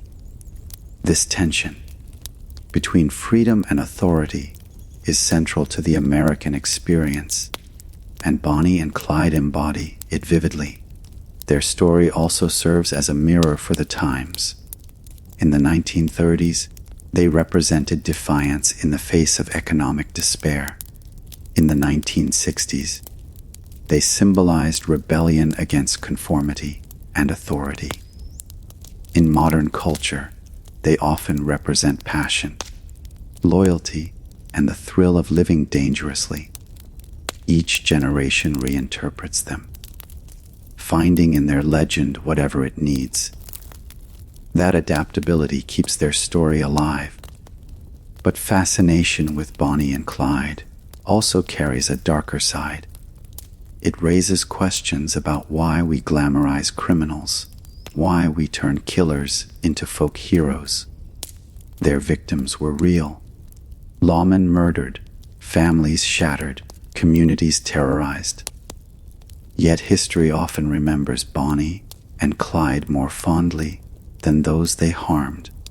This reveals a human tendency to be seduced by charisma, romance, and spectacle, even at the cost of truth. The fascination with Bonnie and Clyde is not just about them. It is about us, about our hunger for stories that blur the line between hero and villain. At the same time, their story is undeniably a cautionary tale. Their lives were not glamorous. They spent their days running, hiding, bleeding, and killing. They lived in fear, constantly hungry and hunted, sleeping in stolen cars and abandoned barns. Their love may have been strong, but it was lived in desperation, not luxury.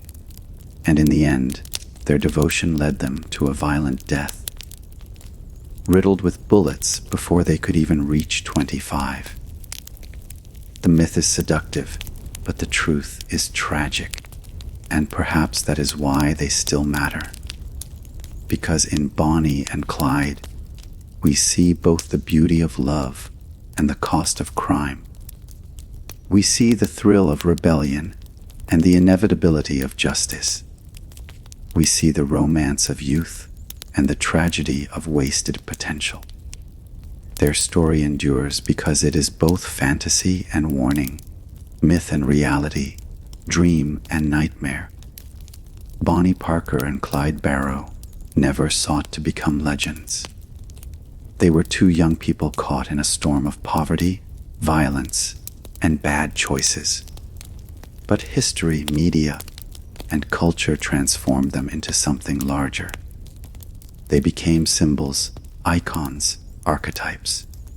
They became shorthand for outlaw love, for rebellion, for tragedy.